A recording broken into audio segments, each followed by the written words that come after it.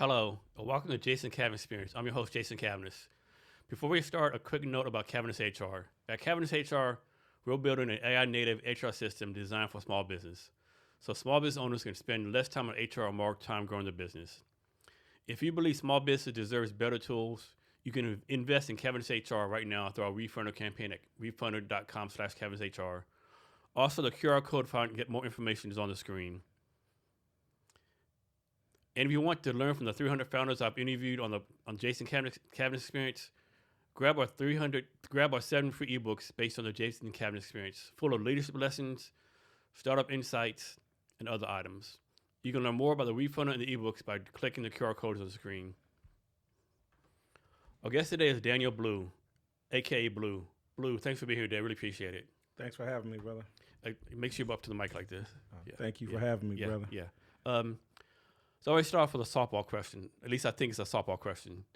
Tell us how you take care of yourself.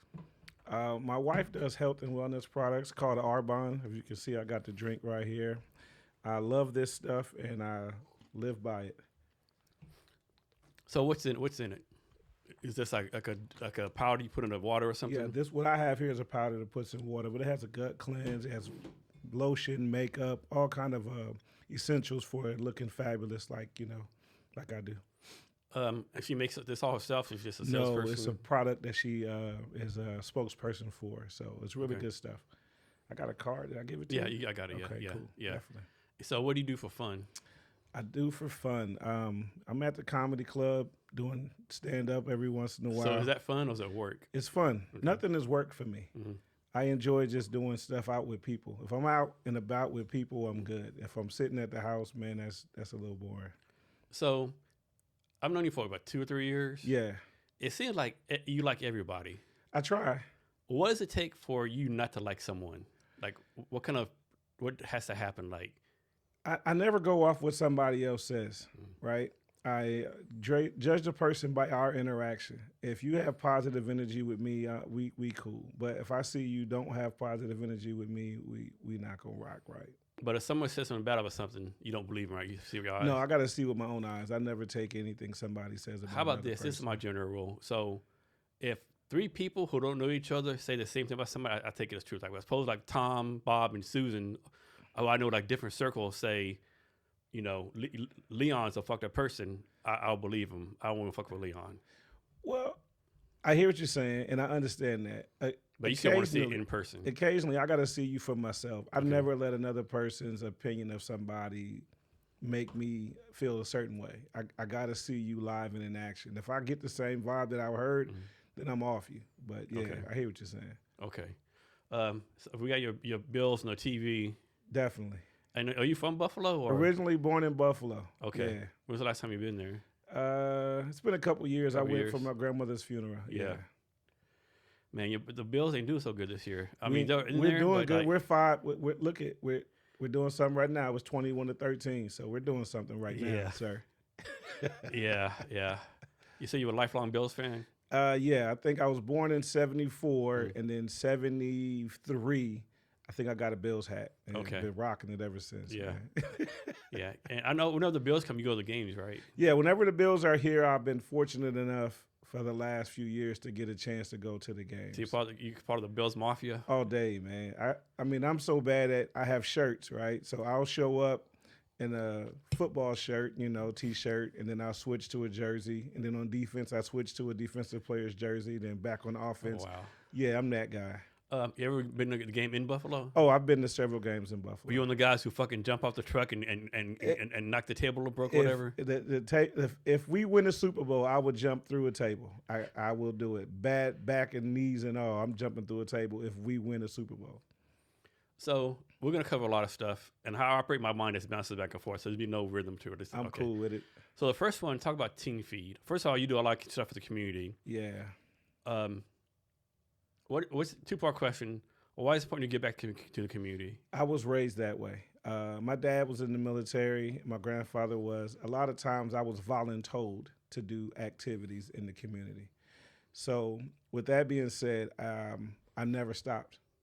Once you do something like that, it's in you. It started out as a young kid doing stuff, and I haven't stopped since. And so I was like, people volunteer because, you know, it's giving back community, all that kind of stuff. But what do you personally get out of it? Because everyone does something to get something out of it. You never know when you or somebody you know could be in that same situation. So I always try to pay it forward and do something nice, because I never know when I'll be needing, or a person close to my family will be in those situations. So I always want to make sure I can do whatever I can. And what's your role with Team Feed? I'm a board member, and I try to get donations from anybody that wants it, clothes, food, time. So Team Feed is an organization that they feed unhoused youth in U Village, and they try to get them other services that dictate what that person needs based on the person, right? So it's in U Village. It's at UCC Church right now, and they feed the kids every night. And if you've ever had a chance to go do it, it'll change how you look at everything. And how does opportunity come to you to be a board member? Somebody reach out to you, or how does that work? So I was part of the Rotary, right, in U Village, and that was one of their outside activities was Team Feed.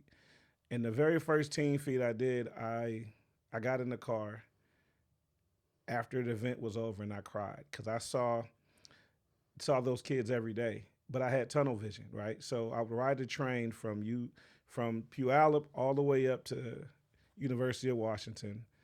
And I would see those kids, but I didn't see them. I'm on the bus or the train, and I'm tunneled into my safety.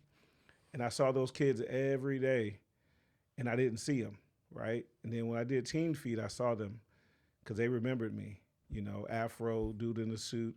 And my Rotary does Mondays, and it's Cheap Chicken Monday, so we'll get some chicken, we'll pay for it, cook some beans, cut up some veggies, and some drinks, milk, cookies, some vegan entrees. And the next day on the train, it was a Tuesday morning, the kids see me. Kids I don't look at because I'm trying to be, you know, on the train. They just paying attention to me. And they go, hey, you. I was like, yeah, how you doing? You the chicken guy. I'm like, chicken guy? What are you talking about? It's kind of racist, right? It was kind of crazy. I didn't get it at first. I'm like, the chicken guy? Yeah. You were at Team Feed. You gave us chicken. And they pointed to a row of kids, just like 6 or 7. You gave us chicken yesterday, man. You let me pick out if I wanted milk or orange juice. That was you. I'm like, yeah, that was me, man. How you doing? And that right there let me know that what I was doing with my Rotary made a difference immediate. I'm for immediate difference making, right? So because it happened, and it happened right then and there, I was happy. So anytime I do something, I want immediate.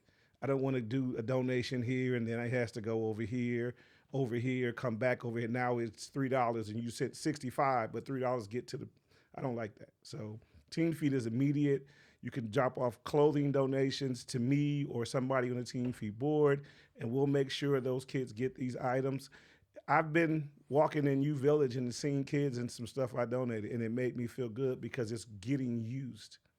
So these kids, like, how do y'all pick which ones to help? We don't. Is it an application process? No. You show up at UCC Church at dinner time, and they feed everybody that comes in. It's never come a time where too many people showed up and you ran out of resources? Not to my knowledge. I haven't seen that. Okay. And of course, don't tell details and anything. What's back with these kids? Like, they were kicked out of the houses, runaways? You never know. It could be one of the two, 1, 3. It could have been abuse. It could have been anything. But when they're there, we don't look at that. Okay. We look at. You just want to feed them. We want to feed them, and if they need some other help getting housing, we want to be a part of that. We have a lot of different resources, but it takes money to do these things. So if anybody has some time to spend, you can get your corporation, and they can sponsor a feed. You guys can show up and feed the kids just to see the impact that it makes. So how long have you been involved with Team Feed? I want to say 2 years. I think I've been on the board for 2 years. Okay. So next, first, tell us about a success story of Team Feed. Yeah. There's a lady that named, I could say her name, Janine. She needed those services of Team Feed years ago, and now she just stepped down as the director. We have another director that just stepped up, but Janine needed those services as a team, and now she's You know, so you never know the impact that you're going to make on somebody. So how long has Team Feed been around? I want to say it's been around for a long time. I can't Okay. give you the actual number of years, but it's been around a long time. And so next one, like, I don't use a word or failure, but what's the instance where maybe it didn't turn out like everyone hoped it would turn out? It could be anyone, because you never know when I've never been on the streets, right? But I know people that have been. When people realize certain things is when they start making different changes.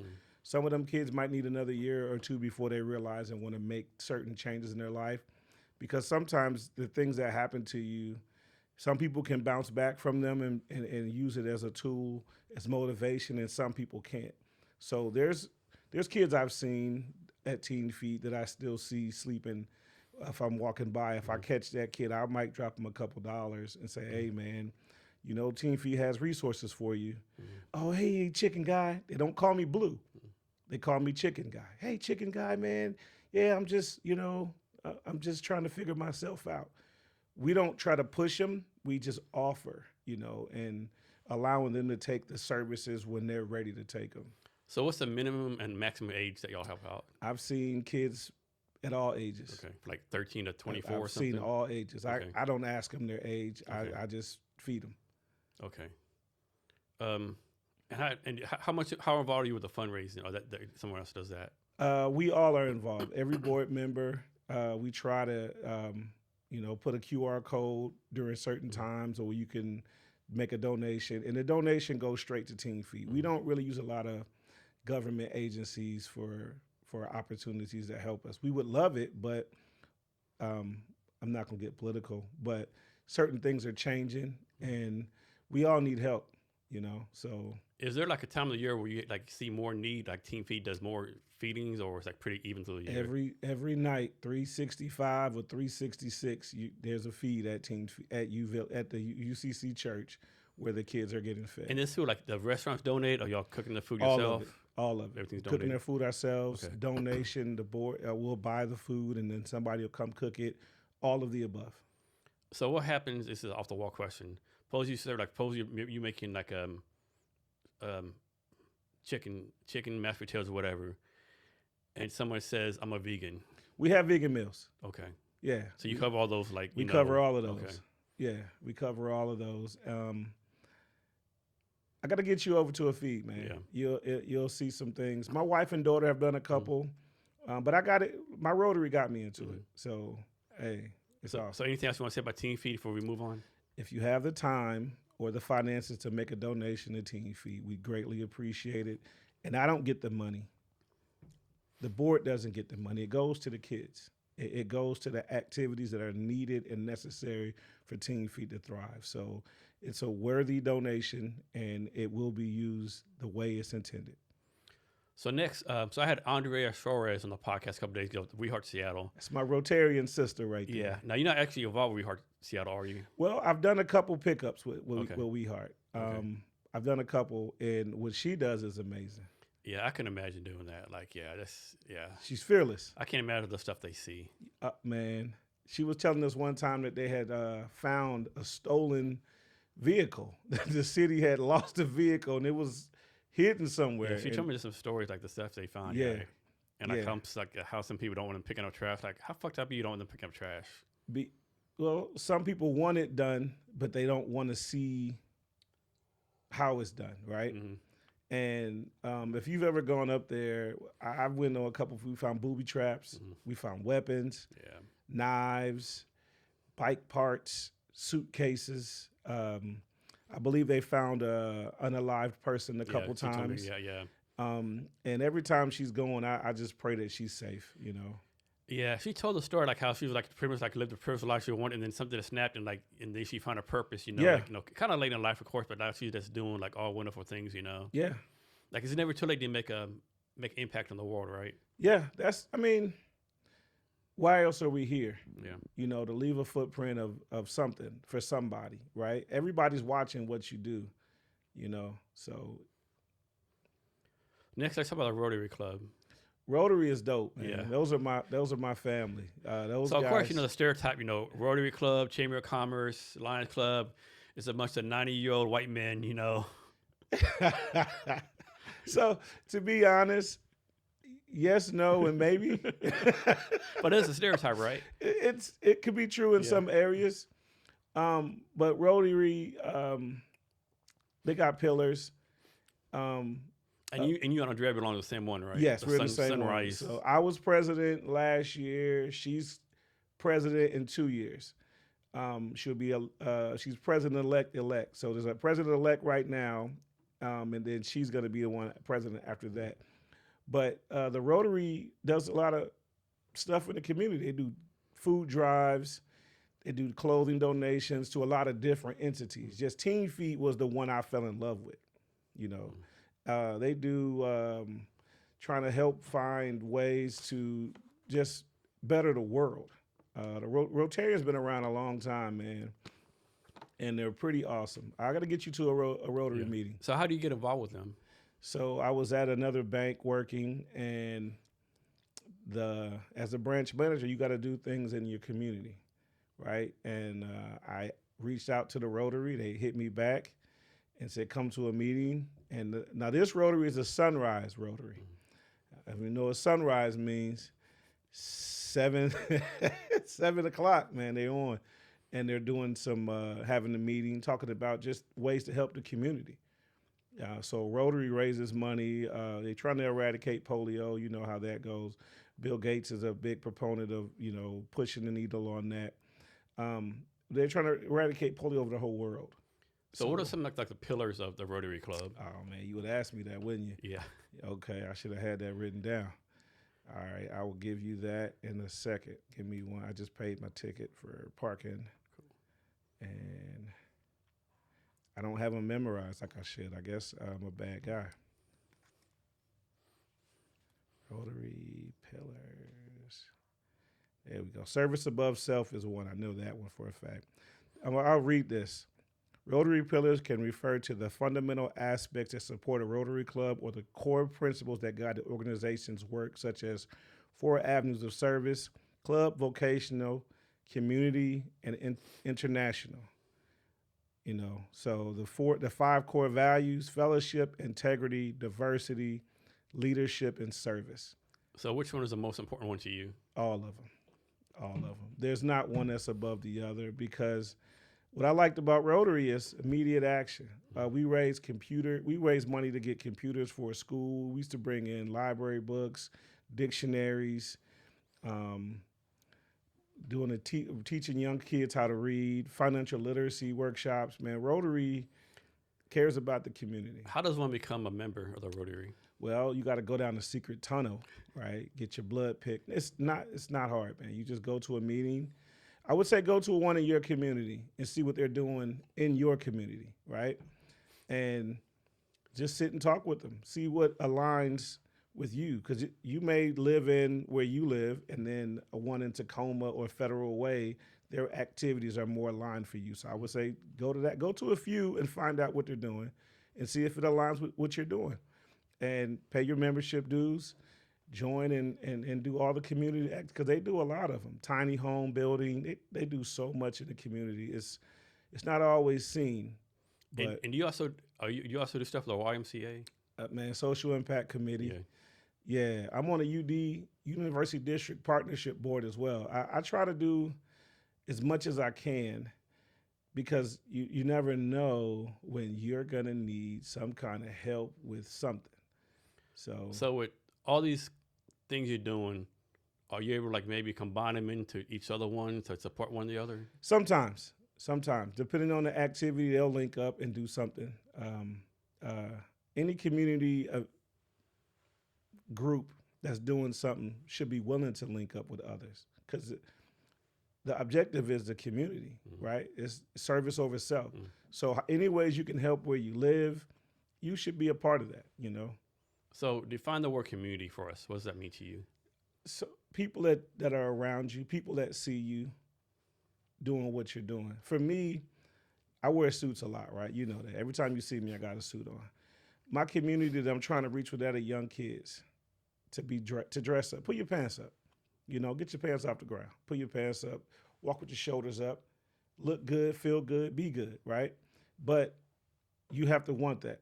You know, now you see kids walking around in a hoodie in the summer, shorts in the winter. That is fucking insane to me. It'd be 95,000 degrees. Bruh, a whole hoodie. I'm like, God damn, dude. Like, what the fuck? But then they'll see me in a suit. Aren't you hot? Nah, I'm good.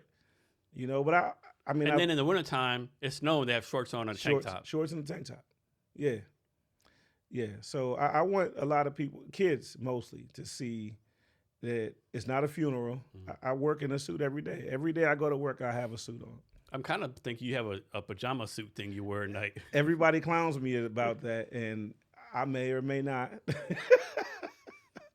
So next, talk to us about your dominoes playing ability or lack of. Well, it depends on where I'm at. You know, some days I have a good day, but so as a kid growing up, I have uncles, right? They played dominoes, they played spades, they played cards, and they didn't take it easy on me. Yeah, I sit at the table with them. Hey, you sitting over with the grown-ups now. You gonna cry, going over there with your cousins, and they were brutalizing me. And I go to my mom, and she be like, "Hey, stop playing with them. Then they making fun of you, they beating you, you missing your points. Stop playing with them." And I didn't want to stop playing with them, so now I kept playing, and I think I'm all right. You know. So do you prefer playing dominoes or spades? Dominoes. That's your game, so to speak. Dominoes, you can talk trash, right? Spades, you can talk trash, but if your partner messes up, it's a problem, right? Yeah. Y'all have to go out the door and settle that and then come back. Somebody's clothes going to be disheveled, right? And dominoes, if you're playing four-man, it's you against the world. Yeah. And if you winning, you can talk all the trash you want, right? So, I mean, I prefer that. And do you still do like your monthly domino games at your house? Yes, we just got blessed to be able to get a new house. So my wife and I just bought our first house together. Congrats. Thank you. And we're gonna have a party. You're invited. You know that. Your family. So yeah, we're gonna kick that off, man. I'm gonna build a man cave. I had a man cave. It got stolen from me. Yeah. I thought it was gonna be this one particular room, and then my wife came in. Yeah, this is gonna be the family. That's not what we talked about. You know, so now we got some new ideas. So here's one for you. So do you consider yourself a businessman, a father, a husband, a comedian, a fan of the Buffalo Bills, a black guy, a community person? What do you consider yourself as? All of that. Okay. I'm all of that. But I'm not a parent to just my kids. I'm a parent to all kids. Kids at my church, if I see them, if I see something that's beneficial that could help them, I'll let them know. I'll tell a parent, hey, your kid needs to sign up for this event that's coming up. It's going to be a financial literacy thing. Your kid needs to go to this. Like right now, I'm pushing DECA. So I've been a judge for DECA competitions. DECA's awesome. It helps kids become good public speakers. It helps them formulate ideas and not be afraid to speak, right? So DECA doesn't have a lot of minority kids in it, right? It has a few, but DECA's a fun thing to do. If I would have heard of DECA in high school, I would have did it. You know, so I tell all the kids that I meet, all the parents, get your kid in DECA. Get your kid in these activities because you can get scholarships. You can get an opportunity to meet other kids from other backgrounds. Diversify your friends group is what I tell kids all the time. Don't just be friends with this group of kids. Be friends with everybody because you never know, you never know. So we're talking about the nonprofit you're going to start. So, yeah. So I've sold suits for a long time. I want to say like 16 years, something like that. COVID break changed it.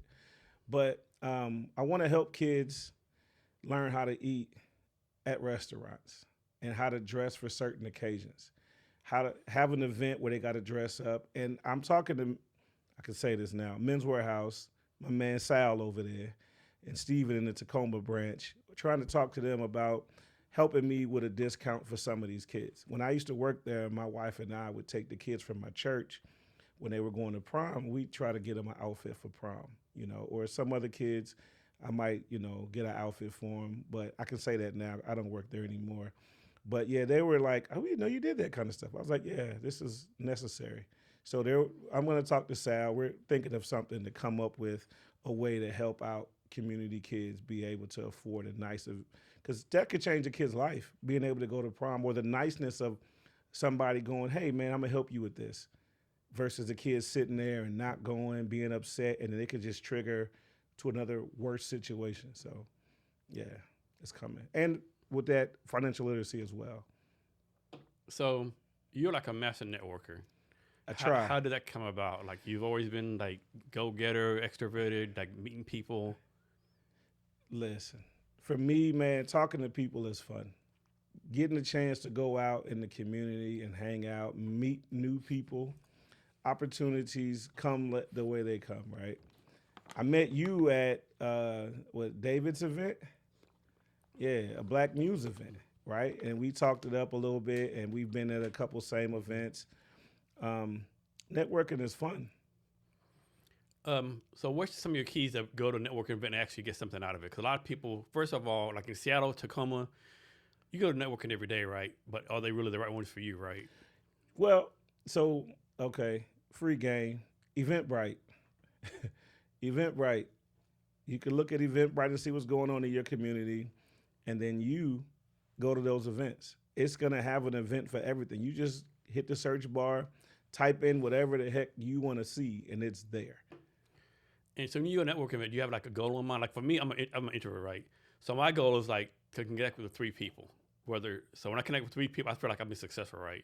So what I know you kind of have like your goal is like meet every single person there. Hey man, listen, somebody got to do it. Might as well be me, right? So when I go to events, I first off go in, and you got to find a commonality between you and everybody that's in there. For one, if you walk in, if it's another dude in a suit, you see 7 dudes in the suit. Hey, that's a nice suit, man.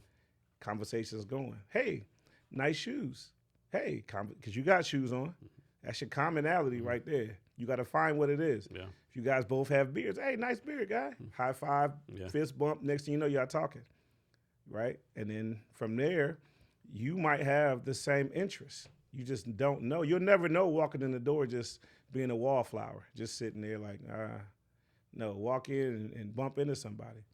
So I think one thing a lot of people don't do good as far as networking, they'll go to a networking event and meet people, but then they don't follow up, right? What's your advice for actually following up with people you meet? So the cheater advice, if you go to a networking event, everybody using technology now. I'm old school. I like business cards. So if I get your business card, I'm going to write where I met you. So I'm going to send you an email catered to where I met you at. Hey, I met you at the blah, blah, blah event. It was nice meeting you there. If you got some free time, I'd love to have coffee. Everybody loves coffee in Washington. You mention coffee, people just start showing up, right? And then from there, see how your commonalities are even more common, and then, And like, how do you schedule networking? Because it seems like sometimes you do a networking event every day. I know you don't, but how do you pick and choose and like keep your schedule and, Well, I'm married, so I don't use a calendar. That's why I'm late today. My wife had other plans, but I don't use a calendar like my wife does. For household stuff, I don't. For work, I do, right?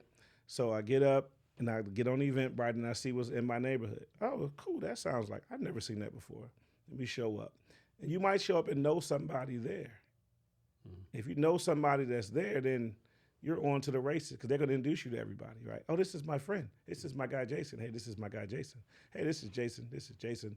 And then you go from there. So you never know, but just because it's an event that you don't normally do, how do you know somebody there might not like other activities that you do, So get out of your zone and just do it. Yeah, talk about.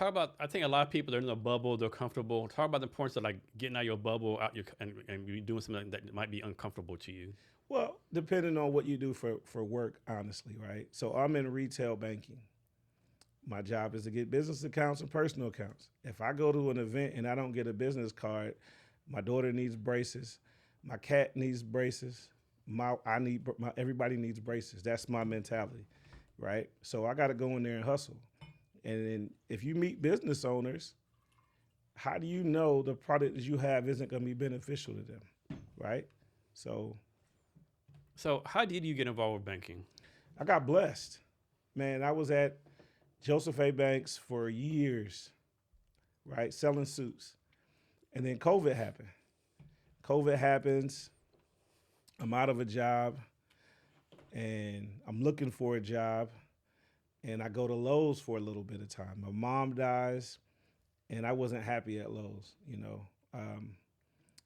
When your parent passes that you really care about, I love both my parents. They're both passed, but in this story, my mom passed first, right? So I'm at work. I'm just not feeling work. right? And then I go to Men's Warehouse because it's affiliated with Joseph A. Banks. The lady that was there, Kim, hey man, remember me? You should apply for the job. I applied for the job. And it put me back in my happy place because selling suits was the most fun I've ever had in my whole life. The most fun I've ever had at a job. So I'm there selling suits, and then I get something on the Indeed. You should apply for this job. You have management experience. I managed Joseph A. Banks for 16 years. Okay. And this happens to be at Home Street Bank, which is now changed to a different name. Hey, you should apply for this position. Cool. I apply. And then I work like a whole week straight the week of the interview. I get an email that says, don't come to the job interview because you don't have any banking experience. I have all the managerial experience that you could have. So I'm like, dang. But I'm already sitting in front of the branch for the interview. I called my wife, and she's like, yo, that's probably God testing you. What you gonna do? It's my drove to Linwood. I'm finna go in here if they could call the cops or something. So me being a joker, at 9 o'clock when it opened, I've been sitting up there since 8:30. I walk in, and I say, hey, man, don't call the cops. And the guy looks at me. He's like, what? I said, I have an interview at 9 o'clock, but I got an email, so I show him the email. The email said for me not to show up because I don't have any banking experience. He looked me in the face. He goes, I talked to you on the phone already, right? I said, yeah. He said, I didn't send you that. Mm-hmm. I'm the guy. My name is Mike. I called you for the interview. I set that up. I'm glad you don't read your interviews. Me and these two ladies here, we're prepared to interview at 9 o'clock. Do you want to leave? Man, I'm already here. Mm-hmm. So we go in, have the interview, and then, oops, my bad, I'll just hold it. I'll fix it. No, we good, I'll hold it. You sure? Okay. Yeah. We have the interview, and he's like, I want to have a second interview with you and my boss.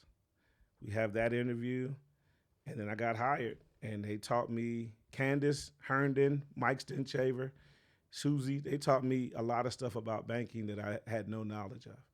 And they gave me a chance to be a banker. So what is banking retail? Getting business accounts, personal accounts, just going out there, getting accounts, literally. So basically. So kind of like business sales, business development? Yeah. That's, okay. Hey, how you doing? I'm Blue from this bank. And who's your bank now? Are you happy with your current bank? Mm-hmm. No. Well, here's my card. I'd love to have coffee with you. So when you walk in initially, you don't just go in and say, hey. You just walk in, hey, introduce yourself. Normally bring something, with your name on it, business card, some candy or a cup with the logo. And how long have you been doing banking? Like 5 years now, 4.5, 5 years. So if you can't answer the question, don't answer it. But like, what is something that you wish more people knew about banking? Everything. Okay. Oh, man. Where do I start? This one is different. So, man.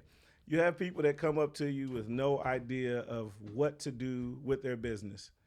No idea of a bank account, no idea of a savings account, a credit card, none of that. Information is given to people all the time, right? So kids don't learn those things. Like, I didn't learn banking until I became a banker. I knew about checking accounts and savings accounts. But some of the financial stuff that I've learned now, if I knew it a long time ago, I'd probably be a little bit further along. So that's why when I, at my church, I do a little literacy thing. And anytime I can, I'll tell people information that's going to be beneficial. But some people just don't know because they were never taught or their parents didn't know anything. So it's pretty cool to be able to share some literacy with people every now and then, because people will ask you for crazy things. Like, keep talking. I had a guy ask me one time, for $100,000. You know how much $100,000 is? It's $1 million. But he didn't know after 900,000, you say $1 million. And he was dead set on me giving him $100,000. And I was like, wow.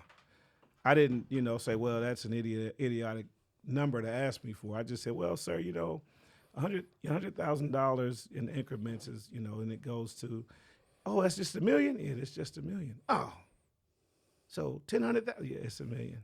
So let me ask you this. So people always say all the time, we need to teach financial literacy in school. We need to teach that in school, all this stuff in school. But if we taught everything in school, the kids would never got to school. So how do you think we should prioritize? I mean, financial, that's important. Coding is important. Arts is important. How do you think we should prioritize what's taught in schools? So if we start younger, right? we start younger. Make it just part of the core curriculum. We could put it in there. There's a way to put it in there. And we don't have to have a 2-hour course on financial literacy. Just give them, as they grow an introductory in elementary school, teach a course. One of the electives that you're going to have to take in high school should be a financial literacy course, right? And now you know some of the basics. So as you go to the next step, you know why you should have a checking account, savings account, how to use a credit card properly, how to make your credit score go up. You know, there's so many cheater tricks of things.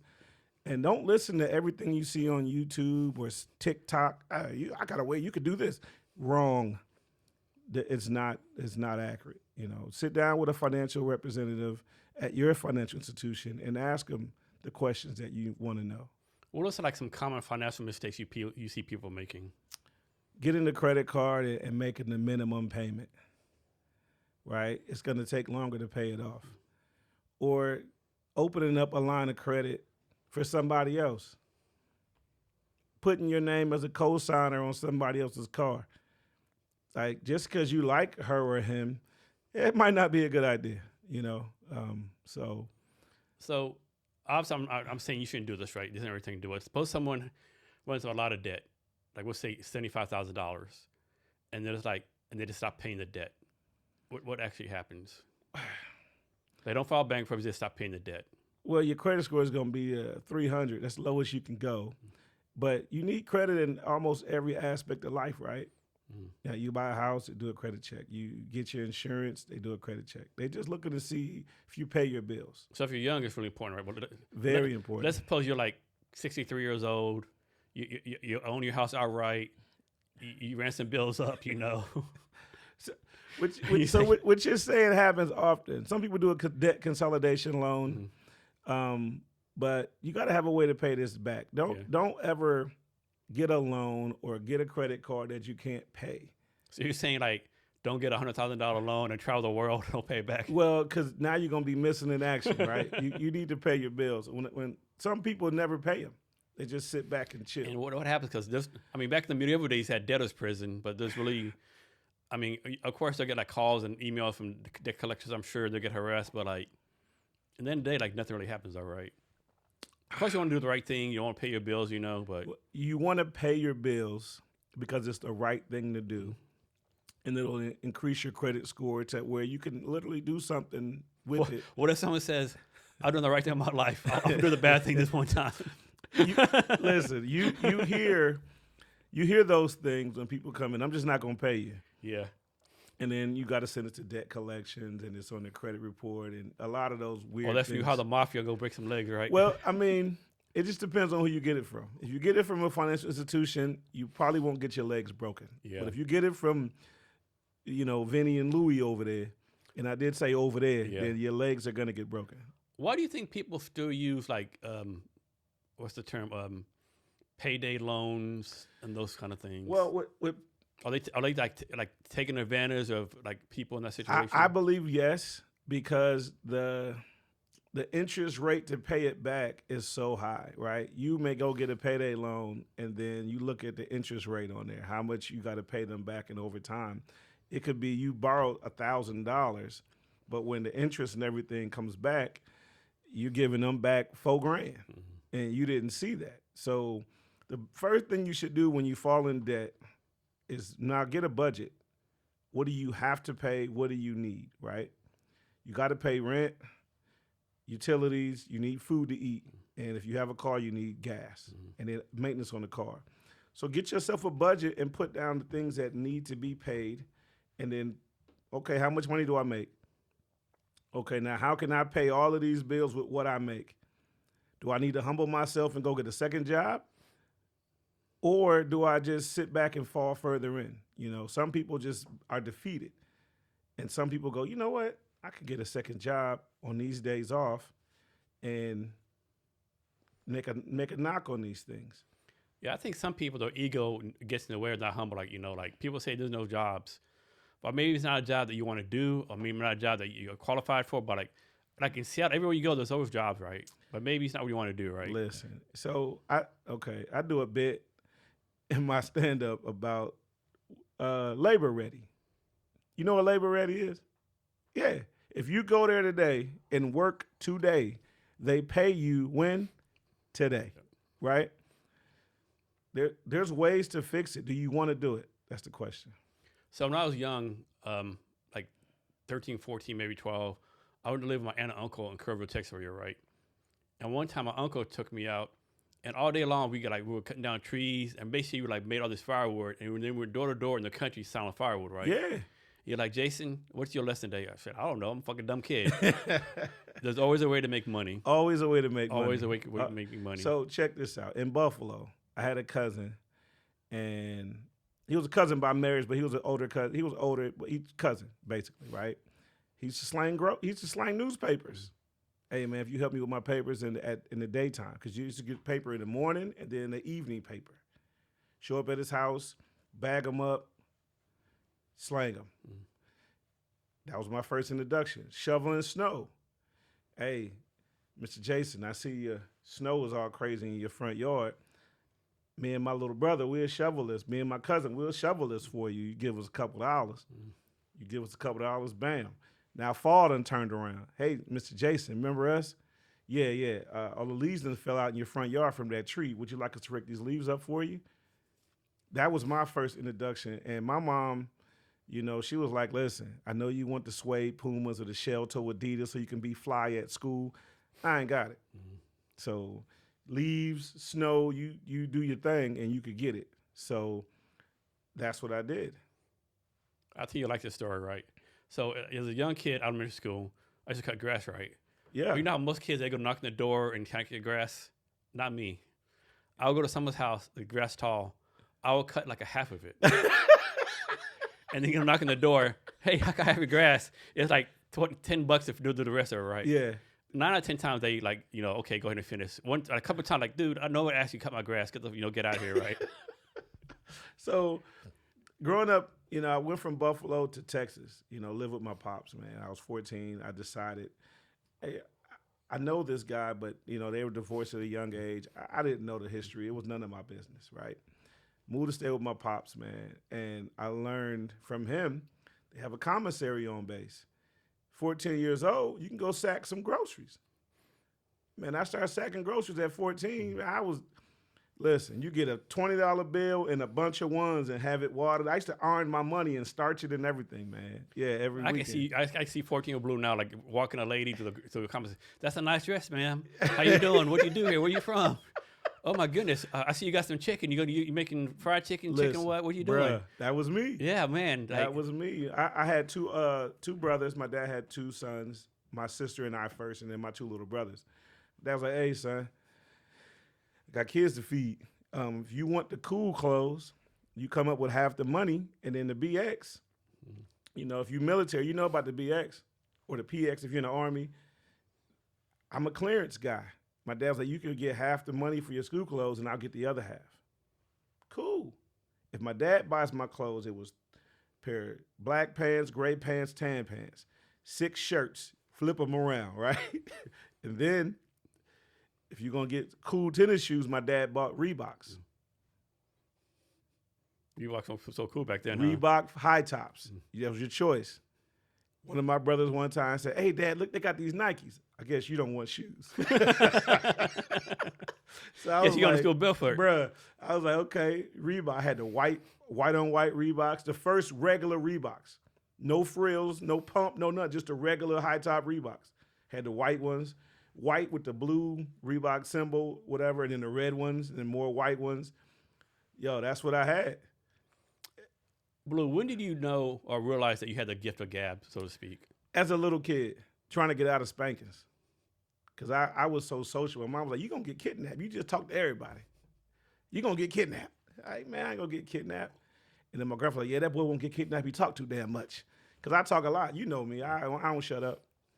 So, I just felt like it was a fun thing. And then watching, Eddie Murphy Raw, staying up late, watching Johnny Carson and Ed McMahon, Don Rickles. I watched, as a smaller kid, I had an idea for things that was adult-like.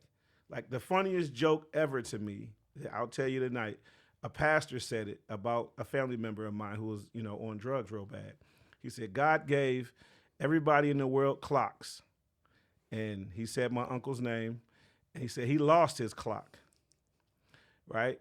But he didn't want to go tell God he lost his clock. So he's looking for his clock, but his life is spiraling, right? So that means his clock is going faster. He said, so he finally mustered up the courage to go into God, knocked on God's door. Hey, God, it's me, man. I lost my clock. And the end of the joke is God was using his clock as a fan, bro. Oh, shit. So he said it at church, right? He said it at church. I'm like 8 or 9 years old. Adults are laughing. I'm the only kid that got that joke, and I got tears running down my face laughing. I'm like, he's using his clock as a fan. Oh! They was like, how old is your son? My mom was like, oh, he's like 8. Yeah. He got that joke. She was like, yeah, he gets the joke a little. And it's because I just, I don't know. I just got the joke. And from that on, I mean, Eddie Murphy, You Raw, see the score? 28-13. Let's go. Super Bowl season for the Bills. Let's go, baby. We about to do it. Yeah. I say that every year. So I have a good friend that's a Dolphins fan. I sent him a text the other day, like, right now it sucks to be a Cowboy fan, but it must really suck to be a fucking Dolphins fan right now. Hey, man, squish the fish, B. Squish the fish is what we say in Buffalo. So if your friend's a Dolphins fan, with the bully from the Simpsons. So talk about the points of being authentic, like being yourself, not having like a fake persona. To be honest, I'm going to tell you the truth, man. It's easy to be me. It's harder to be somebody else, right? My mom told me as a kid, when you get up in the morning, you got to like the person you see. Nobody else will, right? So you got to like yourself. If it's something about yourself you don't like, you got to change that.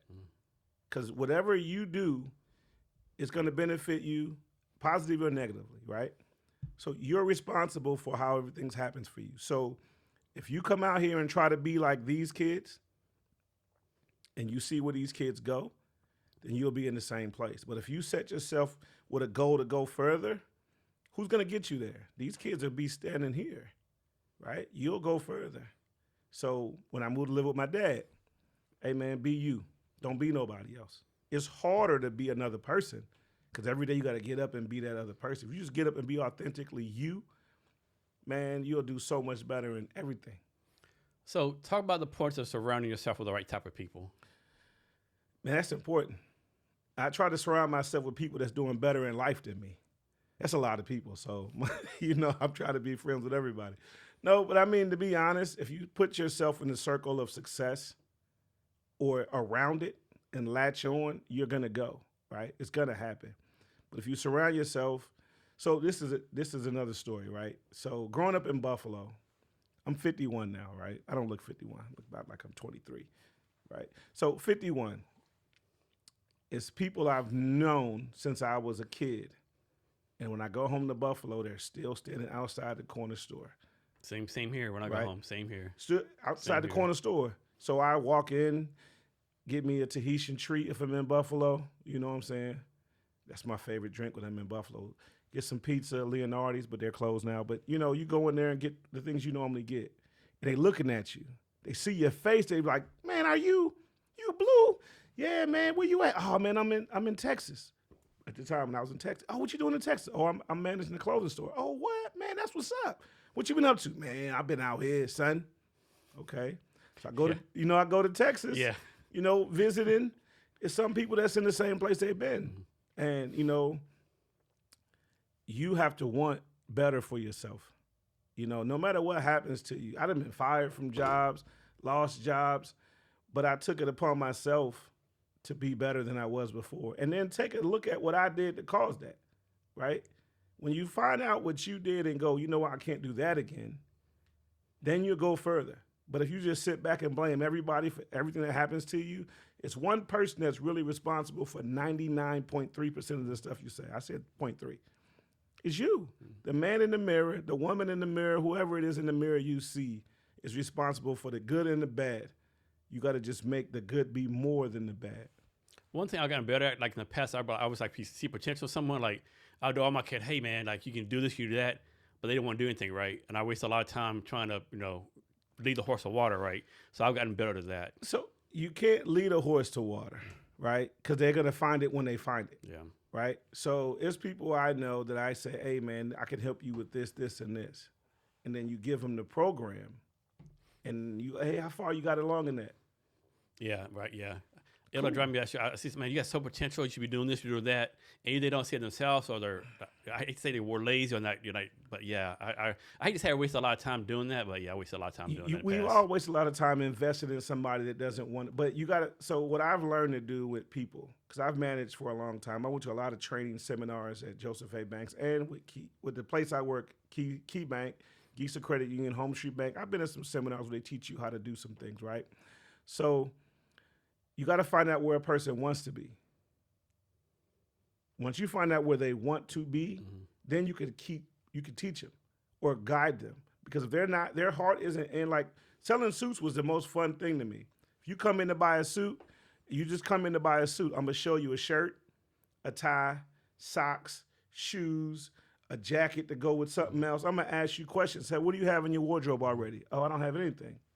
Bam, got him. Let me show them some other stuff. I'm not trying to jam you with stuff. I'm gonna show you other opportunities to be fly. And either you're gonna take it or you're gonna be like, I don't need that all now, but I'll be back. Who you gonna come see? Yeah, you. Yeah. So are you pretty good like design stuff, like matching colors and putting stuff together, all that kind of stuff? Listen, selling suits was the most fun. Putting together combinations for people.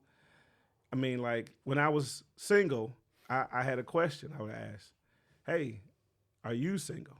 Oh yeah, I'm single. Cool. Are you in the wedding or you just going to the wedding? Oh, I'm going to the wedding. Are you going to the rehearsal dinner? See all these leading questions I'm asking? Oh, I'm going to the rehearsal dinner. Cool. You need a sport coat for that because it's normally jacket required at the restaurant they're going to be at. It sure is. I'm going to show them a jacket that goes with jeans, dress clothes, shirt, tie. And I always believe, my pocket square fell in. I always believe in a pocket square, right? If you're single, you need a pocket square. Because you see how my pocket square fell in? If I was single and you were single, and a person I was attracted to me, you'll go fix my pocket square. Hey, let me fix your pocket square. Yeah. Bam, conversation starter. Right? I tell them, hey man, you go to the wedding, dance with the grandmother, dance with the flower girl, if you know them. And then all the single people gonna see how cool of a person you are by those two activities. And then next thing you know, you're gonna get a phone number or two. But if it's your cousin's wedding, don't get phone numbers unless you live in a state that does that. So when buying clothes, buy suits, does the brand name really matter? You could be a brand name guy. I'm getting the new. No. So Joseph A. Banks only sold Joseph A. Banks suits, right? Men's Warehouse sold Calvin Klein, Tommy Hilfiger. But what you want to do is get the suit on that fits you the best and get a tailor. You can go get a $40 suit offline and get it altered to make it look like it's $1 million. Nobody knows, right? But I'm a clearance guy. I'll go find something on clearance because I have a lot of different items. I've been blessed over a lot of years to be able to sell suits. So whenever a sport coat came on clearance or a suit got on clearance, I bought it immediately. Because now you have a lot of different colors, right? Some things go away, some things come back. And every sport coat you have at home right now goes with a pair of jeans. Yeah. So if you want to go somewhere but you don't want to dress up, but you want to put a coat on, throw that coat on with some jeans, nice white shirt or ivory color shirt. Man, I could do the suit thing forever. It's the most fun I've ever had at work. How many suits do you have? I've been blessed in my lifetime. I probably at my house right now, I probably have about 40 suits. See, for me, that'd be information overload. Like I would go crazy trying to decide what to wear every day. No, okay, I sold suits forever, right? So I did little things like if you were a car dealer and you came in, I would ask you, hey, what does the worst dude at your car dealership dress like? He's terrible. Let's have a contest. He's going to win it. What? No, he's going to win it. Whatever you can rig up to make him win. Get him a gift card to the store. I'm going to dress him a little bit better than he dresses now, right? Find him some clearance khakis, a couple shirts, some polos, a couple pairs of shoes. Clearance. Just give me a good number, though. Next thing you know, that guy goes back to work, and what does he do? He looks good, he feels good, and what does he do? He starts selling. And the dealership's like, yo, I got an idea. Like, so do I. What do you do for your top performers of the year? Oh, I give them this. Okay, come bring them to see me, and we'll get them some suits. Oh, that's a good idea. And then I would go to all the top dealers. Hey, who's your top guy? They text me. Jim Smith, Bob Johnson, Larry Ford. Okay, bet. And I go get them and see what their sizes are. So when they come back in, hey, I got something picked out for you over here. Hey, I got you picked out over here. And that's all. And I'm a commission. I used to be a commission-based guy. So the more customers I had, the better my check was. I had 2 kids, you know. They need braces. That need, and hey, the cat need braces. Our fish needs braces. Everybody needs braces in the house. So that was my focus. And I always want to make sure I can give my kids the things I didn't have as a kid, right? So let's say you had 2 groups of people. One group of people, they're economically well off, right? They're doing really well, right? Another group, they're like disadvantaged, right? And so let's say, hey, the group that was doing real well, they want to put on an event. They want to do something to help the people below them, like really do something right. Right. So they're going to do something. Is the responsibility of the people higher to help the people below come to that event and find out about stuff, or is the responsibility of the people disadvantaged to go there? Well, the first thing is this: if the people that are putting on the event put the word out, right? Put the word out everywhere. Every social media that you have, put the word out there that you're having an event. But put it where the people that you're trying to affect are, right? You're trying to reach this group, put it out there to them. Put it out here to everybody else, and let people that are on your same wavelength in life know what you're doing. They might go, you know what, I've been wanting to do that too. You got a person to chip in with you, and then you do this. So it's a two-way street. Those people putting it on, you need to let it be known that they're putting it out. And the people that are going to be the receivers, they need to see, oh, what's going on in my community that can better me. Mm-hmm. As long as they're both reaching, it'll connect, and then you put it on. But if you don't have any butts in the seats, it's not going to work, right? So you got to go to where those people are going to be. So how about this? How do you improve this? Like, suppose, how would I ask this question?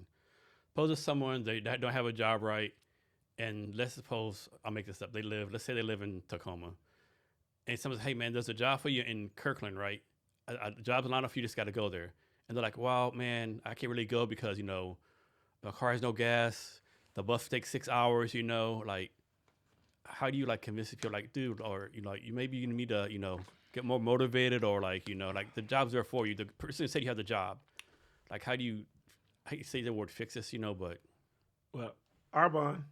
Okay, so my wife does Arbon products. So first off, hunger. Being not hungry enough. If your back and your stomach is touching, you know what I'm saying? That means you're hungry. What you gonna do, right? If I can speak for me, I've had a person that worked for me. He's like, hey, I don't have gas money to get here, and I have a few dollars for the bus. I was like, here's a bus card. It'll get you back and forth for 2 weeks. You get paid, then you do what you got to do, right? And then that person was like, hey, I got my car fixed. Thank you for doing that. Nobody's ever did that for me before. Let's go, right? You can be the person that gives, but the person that's giving is getting what you're giving has to want it as well. But if you told me it was a job for me in Kirkland and I got a family to feed, I'm going to tell you, hey, I don't have any gas. The bus is this. Can you help me? I'm not ashamed or afraid to ask for help. I think too many people are, though, right? Put your pride aside, man. That's one of the deadly sins right there, pride. Be able to say, I don't have it. And be honest. If you can help me, sir, that's giving me this job, I don't have the gas money or the bus fare to get there. Okay, cool. Here's a bus card that'll get you here 12 days, right? 12 days of bus.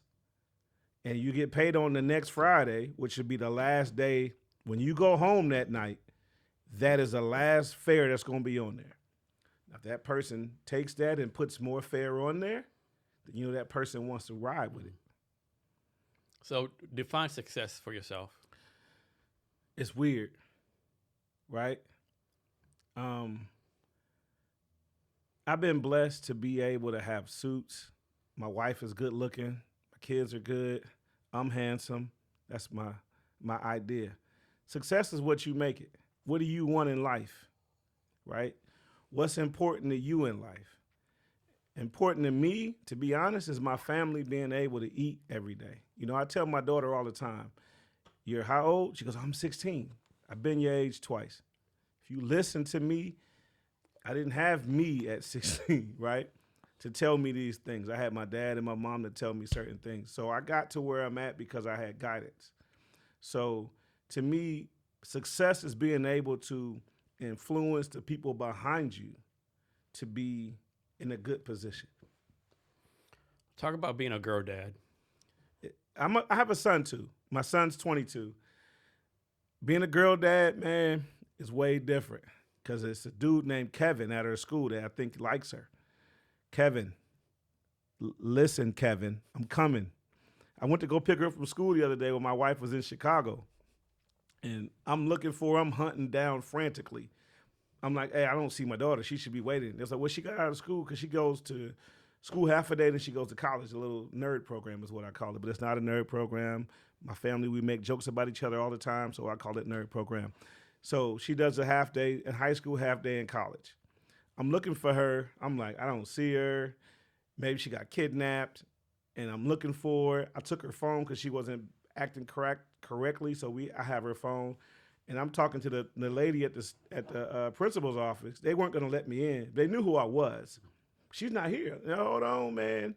She's in here because I don't see her. And then when she finally walks by, she's walking with her friend Kevin. They come out the student center, and there's teachers in there, so I'm not afraid of anything. But I'm like, so I knock on the glass because she's outside, I'm inside. She sees me. I'm like, oh, what's going on? Well, I was going to get a ride with my friends or something else. I said, but you see this thing in my pocket? She's like, yeah. I said, what's that? It's a phone. I said, you could have went to this lady over here, so I'm a jerk. Mm-hmm. I said, hey, ma'am, can I call myself on your phone to tell me that I have a different way home? Sure. And the principal's laughing, and I see Kevin. Kevin sees me. I want to fight Kevin. Should I fight Kevin? No, I shouldn't. He's a kid. So I should be nice to Kevin, right? Because he's a kid. But as a girl dad, Kevin, man, I know where you at, man. That's funny. So you recently started doing comedy, right? Yes. Have you done the past? Is like your first time ever doing it? Nah, so I've always wanted to do comedy. Move up some. Oh, my bad. I've always wanted to do comedy my whole life. Like I said, Johnny Carson, Eddie Murphy, Raw, Delirious, and then just watching other comedians. And I'm like, I got some heat. I think I can say something that's funny, right?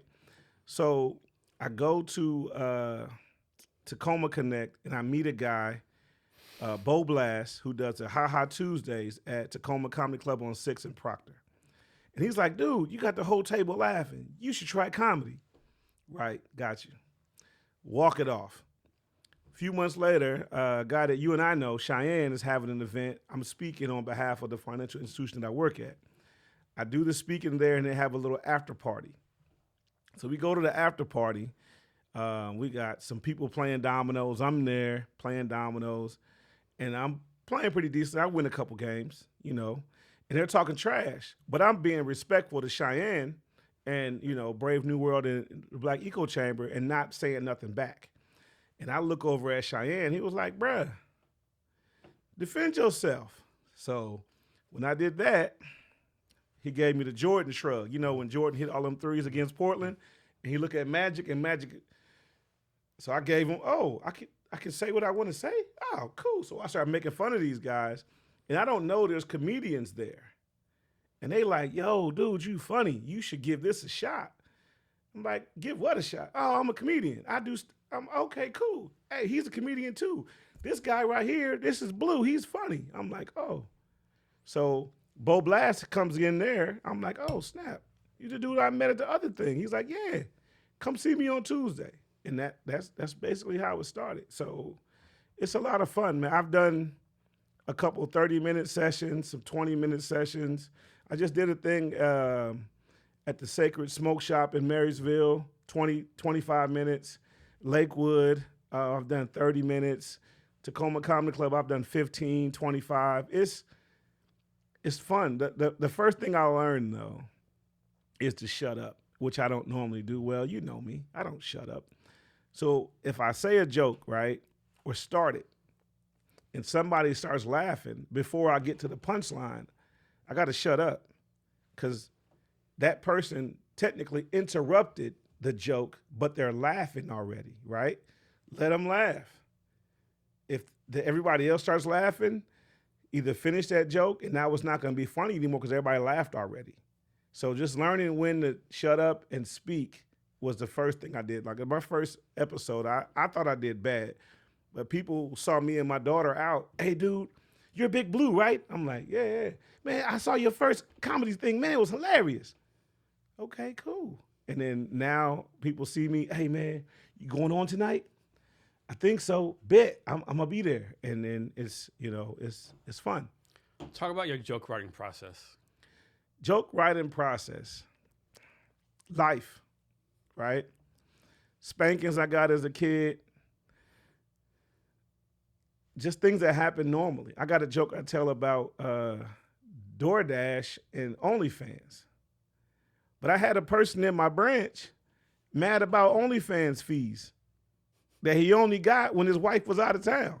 Wrote that immediately. Lady order DoorDash. You in my office and you complaining about these fees because when you look at somebody's statement, it doesn't say DoorDash. It'll say, it'll be abbreviated. So I'm calling everybody. What the hell does this mean? Dorsh. Oh, this is crazy. I'm calling the FBI, NASA, everybody. Man, yeah, Sarah in there? Yeah, she's right here. Hey, DoorDash, this is Pizza Hut. Man, I'm not reversing those fees. Is that pepperoni and cheese? Yeah, I'll take a slice, though. So what's your process for getting ready to do is it called a skit or what's it called? It just depends on where you at. You get 3, 5, 7, 15. So how do you get ready for it? How do you prep for it? So, I look at the Eminem song, Mom Spaghetti, Knees are Sweaty. Every time I go on, I get a little nervous. Mm-hmm. But it's certain things you can say at certain situations, right? So there's crowds. You look at the crowd. What's the demographic? Do you have jokes for all? And I don't really say bad words in my sets. Hopefully I can get a corporate gig. Anybody listening, I got jokes for corporate gigs. It's your boy Big Blue. But I try to say things that actually happen in life. Like my very first night, my daughter got a concussion. I had some other stuff to say. And when I got to the comedy club, I was like, hey, man, my wife was out of town. And every time my wife goes out of town, something bad happens at my house. And my daughter doesn't do her chores. She get a concussion. You know what I'm saying? So I changed the whole situation and made it about that. So suppose you go on stage. How long does it take for you to know this is gonna be a good set or a bad set? Oh, bro, was it 3 weeks ago? I was trash. Oh man, I was so bad. They played the music on me. Like the Sandman they played the music on me, and I was like, wow. But I write all the time. So if you look at my phone, there's notes of situations that happen, and I just expound on it, right? So, I hate Subarus. Oh my God, I hate it too. Bruh, if you drive a Subaru, man, I don't hate you, I hate your car. But your car you think because you have that car, you have an ability to just cross over 4 lanes without, because it's an all-wheel drive. My thing is every time there's a car in the left-hand lane going 50 miles an hour, it's a Subaru. Every fucking time. So I used to drive a different car, and the car got totaled, but it got hit twice.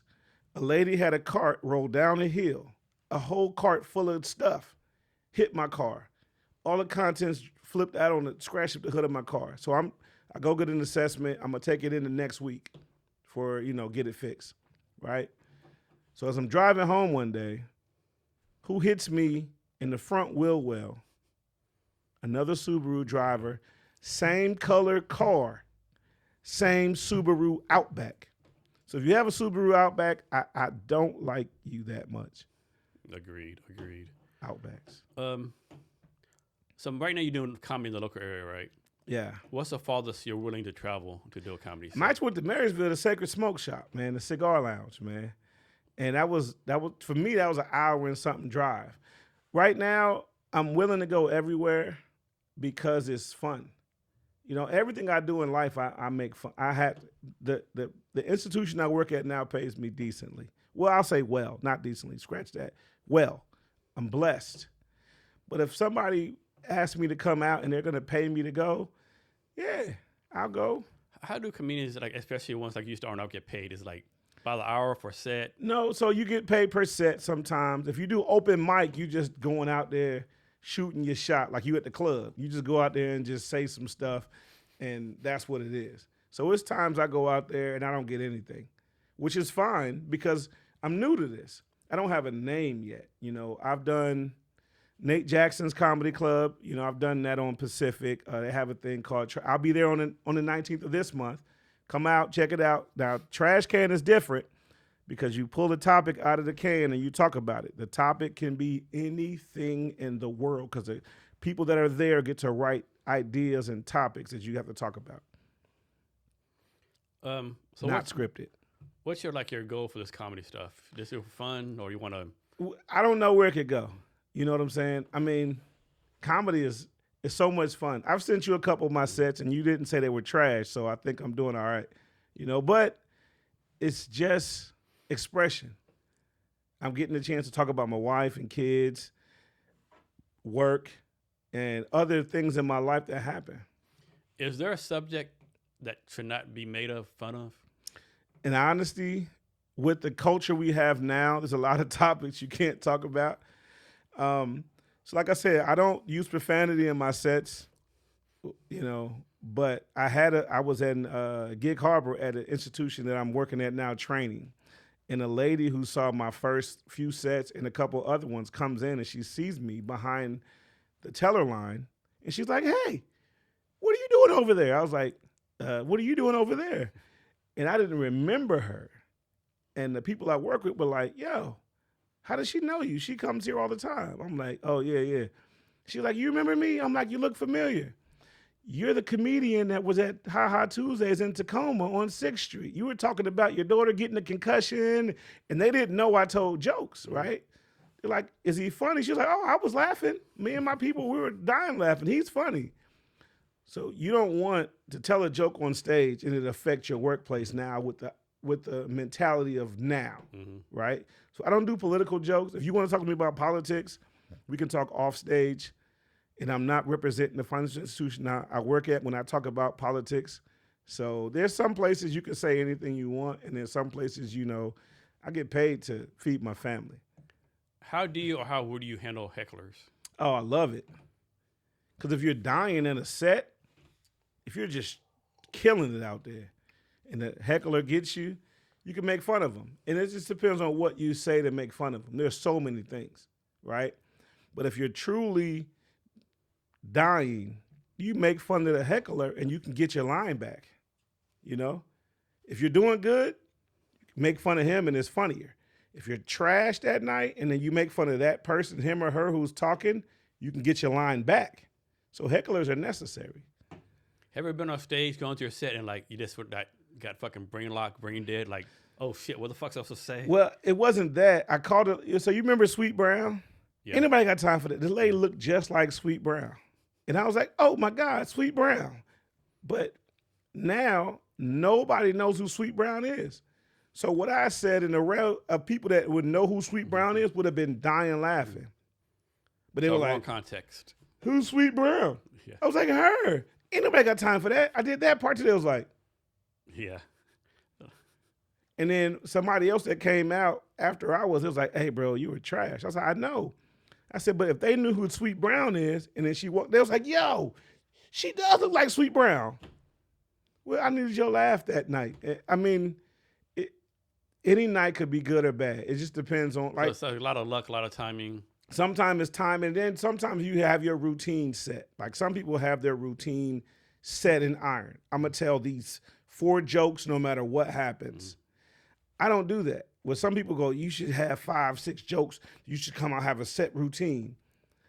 But you got to play to the crowd, right? You got to I feel have the energy. Some people tell the same 6 or 7 jokes. I have things in my mind that have happened in life, and like, okay, so as a kid, I got spankings, right? To some people, what spanking is child abuse.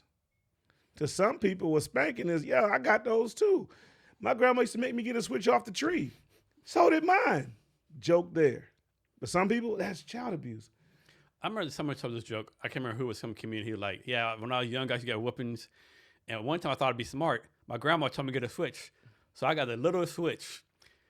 And oh my God, my grandma went and cut down a fucking tree and beat my ass to a fucking tree. But that's... Of course, you deliver it better like that. Well, no. That's a true thing. Yeah. Because my grandma was that person.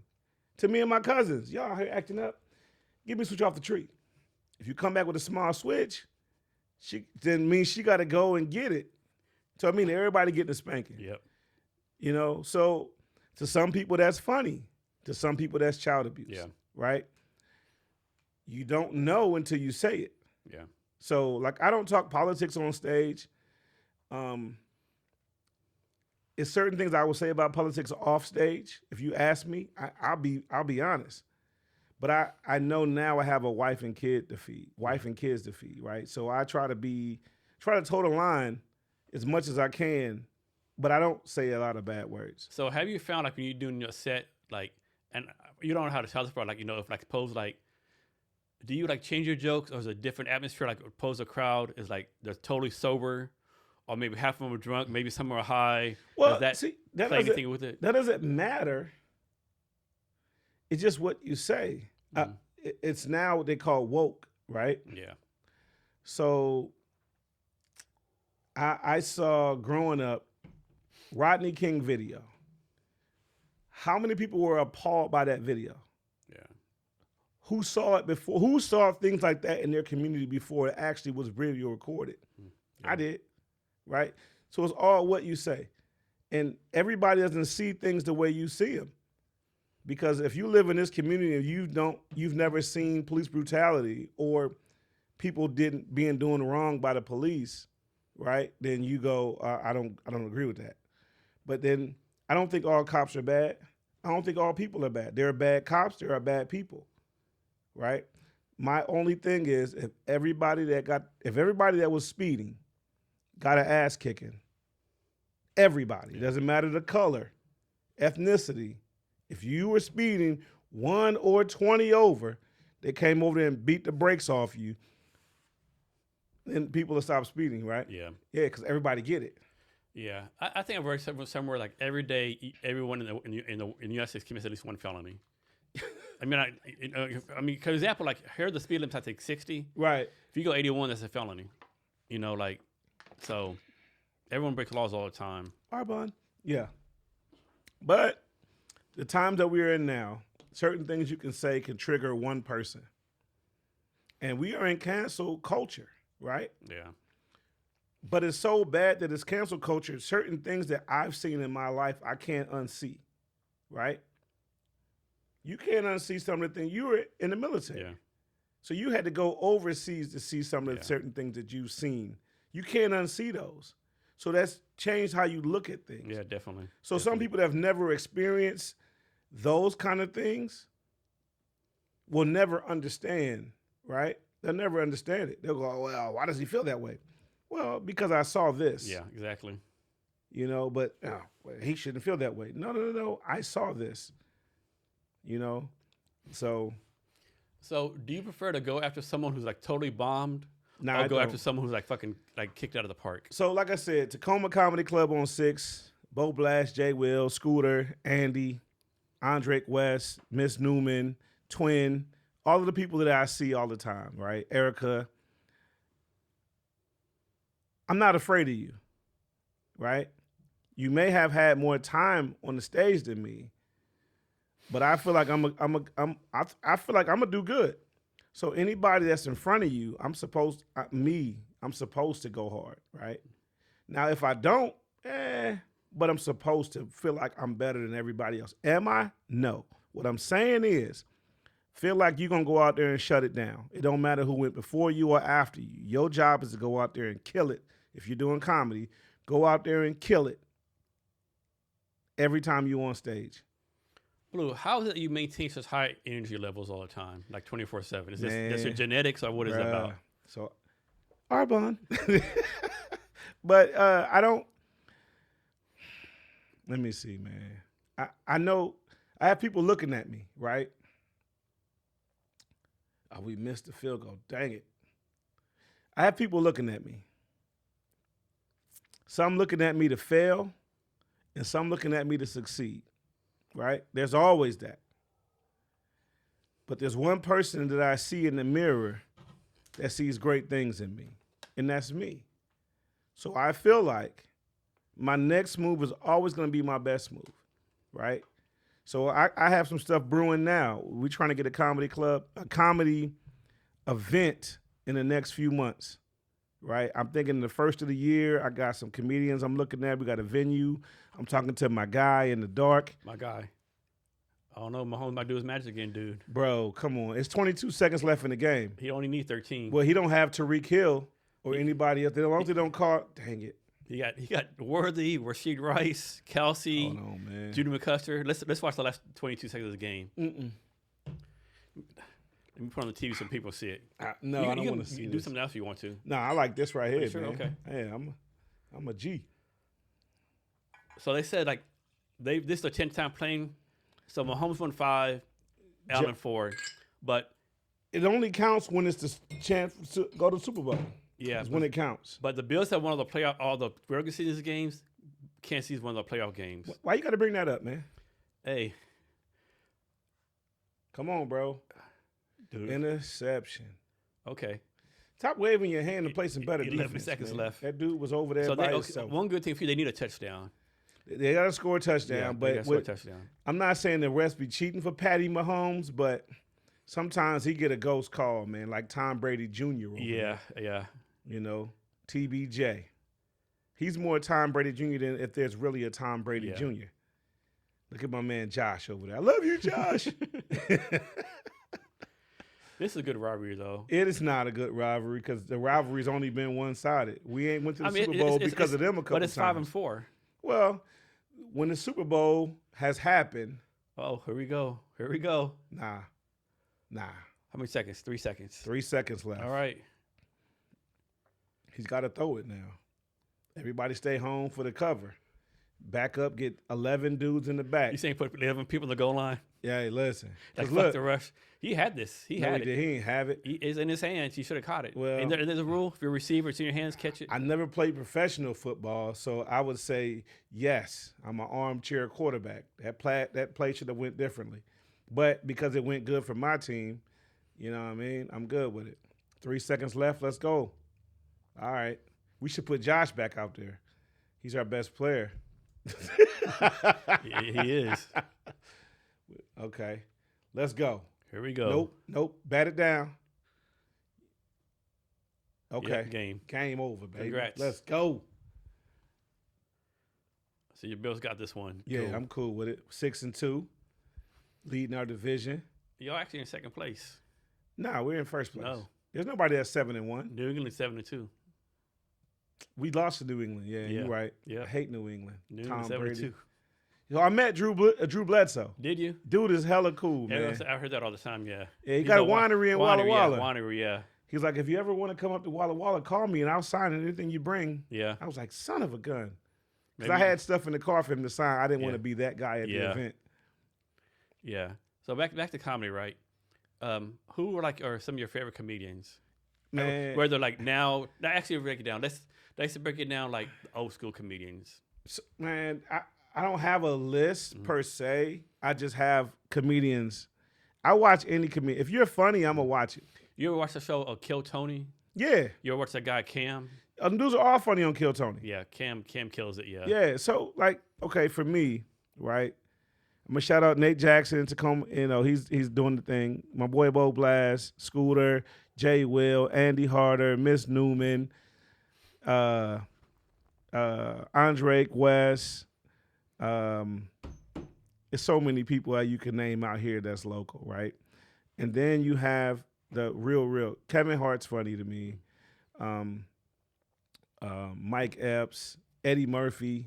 because I'm 51. Yeah. So if you look at comedy from when I started watching Eddie Murphy, Bernie Mac, Eddie Murphy, Earthquake, all of those guys. What's that one guy? I think his name's Michael Collier. He's funny. I like him. Patrice O'Neal, he's passed away, was funny. Rodney Dangerfield. I used to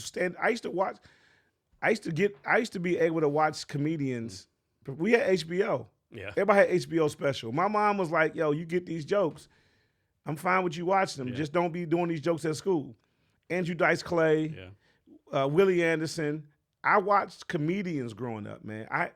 I mean, everybody used to come on. George Carlin. George Carlin was hilarious, but I understood his jokes as a kid. Yeah, he was like political jokes, right? Bro. Some people to get it, like he was like deep as shit. He like, said stuff that was true. You had to have a little bit of IQ to get his jokes. Well, but the thing about his jokes, they were funny too, right? So I've said some jokes sometime, and then one of my mentors in comedy, all the people I just named, they used to be like, hey, don't explain your joke. Move on to the next one if they didn't get it.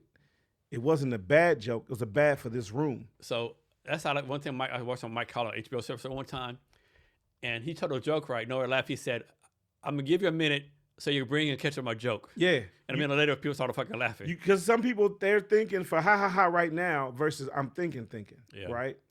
So jokes are funny to tell, but they're funnier when everybody gets it. And with now, like you heard of 6'7"? I have no idea what That's it the is. stupidest thing. It's dumb. I have no idea what it is. It was some rapper, LaMelo Ball, I think he's 6'7". Bam, that's really it. But everybody could say, she's a 10. No, she's a 6'7". But I got my daughter's 16, so I get to talk and learn her vernacular for their age group. Think it's stupid as hell. Yeah. Because it doesn't make sense to me. But to them, it's 6'7". Yeah. It's stupid to me.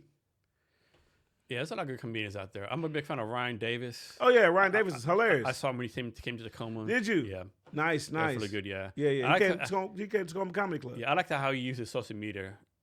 I'm a big fan of how he uses social media. Right? That's how people get instant famous, though. You know, because now it's literally, like I have sets that I've recorded of myself, and I didn't feel like they were ready to go. Yeah. But people were like, yo, I saw your first set. You were funny. Me being me, like I'm not dialed the right way yet, right? I'm thinking I got to, no, that's not it. It's joke, punchline, laugh, cut, edit, put it on social media. Joke, punchline, edit, put it on social media. So that's the way people are getting insta famous. They're not doing it the old school way anymore. Internet has changed worlds. You're not on TikTok, are you? I have a TikTok, but I haven't started putting my jokes out there yet. I'm about to. So this lady I follow her. I think she's in high school from China, right? And she tells his dad jokes. It's like so fucking funny. I'm gonna send it to you, right? All right, bet. Like she told one joke. Why did a scarecrow get an award for being outstanding in his field? And the one joke she said was, I just learned today that diarrhea is hereditary. Like, and then so like she'll say like, I learned today diarrhea is hereditary, and she'll move like this. What? How? Because it runs in your genes. Like, that's funny. Yeah. That's really funny. Yeah, it's really good. Definitely, it happens like that. Yeah. Yeah, one thing about TikTok, there's a lot of good content out there. Like, of course, there's like girls dance or whatever, but like, I follow, there's one channel, like, it's like a whole STEM channel you can follow. Like, you just put in like jokers or whatever. That's all good stuff on there. Yeah. I mean, to me, to be honest, I don't look down on anybody that's doing what they're doing to be successful, right? As long as it's not hurting anybody.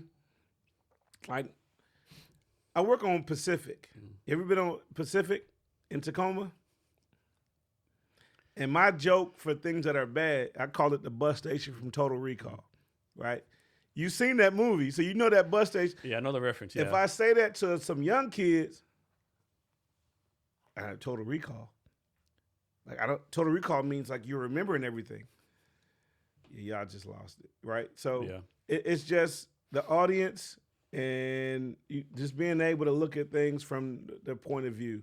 Like, I made fun of a Cowboys fan one time at a set, and everybody that came out saw him in his cowboy garb and just lit him up. Yeah. You know, because y'all had just traded Micah Parsons. Yeah. And listen, I saw him, and I was on stage, and I'm telling my joke, and he's laughing. I said, that ain't funny, Cowboy fan. And I just went in on him. Yeah. But after I make fun of you, I'm going to go speak to you and say, hey, no disrespect. I was just telling jokes. If I offended you, I apologize, right? I was at a Sacred Smoke cigar shop in Marysville. This dude had on a tie-dye type short set. Bruh, I'm like, I see him at first, like, hey, have you heard about the comedians going on tonight? He's like, yeah, I heard they were funny. I'm one of them, and I'm letting you know right now, I'm getting you tonight. And so when I went on stage, I made fun of him a couple times, and then I went and spoke to him, and he's like, man, I'm glad you did that. You know, that was awesome. Thank you for making me part of the situation. His wife had on a nice dress. He had on a tie-dye short set with a hat and glasses and socks that match. And I roasted him for like about a minute and a half. And he was laughing so hard. After the show, he gave me a hug. He's like, man, that was so awesome. Thank you. So remember when Martin Lawrence used to host a Def Comedy Jam comedy show? Yo, yeah. Remember how he used to roast people in the audience? Yes. This came to mind. One time I was on there, and he walked up. He just like did like this. Looked at this lady like. Had the yellow outfit on? I think so. It was like maybe it's, no. It was somewhere. It was like he looked at it, looked like, damn lady, do you kick flour for a living? Yeah, or you put a capital A in ashy. Yeah. So some people you can make fun of, and it's a joke. Yeah. Some people you make fun of, and they want to see you outside. Yeah. Like, so doing comedy, you get, as a comedian starting out, I'm going to tell you this now. Write your stuff down, rehearse it.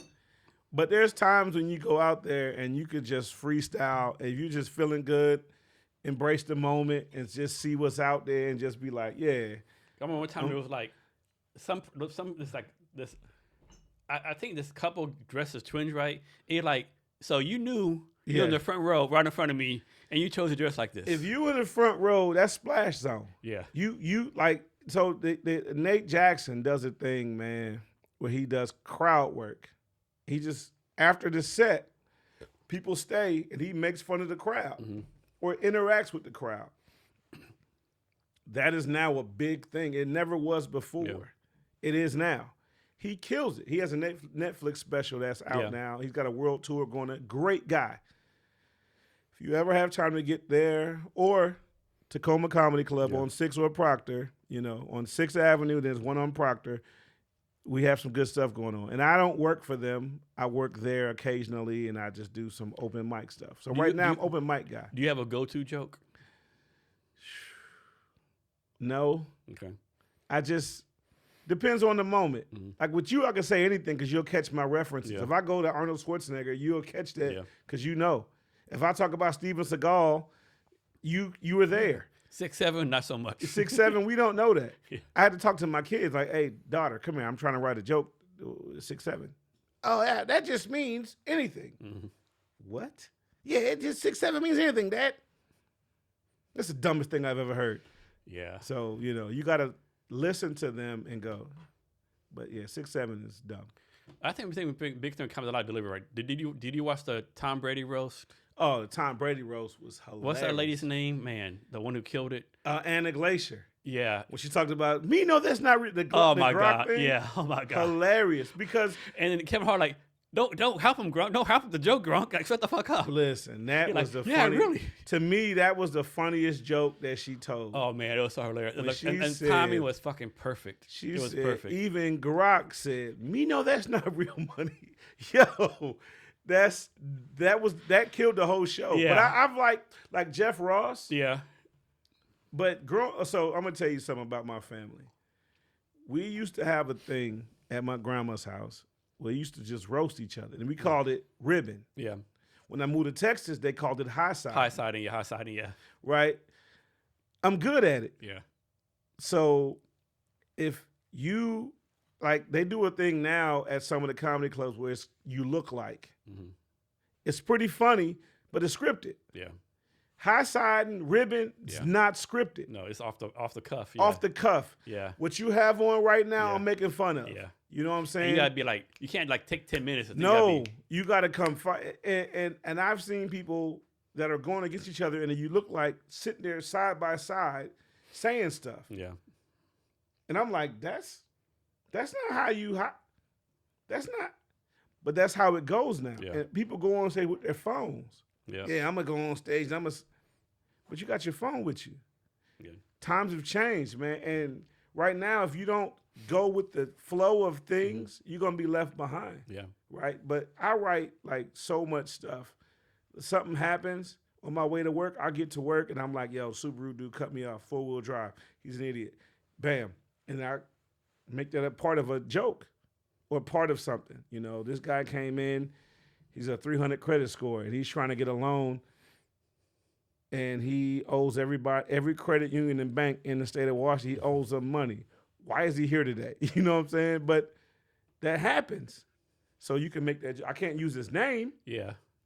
Like the dude who had the OnlyFans charges, he wanted reversed. Yeah. It's a real guy. I can't use his name, but I can make a joke about it. Yep. You know, I can make a joke about it. Yeah. Yeah. Another joke during that roast, I'm gonna kill 21 up there. He's like, Tom Brady, why do you look like a gay Tom Brady? And they're all making fun of like, Hey. Giselle's out draining balls right now. Because, I mean, but he related it to everything that Tom Brady did wrong. Yeah. Deflated the footballs. Yeah. So the reference to the deflated balls, The football thing. Right. Yeah. Yeah. is a double entendre. Yeah. And then and Kevin Hart said like, dude, you should have known. Who the fuck needs 7 jiu-jitsu lessons from the fucking trainer? Talk about his wife. Yeah. His ex-wife. That he, Yeah. Hilarious. Beyond funny. But you can't take it serious. No. Comedy is literally after your whole day has happened. Yeah. You want to take your shoes off and relax, lean back in the chair, and now you laugh and are entertained by something that's not normal, right? It's not a regular day. It's just after the fact, it's you sitting down laughing. Here's one for you. Let's suppose someone sees us, you say, all right, man, I'm really impressed. And they actually roll off. They say, hey, Blue, like, I really love your comedy. I want to invest in you. I'm going to put you on a United States comedy tour. Unlimited budget. You can pick any 4 comedians to be go on the tour with you. So to be honest, you want to pick known people, right? Because that's how the name sells. But to be me, I want to pick unknown people because there's people out here that in Tacoma area that are funny as hell. I mean, like if you come to Tacoma Comedy Club, I got you. Just come on in. I'll get you food and everything else. There's so many people that are funny, but that's every city though, right? Yeah. So the idea is to come in, have a good time. If somebody told me that, man, I would love it and I would work harder to write more stuff. Because the time I sucked, because I thought because I had times where everybody, oh, man, you killed it. Oh, I'm that guy. I was not that guy. Bro, I was not that guy. I have guys that are so much more funnier than me. The names I mentioned, Bo, Jay Will, Scooter, Andy Harder, Andre West, my boy Cam, Twin, Miss Newman, Deontay Osler, who's doing a dang murder mystery show. I'm just new to this, right? So I'm trying to step in and see where I can fit in. So whenever these guys, which was awesome for me starting out, they were like, hey, man, when you was on stage, you should have said this. I'm like, oh, cool. How long you been doing comedy? It's my first time. Oh, dang. So for me, I've been speaking financial literacy or dressing for success to people for years. So being in front of a crowd of kids or adults don't bother me. I don't have a stage fright. I just have maybe looking at the room and reading it. But some people, they just go on stage and say, I got these 7 jokes. 1, 2, 3, 4, 5, 6, 7. Now, the problem that some people have when they get on stage, like me when I first got on stage, is, okay, this joke laughed, she laughed over there, this person didn't laugh. Is it my joke? No. Tell the same joke in another room and everybody's dying laughing. It's hit or miss. It's literally hit or miss.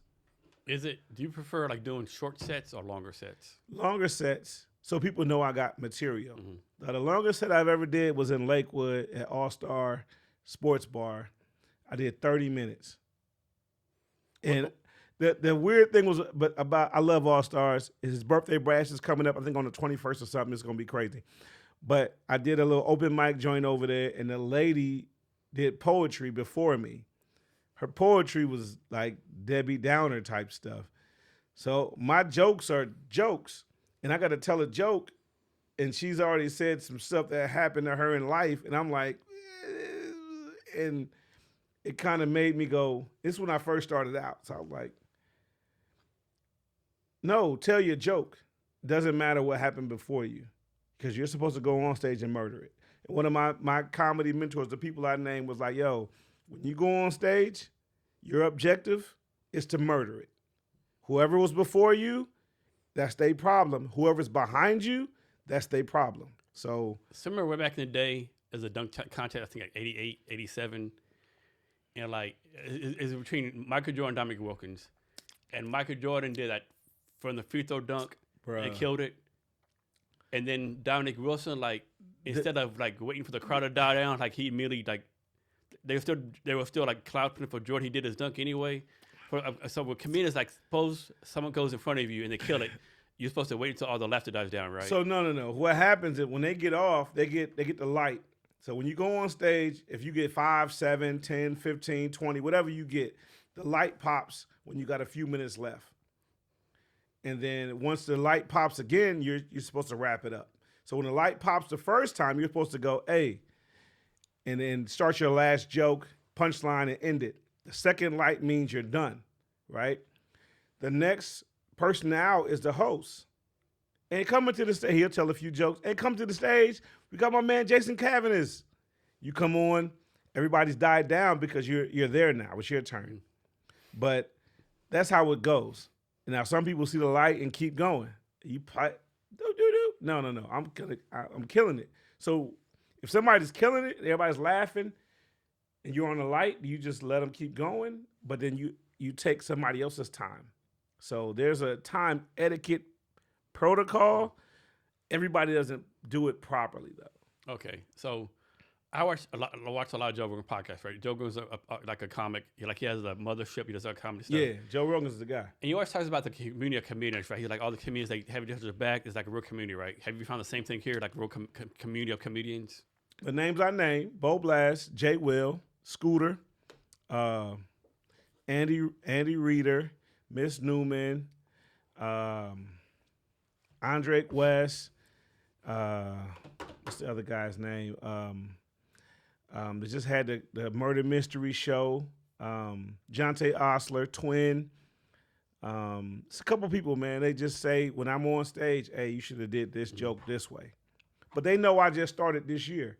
June, when I started. Yeah, really. At least people, like full-time comedians are like you, that have a full-time job, become money. So some of them have full-time jobs, some of them don't. And they go, hey, man, you should have said this. Or you should have ended with the first joke, because that was a killer. I also people realize, like what you're doing is kind of art, right? I think a lot of people think art's like artsy, crafty, blah, blah, but art can be very, very technical, right? Like people don't like music. Music is very technical, right? Right. Comedy is very technical. I don't think people realize that. So with comedy, you literally need to write.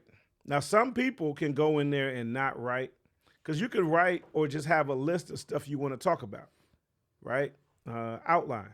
Like when you're writing a thesis statement, got to have an outline, right? Okay, I'm going to talk about Subarus, kids falling down, politics, this. The outline helps you, right? So in my phone, man, whenever something crazy happens, I literally write it in my notes section, and I can expound upon it later on, right? Like a setup for one of my jokes was coming up, because everybody got a Subaru, it's all-wheel drive. That don't mean you can do everything you want to do in it, right? That's just part of it. And I got to edit that and make it better. Yeah. Halloween just came up. Yeah. People go to the rich neighborhoods, they want a full-size candy bar, right? Nobody wanted half a Snickers or a quarter inch of Snickers. You going over there to the richer, nicer neighborhoods for one thing: full-size candy bars, right? So you just editing your stuff for where you at, man. So one of the coolest episodes of the Joe Rogan show, he had Dave Chappelle on one time, right? and they spent 30 minutes just like writing a joke. And they worked the technical. It was so fucking cool to see how their like Dave Chappelle's mind worked as far as like writing a joke. You talk about like it was pretty cool.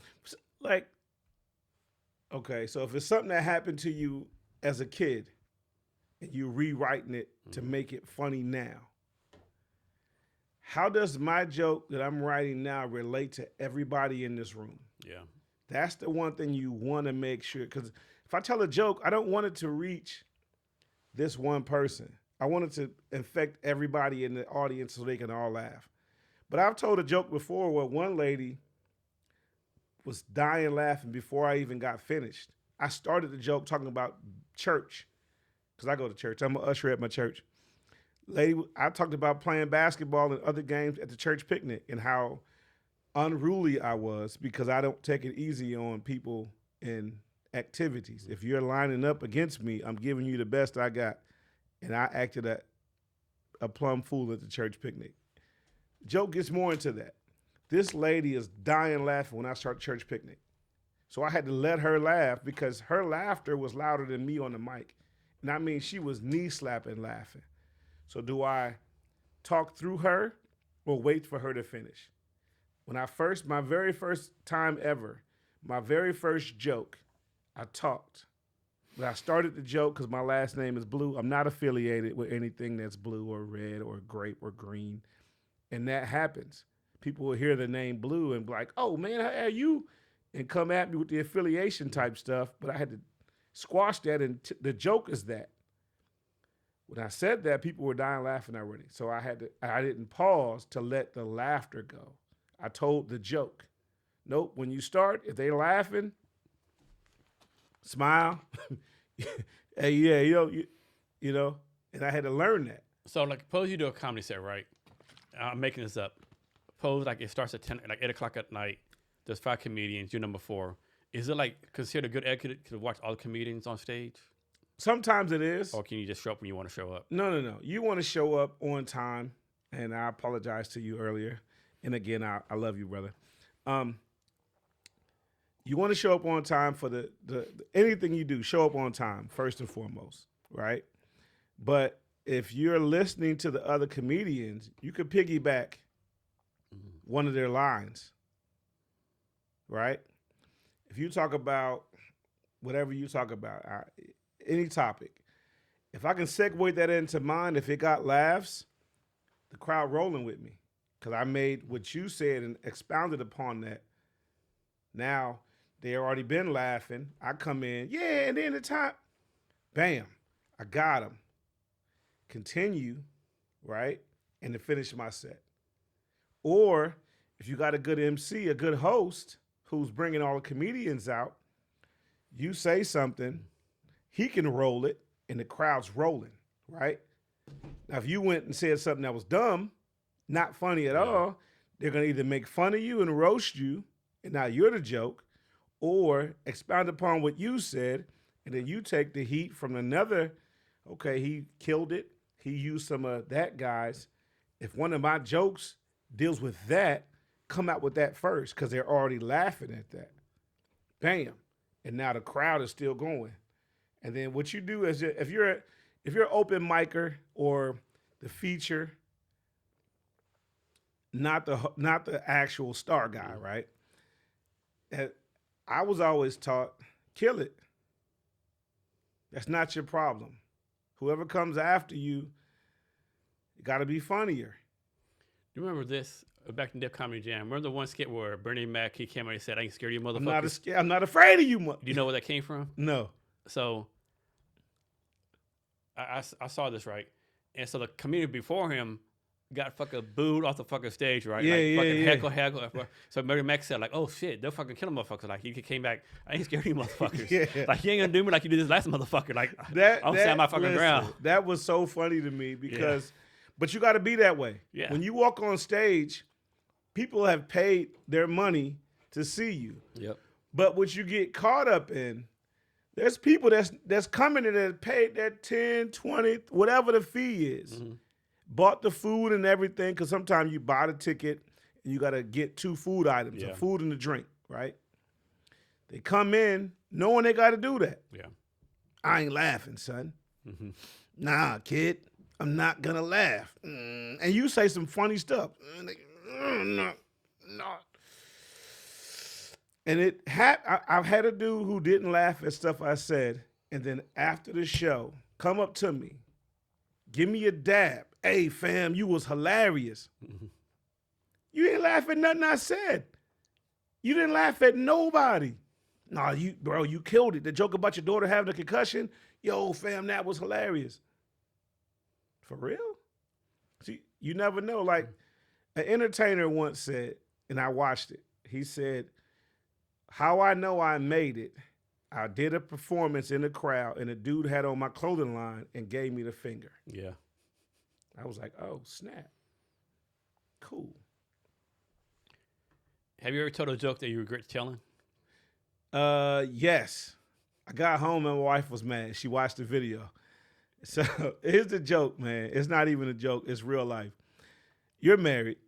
I'm married. If your wife texts you, we need to talk when you get home. What does that mean? Don't go home. Right. Don't go home. I gotta work late. Motherfucker, you unemployed. Bro. So in my joke, I said the exact same thing. I said, I ain't been home in 3 days.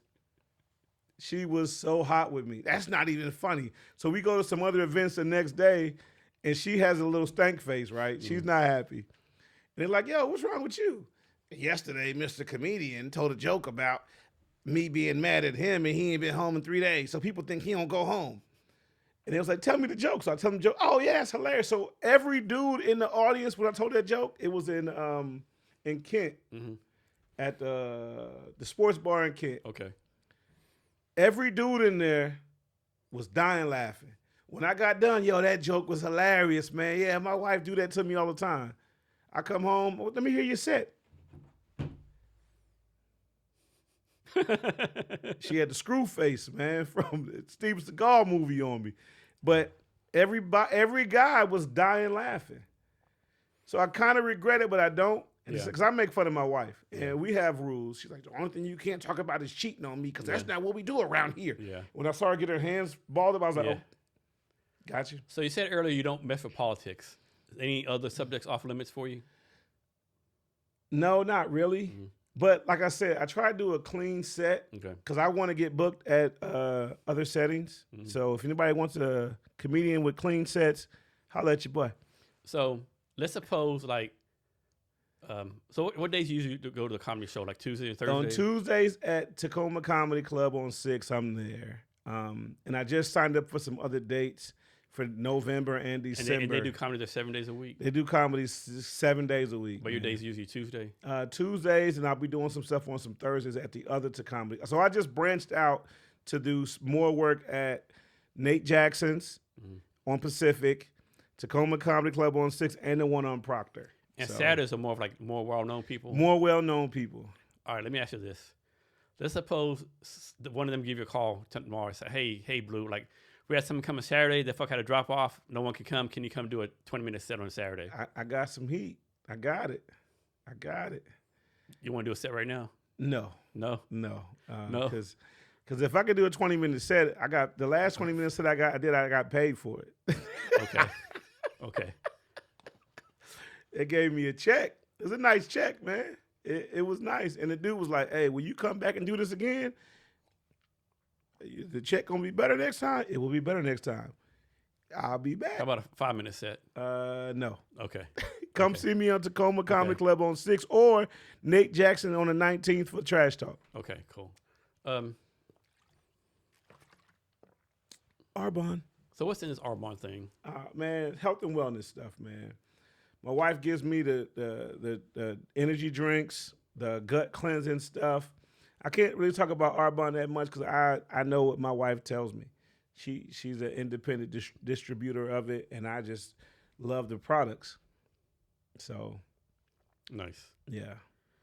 I think I said before, but what's your goal for comedy? I don't know, man. Just having fun with it? I am enjoying myself. I've met some really cool people that are doing this, and I've had some great opportunities to set it up, right? So I'm talking to a person that we both know that has an opportunity at a venue, 250 seats to do a comedy club in the next month or two. And I'm just trying to get my comedians lined up and some other things. Because, when you start doing stuff like that, it's more contractual, right? Mm-hmm. I need you to be able to do a set that's going to be fire and relatable. What have you learned about the business of comedy? It's different. I'm a handshake guy, right? If I'm from Buffalo, New York, man, and the word that I was taught when you telling the truth is word is bond.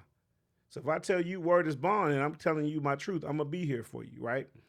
Some people, they're different, like what's in it for me. If you tell me you're gonna show up for me late, I'll take you being late. But if you say you're gonna show up for me, I'll take you as your word. Word is bond means you're gonna do what you said you're gonna do. So I've seen comedians interacting with each other. I'm gonna be here for your thing, and then not show up. I'm like, wow, I thought y'all was better than that. But everybody's different.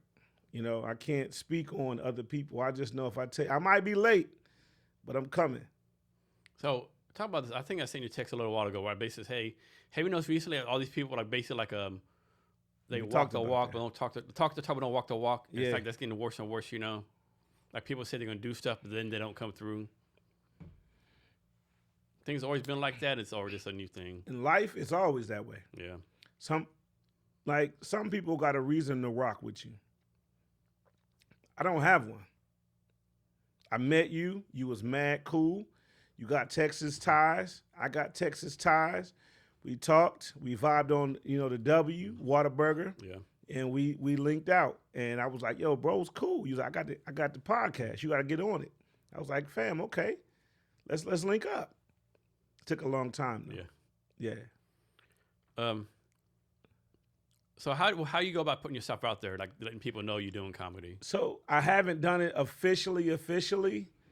So as I'm doing this right now, I've had friends of mine, and all of y'all love you. Thank you. Facebook, Instagram, TikTok, whatever social sites that you're on, I've sent them sets of mine. Some of them know me, and they've given me honest critique. Hey, bro, it was all right, but I know you, right? When we just hanging out, you say way funnier stuff. Why you holding back? And I've had people go, I didn't think that was funny. One lady told me, I couldn't hear you because people were laughing. I was like, yo, that's a good thing, right? Isn't it? I said, think it's a good hey, thing. That's what's up. And she was like, people kept laughing. I couldn't distinctively hear you. I was like, all right then, So, and we have mutual friends that we interact with, and I've sent a lot of people some of my stuff to see if they liked it. And I've got people that sent me back, yo, that was funny, bro. Keep going. But knowing I just started, right? My timing isn't as good as some of those other people that's been. I started in June, and I started because my daughter, right? I was at. I told my mom I would try stand up just to try it because she was like, "You always got something funny to say." She passes away. She never got a chance to see me perform. My dad passed away in January, and me and him always talked about it. And my parents never told me I couldn't succeed at something. Mm-hmm. They would tell me that could be hard, but if anybody could do it, I bet you could. Mm-hmm. So that gave me the idea that, man, you know what? I can climb Mount Everest, right? So with that being said, my dad passes in January. My daughter goes, "Hey, Dad, you told me never be a liar." I'm like, right, I told you that because lying's not cool. You told Granddad you was going to try stand-up comedy. You didn't do it. Damn. She said it right before Father's Day. Bruh, that had to cut fucking deep. Bro, super deep. Bruh. Super deep, man. Woo! So I was like, you know what? Like, take the knife out of my heart, baby. Bruh. And I had went to Cheyenne's thing, Biko, Brave New World. I went to their event, Candace, Lorna, and I was playing dominoes. Mm-hmm. And the comedians were there, and I'm playing dominoes against Omar Gooding, Curtis, and some other cats. We playing head up. And I'm not making fun of them. They making fun of me, but I'm winning. So I look over at Cheyenne. And he like, "Hey, man, Defend yourself. He literally gave me the Jordan game against Portland when he hit all them threes, and Magic Johnson was like, yo, what the hell's going on? And Jordan was like, I don't know.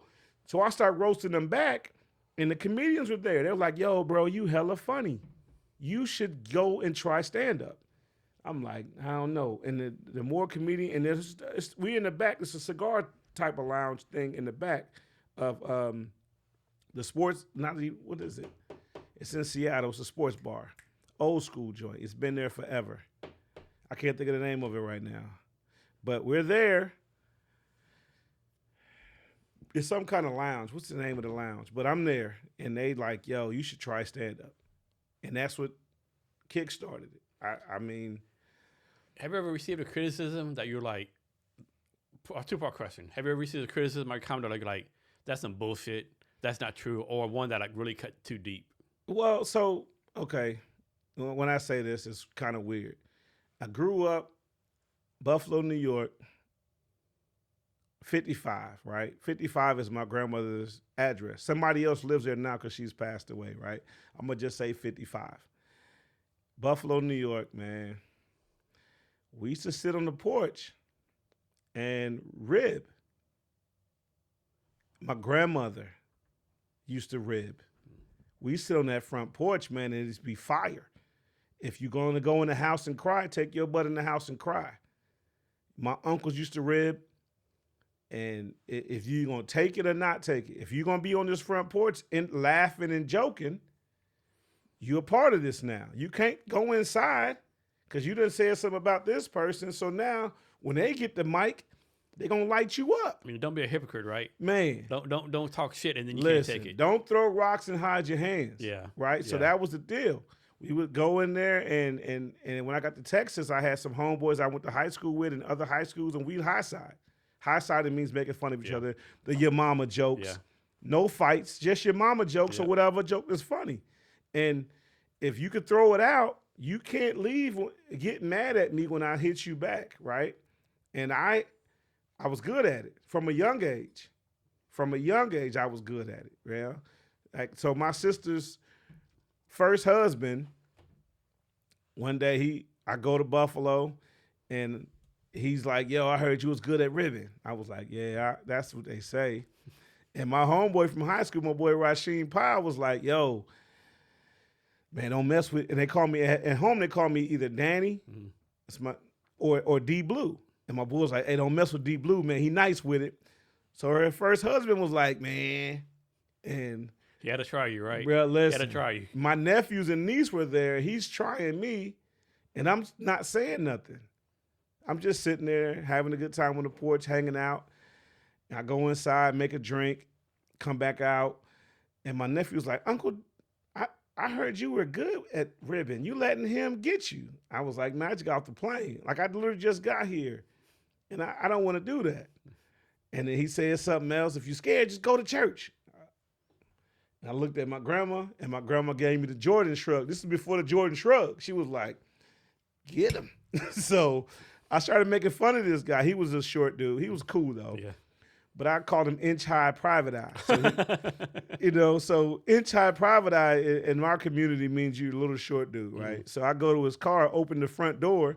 I'm like, how many phone books you got in here? Because he was a short guy. He had a Trailblazer. So I'm lighting him up about his height. Yeah. Just things that are literally about you. But once I start, I don't stop. Yeah. So I killed him that night. My nephews and niece dying laughing. It was like, oh my God, Uncle Daniel. That's what they call him, Uncle Daniel. Uncle Daniel's hilarious. I can't believe he did it. My sister's like, leave him alone. Oh no, I'm not done yet. We're past that point. So the next day we having the barbecue, right? So we're having the barbecue, and I'm not done. I'm not done. So I start roasting him at the barbecue. Now his wife, my sister marries him later on, but his mom and sister and other people show up, and they don't know me. Mm-hmm. They just see me clowning him. But they don't know that he clowned you the last night. And they thinking, yo, he's a jerk. Why that dude making fun of him like that? I can't believe he's doing. I roasted him for 2 days straight. Did he do this? You should have done this. You should have some phone books to put him in a chair. No, I didn't need the phone books because this is what I kept saying. Remember Rambo? Yeah. The movie? Why did he do that? They drew first blood. Yeah. So I kept saying that. And they were like, what is he talking about? I was like, yo, he drew first blood. He drew first blood. I didn't want to do this to you, but now that I've started, there's no stopping. And people are like, yo, like, what's wrong with your brother? Why is he doing this to him? This is your guy that you're with. Why is your brother being like this? And she was like, hey, and my sister giving me to cut it out. Yeah. I'm like, he started this and I'm going to finish it. Yeah. Now, when he tells me he's sorry for what he started, I'll stop. If he does it, I'm going to keep going. And for like the next 45 minutes, we sitting there eating food at the barbecue, and my mom tapped me. Stop. Nope. You're like, Mom, you said to keep on going. I said, he has to tell me he's sorry, and then I'll stop. So let's switch subjects real fast. Yeah. So would you say you're pretty good at sales? I try to be. So a lot of business owners, a lot of founders, a lot of startup people, they build great products, do other kind of stuff. But most of us suck at sales, right? Like we build a product, we just have trouble, like, we get leads, good marketing, but we have trouble converting to the sale. What advice you have for people to convert? So if stuff you're to a leads? salesperson, right, you got to have the product that people want. And then you have to learn to speak in their language, right? And it has to be beneficial to both parties. But you have to know what a person needs in order to help them. So if this person that just started this business here needs these particular items, if I know where to get them, I have to give them to you, right? So since I've been in banking, there's certain things I've done. I've had a party or a meet and greet or at a restaurant. So I have a person that has a bar or a cigar lounge, and I know a person that is a Northwest distributor of this alcohol brand. I'm going to say, hey, meet me at Bahama Breeze. Meet me at here. I'll pay for it. Introduce this guy to this guy because the cigar lounge needs alcohol, right? If I know a cigar vendor, I need to introduce you to that person. So any person you bank with needs to be a person that's going to connect you to other people that can move your needle forward. If they're not doing that, like if you go to your financial institution and they don't tell you, hey, you're in this account, but because you have this amount of money in this account, this is the account you should be in. This account will draw more. Oh, okay, that account do better for me financially? Yeah, based on your balance. What's the skill you don't have but you want to learn? I say I'm bad at everything. And I be honest, I say I'm bad at everything because I need to learn more, right? So the fact that I'm willing to learn from my daughter, my son, my nieces, I'm willing to learn things. And I haven't put, because I know certain things above others, I'm willing to sit back. If you wanted to tell me, hey, you could be better at sales by doing X, Y, Z, I'm going to sit with you and go, oh, word. I'm going to get my notepad out, my phone, and go, oh, right? Because I need to learn that. Learning that you're not good at everything and that you're open to learning new things is what we have to do as people to get further, right? So for me, I know I'm not good at stuff. So if you told me something that's beneficial or it wasn't, I'm going to still listen because I'm going to get something out of it. Like, don't listen to Jason. There's this guy following X. His name is Hidden Shaw. I was following him for a while. He said a long time ago, I try to do the same thing. He said, like, his goal every day is to be less wrong today than he was yesterday. I like that. To be less wrong today than he was yesterday. I like that. But so now with banking, looking at somebody's account every day is different because what happened to Jim Smith or Bob Jones is different. Maybe he got his card information compromised because he gave it out. Mm-hmm. Oh, I got an email that says I can... If I send this guy $200,000, he will send me $2 million. So you get those, we get those. And I go to say, hey, hold on, sit down. You want to do a wire to this guy? How do you know him? I know him. How do you know him, though? Yeah. Right? So now you got to be intrusive and ask questions that might piss somebody off. I had a guy at a financial institution I first started with. He tells me he's going to buy some land in China. You can't buy land in China. Bro, listen. I said, hey. You might be able to lease it for 100 years. You ain't buying shit. He couldn't buy the land. I told him. I said, hey, this isn't accurate. You should literally not do this. He looked at me. You know what I used to do, young man? Nope. I just met you today. I used to be a banker. How old are you? I said, at the time, I was like 40-something. I've been a banker longer than you've been alive. Okay. So I still think you shouldn't do this. I said, because you're trying to buy land in China. I said, you know who Yao Ming is? Oh, you mean the big basketball player? I said, yeah, Yao Ming.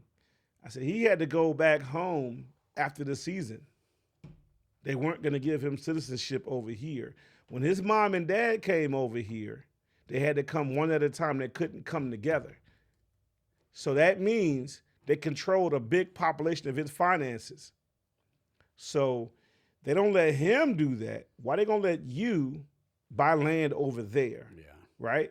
I said, so I think you shouldn't do this. Right? Listen, young man.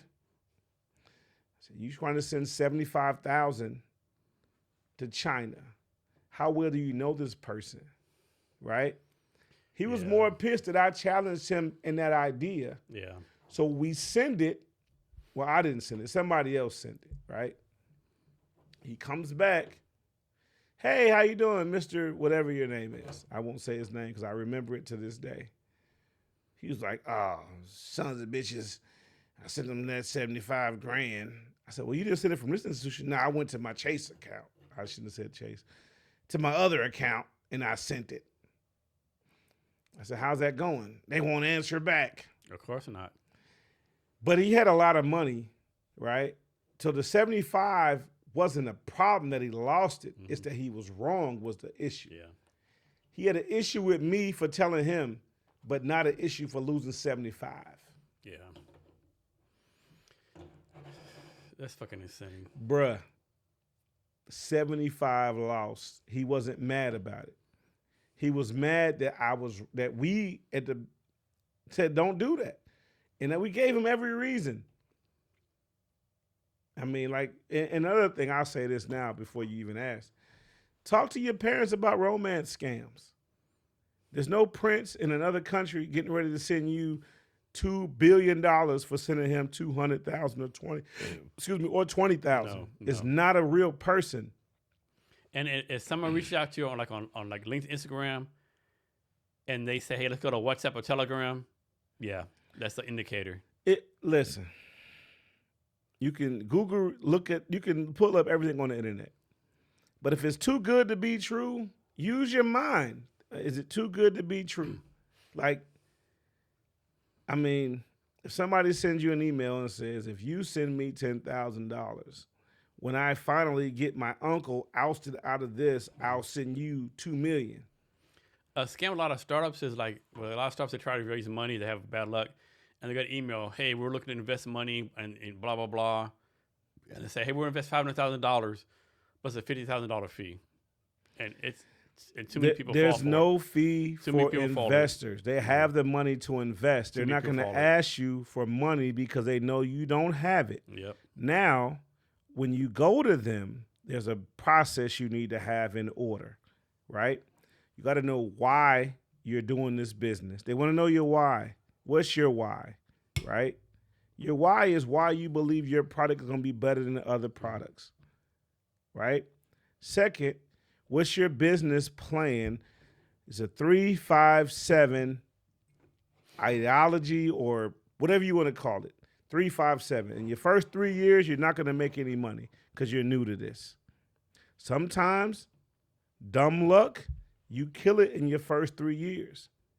But now you got to set it up for the 5, 7, and longer. You want your business to sustain without you. So you need to have good, worthy people. So what's your recommendation for people starting a brand new business? If you're starting a brand new business, you need to have a bank that cares about you and what you're doing, right? Because they may have another person in that same atmosphere as you, right? If they do, your bank needs to put you and that person together so you guys, or you could learn from what they're doing, right or wrong, right? Second, you need to think, have a business plan already mapped out for what you're going to do in year 1, year 2, year 3, year 5, year 7, and down the line. If you come to a person that works at a financial institution and you just say, I want $100,000, they're going to be like, what do you want it for? So I can start my business. Well, what is your business? Well, when you give me $100,000, I'll tell you. Negatory. You got to say, I have a plan, and here's my sheets of information for stage 1, stage 2, stage 3, stage 4, and so on. Because if you go to a financial institution with those plans, they can see where they need to help you more or less at. So this is a crazy question. Do people still rob banks? Possibly. My wife is calling me. Okay. Hold on. It's like, yo, I'm still at Jason's. Yes, love you. You want to say hi to Jason? hi.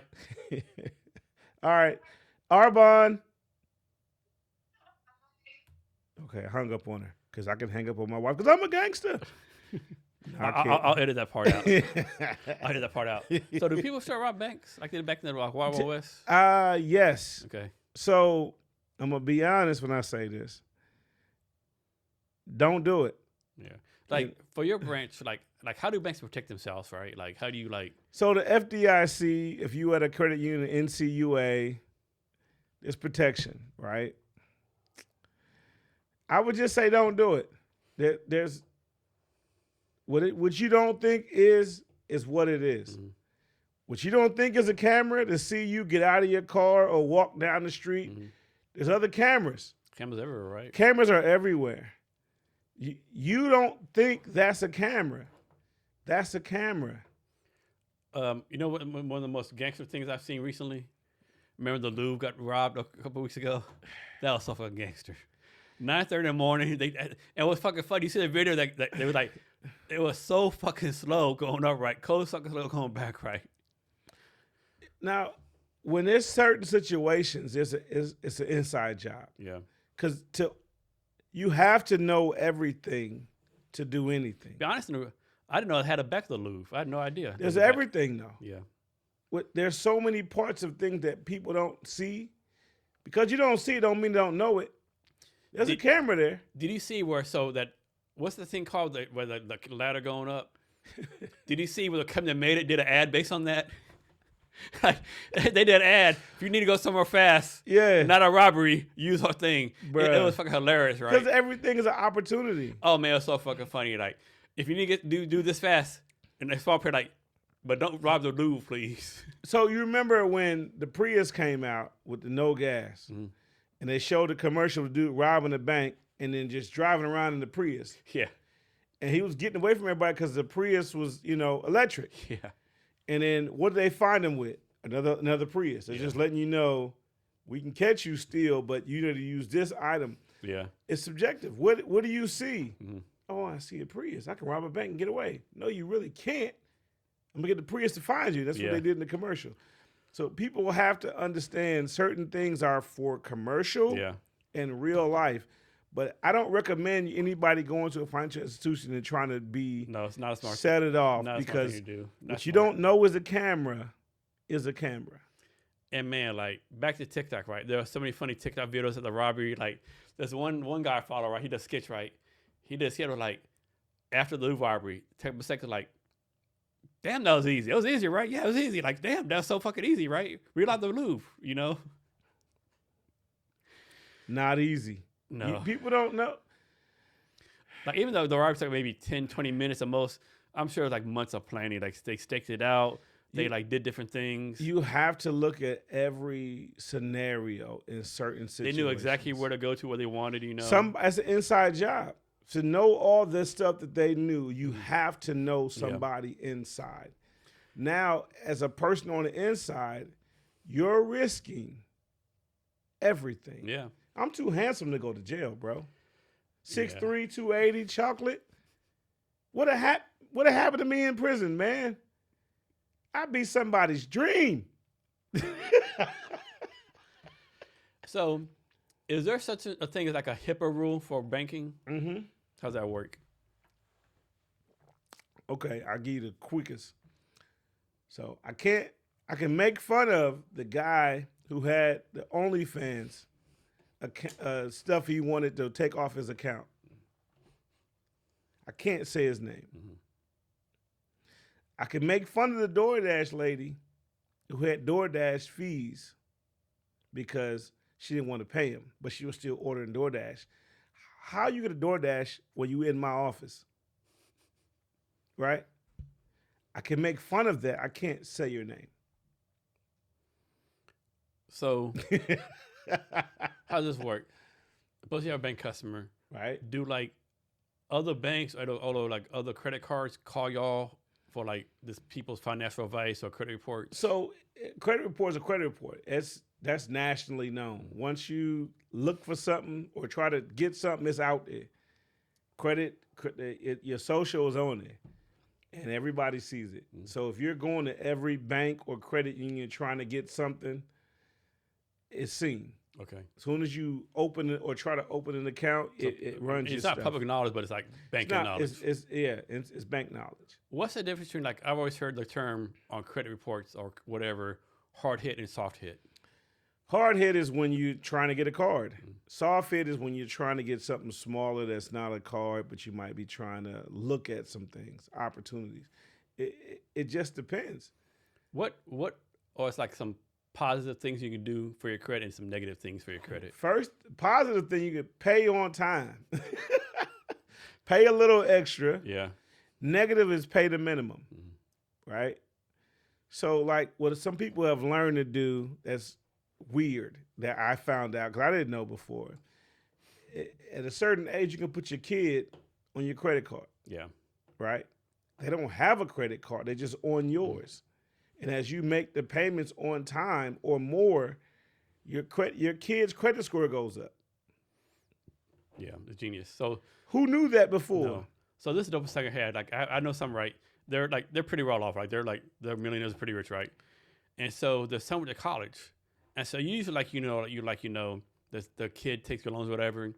So what she did, she had her son take the loan, and then she paid it off. Yeah. Like, damn, that's fucking genius. And now he got an 850. Yeah. He walking into his first job with an 850. Yeah. So in lesser communities, they're not knowing that. Because in some communities, hey man, electricity is bad in my name. Mm-hmm. We're gonna put it in little Jimmy's name. Matter of fact, Michael Carter had a joke. I'm putting my air in my mama's name. I'm putting my air in my mama's name. Bro, and that's what people do. And it's sad that it's come to that, but nobody is taught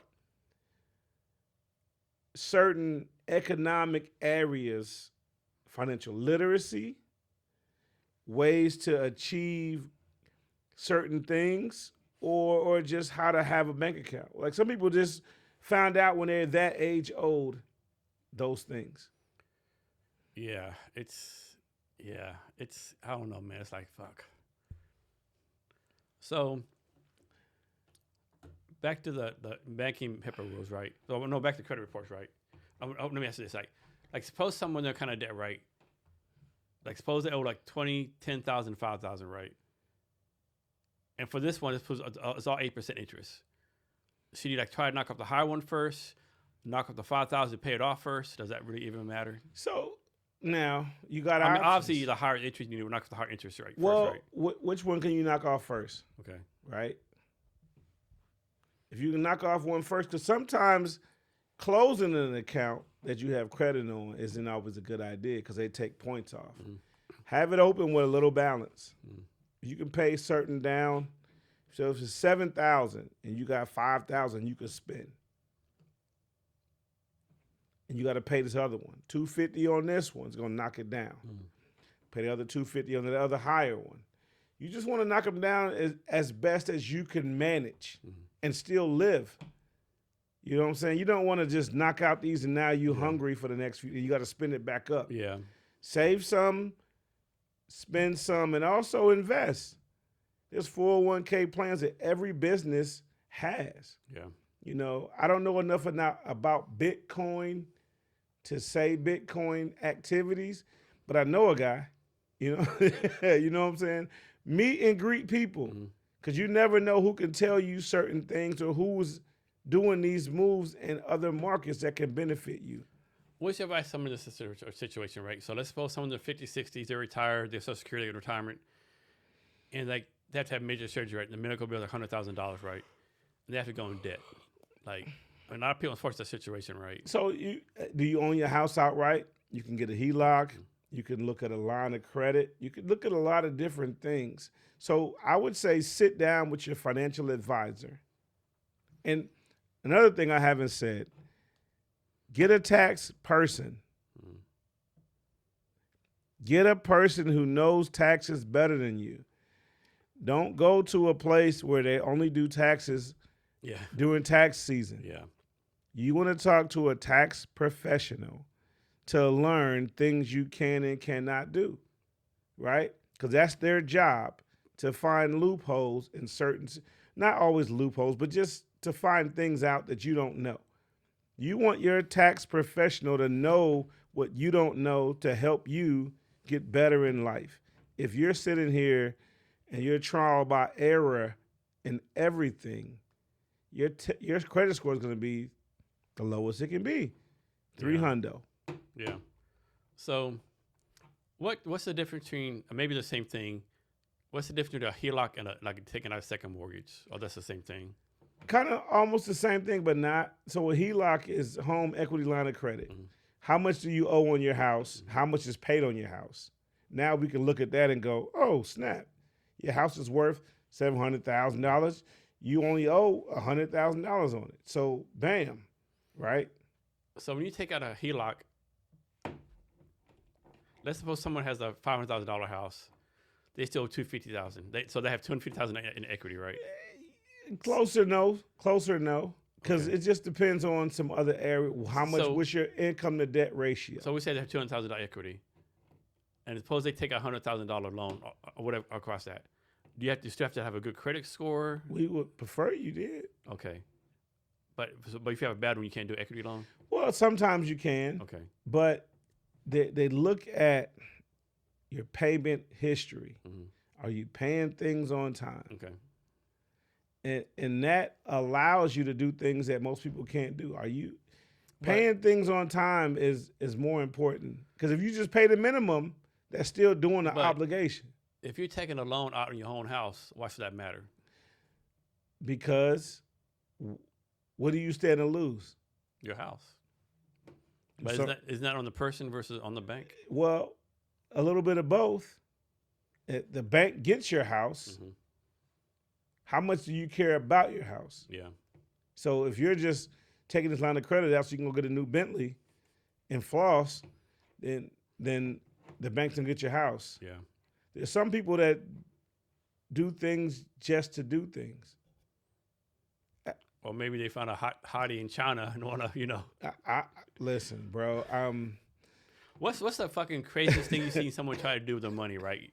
Like some of the Kenyan bank said, like, hey, I'm gonna mortgage my house to send $1,000 to China to launch a girl's career. Listen, I met a guy. I was in banking then. I was at the clothing store, right? This dude literally sold his house to move to the Philippines.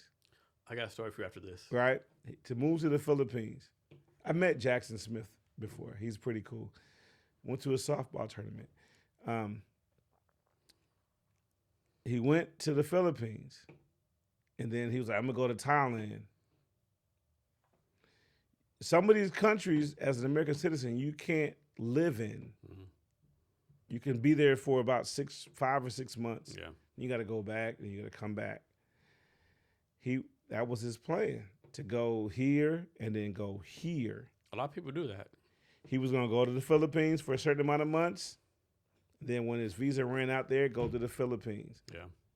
And then come back.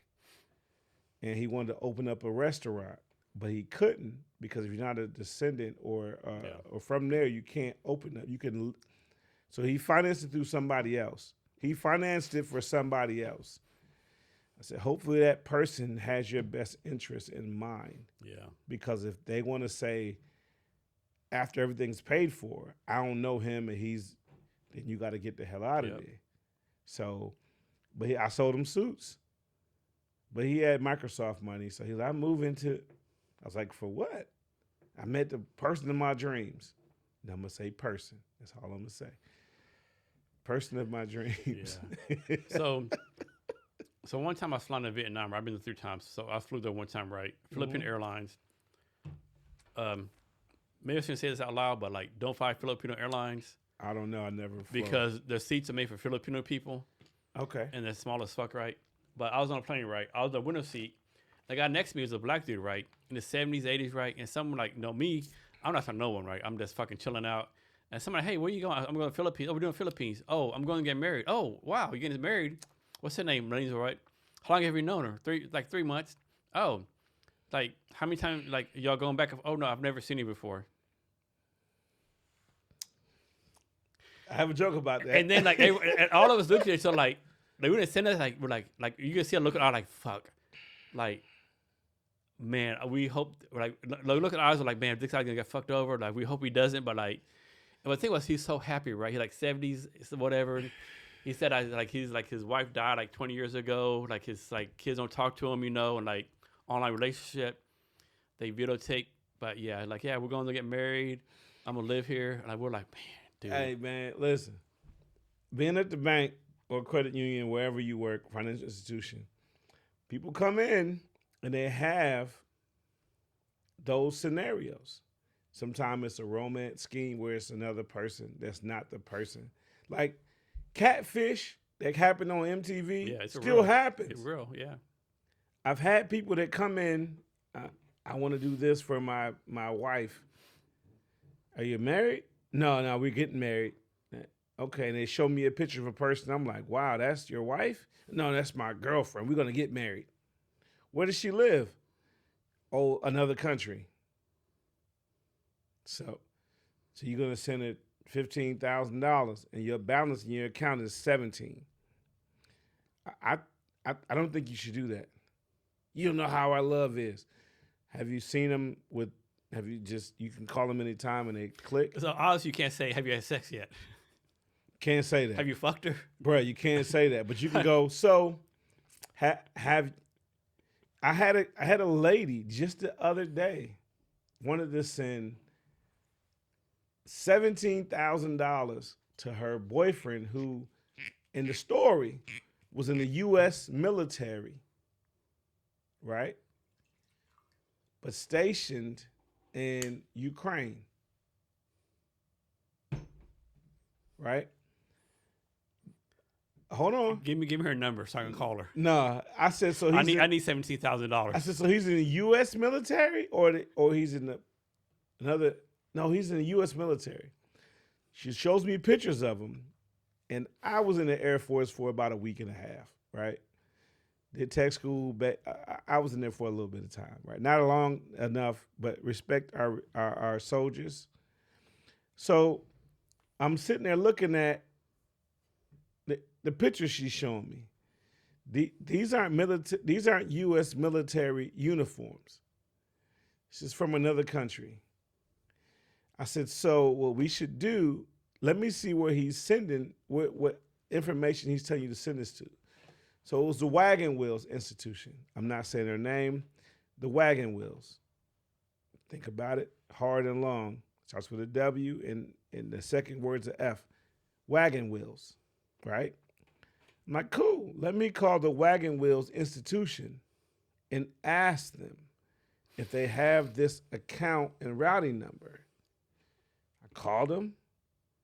I said, hey, I'm from this institution, and I have a member here who wants to send this amount of money to this federal institution that you guys have. Here's the account number and the routing number. they're allegedly she's the fiance of this person. And dude was like, this is a real account. But if I was you, I wouldn't send them any money.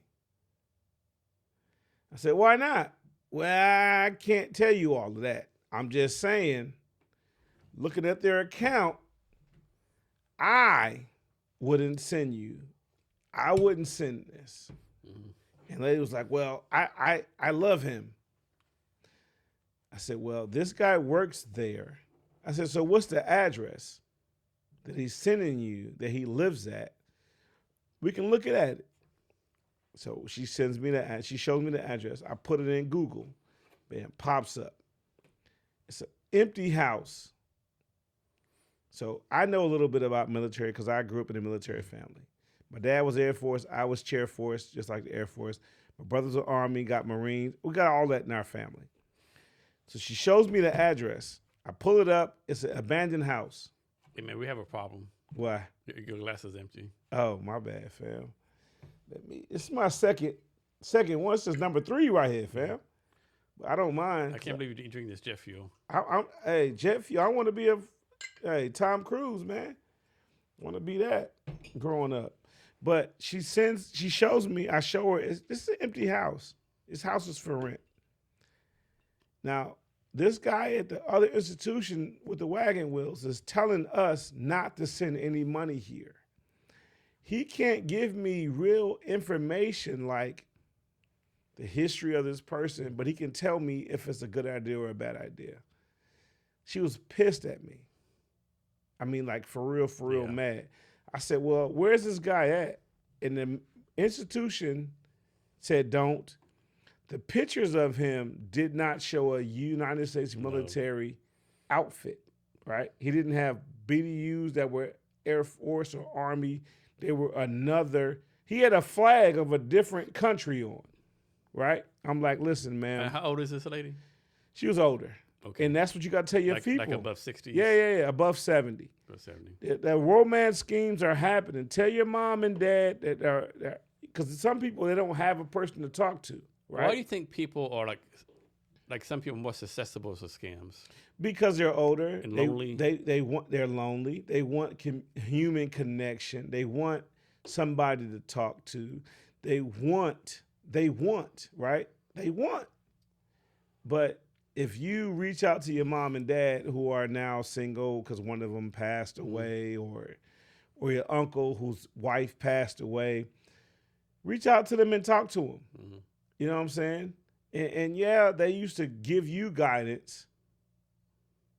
Now you got to give them guidance. So I have a relative, right? She's kind of older, right? She's been divorced for a while, been like single for a long time. And out of nowhere, her first husband started reaching out to her, right? And we're like, no. But she doesn't believe us, right? We try to like tell her and like get her off the phone. If it was your first husband, for a reason, y'all separated. Yeah. You know what I'm saying? Yeah. For a reason, y'all separated. Let it be where it's at. Yeah. Some people don't look at things those ways. But there's a reason y'all separated. So let me ask you this, right? I think a lot of parents have trouble with this, right? So I think a lot of parents, like, they want, let me backtrack. So I took a history class a long time ago, right? Right. And history was like United States pre-Civil War, right? Like when they first came over, right? And it was like, the parents, like, our kids have it. Arbon. Our kids have it easier, right? We had to take a 6-month trip from England. We had to do other stuff, right? And they're like, our kids have it easier, right? As a parent, like, you work hard. You want to give your kid a good life. But when your kids have a good life, you're like, they're soft, right? So how do you do this? How do you like balance like teaching your kid to have a work ethic versus taking care of them? So my kids have chores at home, right? So my daughter just got a job working at a grocery store near our house. Now, my son worked at the same grocery store in a different location when we lived somewhere else. Same grocery store. So for me, presenting them the opportunity to be in a good situation.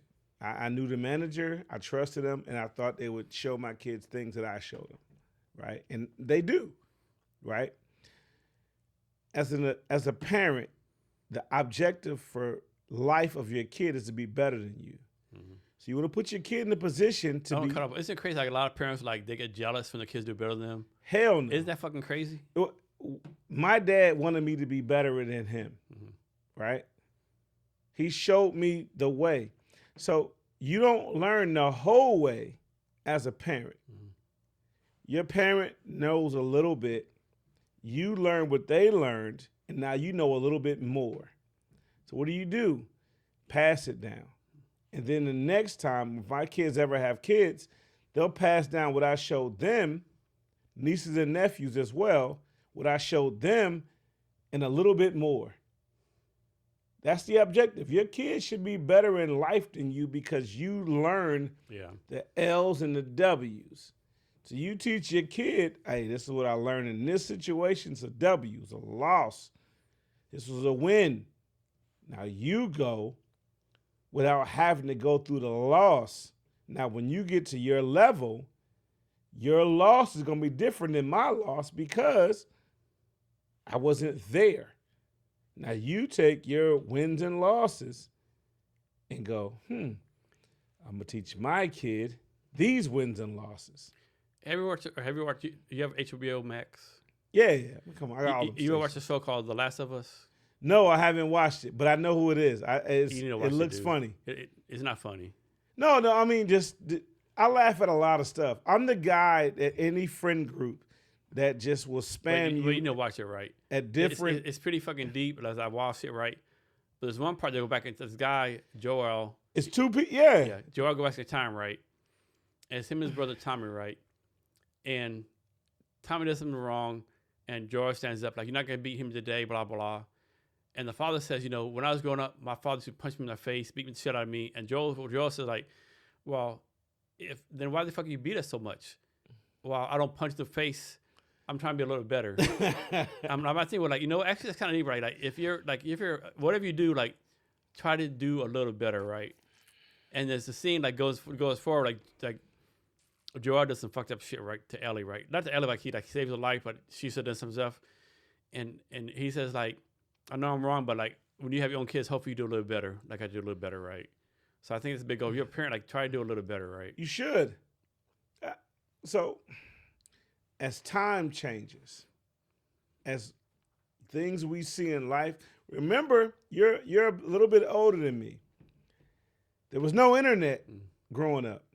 Remember? Yeah. There was no TikTok. There was no Facebook. Remember MySpace? Yeah.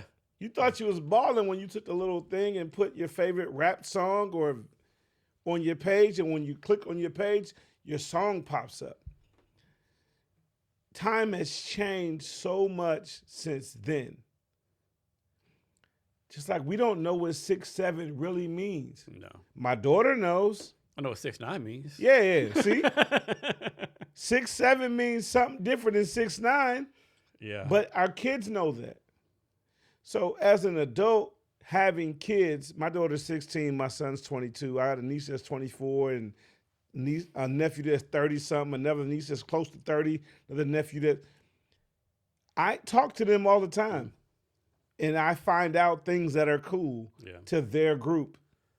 To me, if you get in the car with me right now, if you get in the car with me, you might hear some gospel or some 90s hip-hop or R&B, right? That's what you're going to hear. You might hear some 70s or 80s just music, Hall & Oates and all of them but that's what I grew up with. Yeah. To learn what's hot now, my nephews and my niece and my daughter. Put off subject.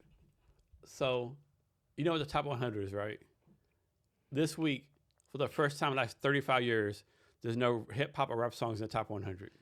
Bruh, have you listened to the rap now? Oh, my God. So, like I said, I grew up in Buffalo, New York.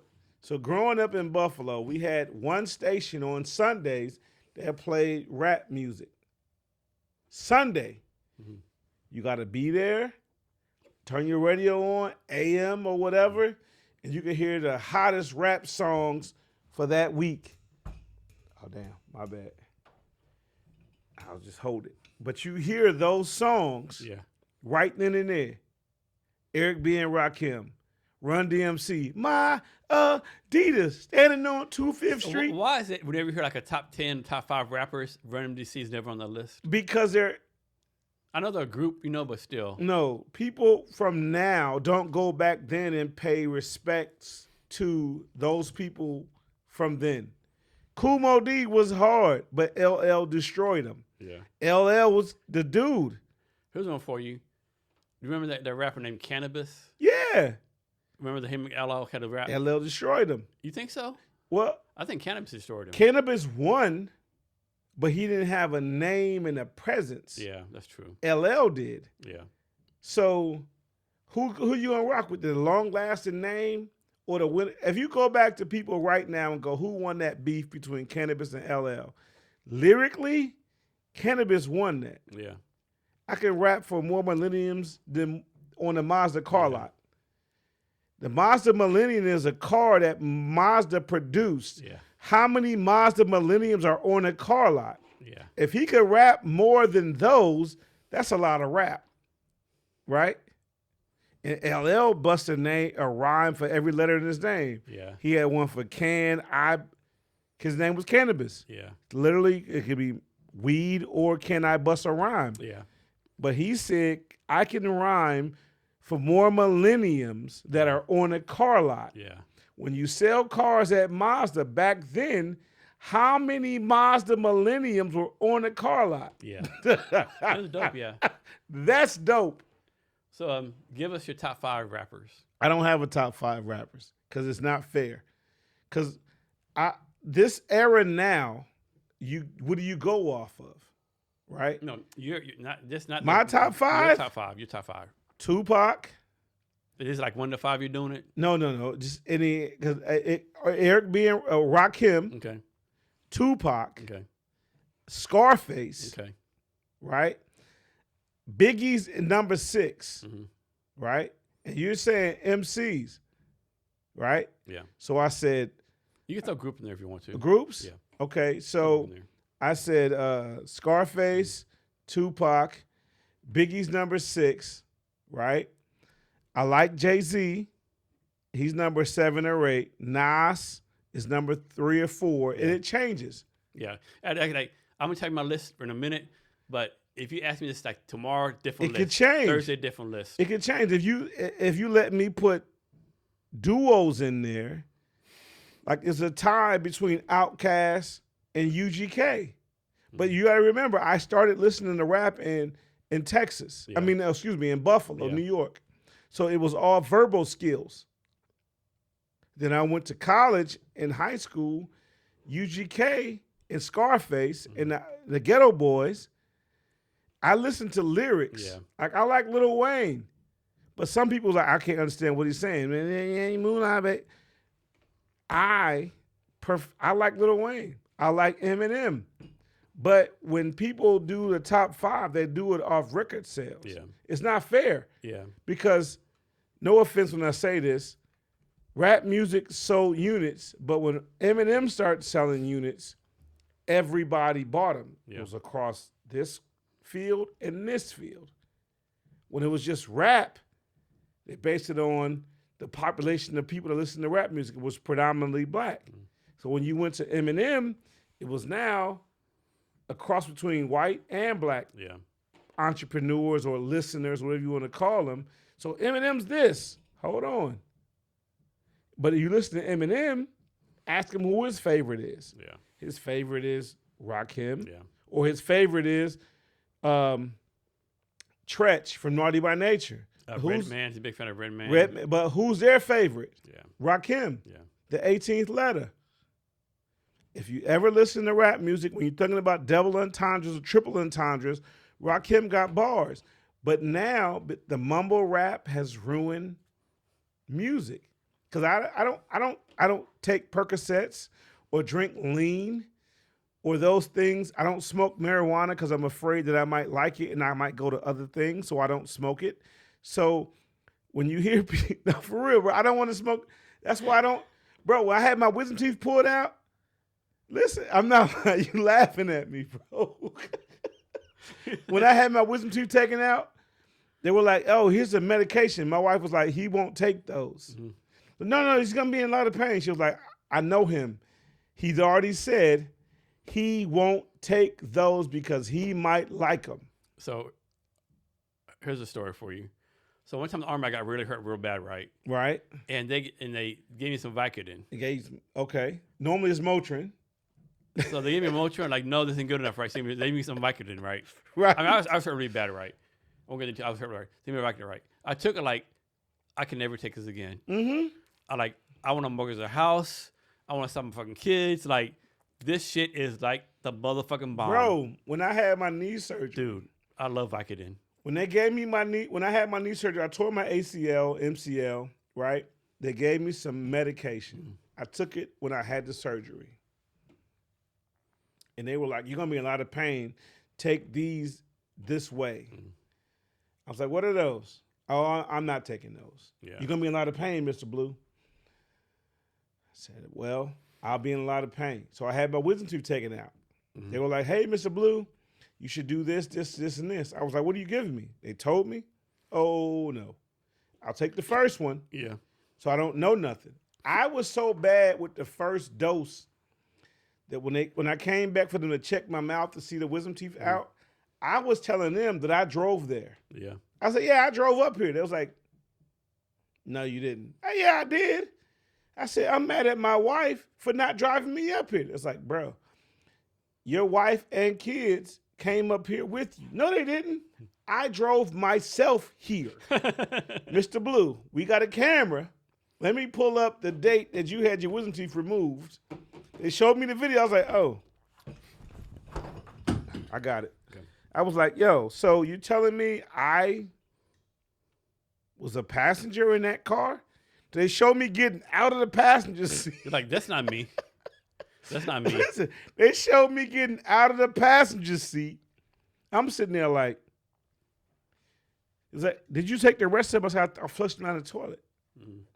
They was like, "Why did you do that?" I said, "Well, I have family members that are on drugs, and they told me certain things about the drugs." Yeah. So me not thinking I was better than anybody else, I felt really good at the first one. Yeah. I didn't want to know how good I would feel on the second. Yeah. Because my wife, I told my wife, tell him, "I'm not taking that's these. Me with Vicodin, yeah. That's I'm not taking these. Give me the first one." I thought I drove and got my wisdom teeth taken out. That's fucking crazy. I was mad at my wife for letting me drive there. And when I watched the video, I'm getting out the passenger seat with my kids, and the people that were in there getting whatever they were getting done, they were not happy with me. It was like, "Yo, the dude that came here to get wisdom taken out, he's funny, but if I'm here for a procedure, I don't want to hear him telling jokes." Because they were like, "Yo, you were funny as heck, Mr. Blue. The people that were here getting other procedures thought you were the funniest guy, like you were a comedian." Nah, I'm just saying, I drove here. And I'm looking at the video, bro. I did not drive there. My wife drove me. They had to come get, because I'm 6'3", 280, right? They had to get two people to help me get out of the car to get there. We pull up, car pause. I get out, some lady helps me, and another guy helps me. They walk me in. I literally thought I walked in there on my own volition. Like, I walked in there. I'm here for my wisdom teeth. I was not that guy. But that's what I thought in my head. And they were like, "Nah." And when they showed me the video, I was like, "Oh, damn. Really, I didn't drive here?" So I was mad at my wife for making me drive here to get this procedure and to go home. I was like, "You don't care about me, woman? I'm going to get a new wife because you don't care. I drove you there." My kid's like, "Yeah, Dad, Mom drove you there." "No, she did not. I drove there." That's hilarious. Bro, I didn't drive there. So back to the rappers, right? So here's my top 5, right? So my number one guy is Chuck D from Public Enemy. Okay, I feel that. That's number one guy. Right. Chuck D. And in no order, Ice Cube.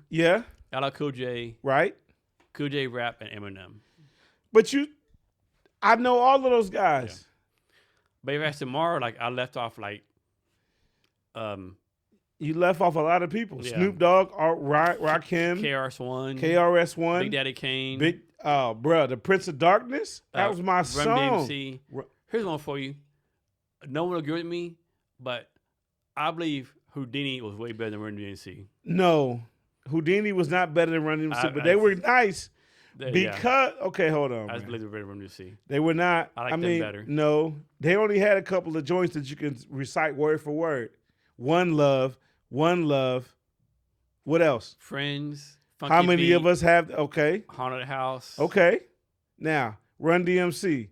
My Adidas. Okay. Standing on 25th Street. That's one. Leaves on my legs, right? Peter Piper picked peppers and Run Rock Rhymes. Okay. That's 1.5. Crossover hit with Aerosmith. That's 2.5. You know that song. Now, one side I did like the This Is Run's House. Whose house? Run's House. Right. I did like that. I've been on a lot of stages in a lot of arenas. Yeah. But they were nice, yeah. My house. I just like the Houdini better. But I mean, yeah. And like rap, even there's rap so like New York City centric, right? Always. What? I mean, it started over there. Yeah. A hip, a hop, a hip it to the hip. Don't stop to the. And then that started over there. Like Nelly, Tech Nine. There's so many good rappers. And so here's one for you. So a few years ago, the Source was a magazine, right? Source normally. It was some magazine that like top 100 rappers. Right. And had Snoop Dogg doing 25. And so I'm like, dude, you're 25. What type of shit is that? And Snoop Dogg was like, do you realize there's 1,000 rappers in Compton right now? Like 25, that's a fucking blessing. So, okay. And he was like, tell me who 24 to 1 I'm better than. And he's like, matter of fact, who's 26 to 50 I'm better than? So, like, okay, so you know a rapper that I didn't listen to till I had to drive to Seattle, Issaquah, and Tequila every day from Fife. Mm-hmm. E40. Yeah, I never liked him. Bruh, yeah, if you listen, E40, that bro got some. He just but he say some stuff that you be like, damn. My man said he leave a chick standing outside like the Statue of Liberty. Oh, bro, what Statue of Liberty standing outside of? Yeah. Yo, yeah. My man, I mean, sometimes rappers make it where you got to think. Yeah. And if you're not listening to think, you're just listening to. So here's one for you. Like, we're talking about rappers, lyrically, whatever. But what rappers were the best business people? I don't know. Master P. Well, I mean, he started out with $10,000 as grandfather's settlement when he died. I learned things and I read things. Yeah, but $10,000, it's and he something. made it to a $350 million corporation. I don't know the person. Yeah. Right? So I don't know what he really, really did. Mm-hmm. A Baby from Cash Money. Russell Simmons was part of Def Jam and then turned it into. There's so many scenarios that we don't know of. So like Slim Thug, Paul Wall, they went independent. Yeah. Michael, what's the name? What's the dude's name, man? He said his name in the song the whole Michael time. Jones. Mike Jones. Mike Jones. 771, yeah, he said his phone number. So Slim Thug had a TikTok video. I hate to go back to TikTok at the time. He did a video like people ask how there's some money with no song. Like, it's because this shirt $4.99, these shoes $27.21, right? I save my money, right? What? Right now, what's the idea of doing big things? If you look on Facebook, Instagram, TikTok, everybody got a Bentley that's rented. Yeah, it's rented. Nobody knows it's rented. Remember the Ice Cube song? If I drive it, I own it. He drove it and owned it. Yeah. But that was him. Other people and then people that's watching, what are they thinking? Yeah. He owned that car. No, he does not. No. He got a Bentley Azure. Yeah. He driving it. No, he rented it for this video. Yeah. People don't know that, man. You know, so rap is, it just depends on the person that's listening. Like right now, I want to hear what the rapper's saying. Yeah. I want to hear your double or triple entendres. Yeah. When I hear the mumble rap, I'm like. Now, one new rapper I do like Roddy Ricch. Okay, I know who that is. I like him. I like A$AP Rocky. Okay. like him. So remember the rap song that came out a couple of years ago, and they did 2 videos with the actual rapper and then a guy who had a mental disability. If you listen to the song, you never knew who sang it. My lifestyle. You like, and then when you see the other dude rapping, you like, oh, that's him. And you like, oh no, it's him. I like to hear what you're saying. Yeah. I want you to give me your verbal skills so I can go, oh, yeah, my man's fire because he got bars. So from your point of view, what's the most important skill for a rapper? Is like the lyrical stuff? Is like something else? Both? Does it how much of a thing does a beat play in it? Beats are irrelevant. Mm-hmm. They don't matter in rap anymore because most people want to hear a nice beat.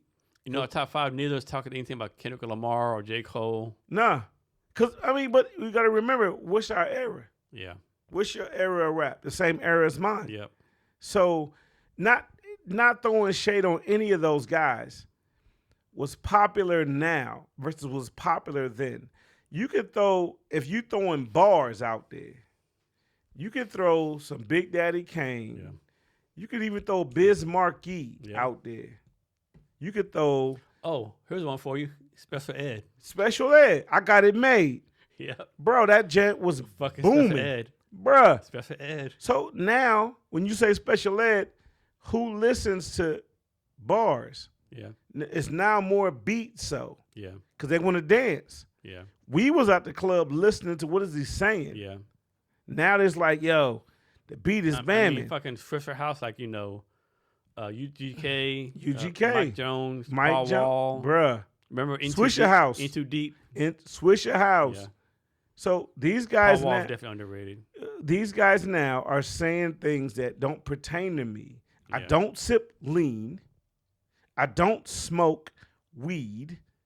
I'm just listening to music. Yeah. I want to hear your bar for bar. What are you saying that's going to be something I go, that's dope. Now, right now, you could say Jay-Z's the best of all time, right? Because he got a lot of double entendres and everything he says. But I like Kanye. Hey, did you see where recently Jay-Z said, so recently like nobody can see him in the verses. And people start tagging him, hashtag Eminem from the Renegade thing. So, okay, Eminem is different. Mm-hmm. So remember when rap was judged on real music versus how they look at it. Yeah. So they said back in the day, it's based on their popularity to the community. Mm-hmm. So you remember when OPP, me, that song at the time when one of Will Smith's songs won a Grammy or Oscar or whatever, Grammy. Yeah. OPP sold more. Yeah. So who should have been the Grammy winner? OPP, Naughty by Nature, but because of their thug-like mentality, they went with Will Smith because he was people pleasing. Mm-hmm. So there's always rules of engagement. I gotta use the bathroom. Yeah, I gotta use the bathroom too. Yeah, take a break. Pause. It's right to the right. Yeah. Right? So make check for your headphones. Yeah. Yeah, right to the right. You gotta take a cue. Been holding it. Hey, so my guy's taking a bathroom break. Just want to talk about Cavness HR. So Cavness HR, we deliver HR to companies with 4,900 people with an AI platform while providing access to a dedicated HR business partner. We're doing a refunder. So how refunder works, anyone can invest up to $100. Also doing ebooks. So I have 7 ebooks I can provide to you. I've done over 300 talks on the podcast. The 7 ebooks are based on the podcast, right? Different things we've done. So back to Cavness HR. So the reason for the refunder is, so recently we did an MVP. We got a lot of positive comments from the MVP. However, like we have like letters of intent, beta testing, but the MVP is not good enough at paying customers, right? So the intent of the refunder is like to take the product development to the other side, so to speak, right? Also, if you listen to this, if you want to be on the podcast, reach out to me, right? So basically, I just want to talk to interesting people, right? I've had like U.S. Olympian Merrill Bellevue, tech people, science people, or different kind of people. Blue, different people, right?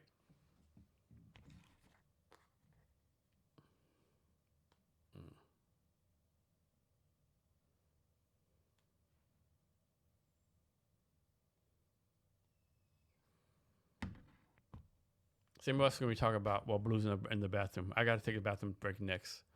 Like I said, in the Seattle area, you want to come to the podcast, let me know. I think it's a good time. One thing I'm proud of, everyone in the podcast have a great time. So back to Cavness HR. So the main reason we're earning money to do product development. I'm doing a partnership with Tech Bank. Tech Bank's going to build everything out for me. We have a 6-month plan. Also, I'm working with Earth VC. Earth VC invests in deep tech products.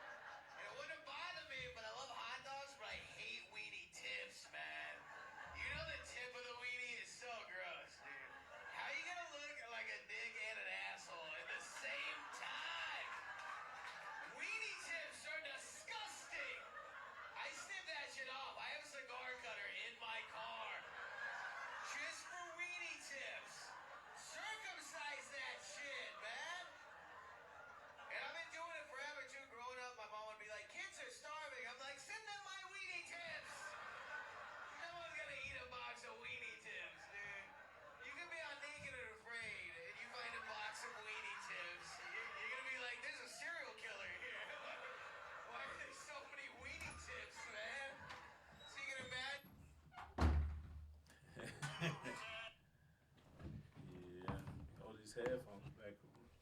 We should have did this a long time ago. Dude, I cannot fucking stop pissing, dude. Oh, me neither. So you have 2 kids, right? Right. I I have a stepson too, but he's in his 30s. I love him to death, though.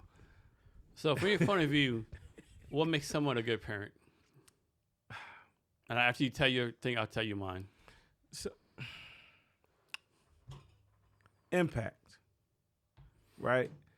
So I have a 16 and a 22-year-old. You never stop teaching your kids certain things. But to show that you're real with life and reality, you got to allow yourself to learn from your children. You know, like I didn't know what 6'7" meant. It's a couple other things that's slang which I don't know that my kids know, and I got to let them teach me. And I teach my kids, like as a young, when I was, when I had my kids earlier, I used to read to them, and I read to them wrong on purpose as I was teaching them things.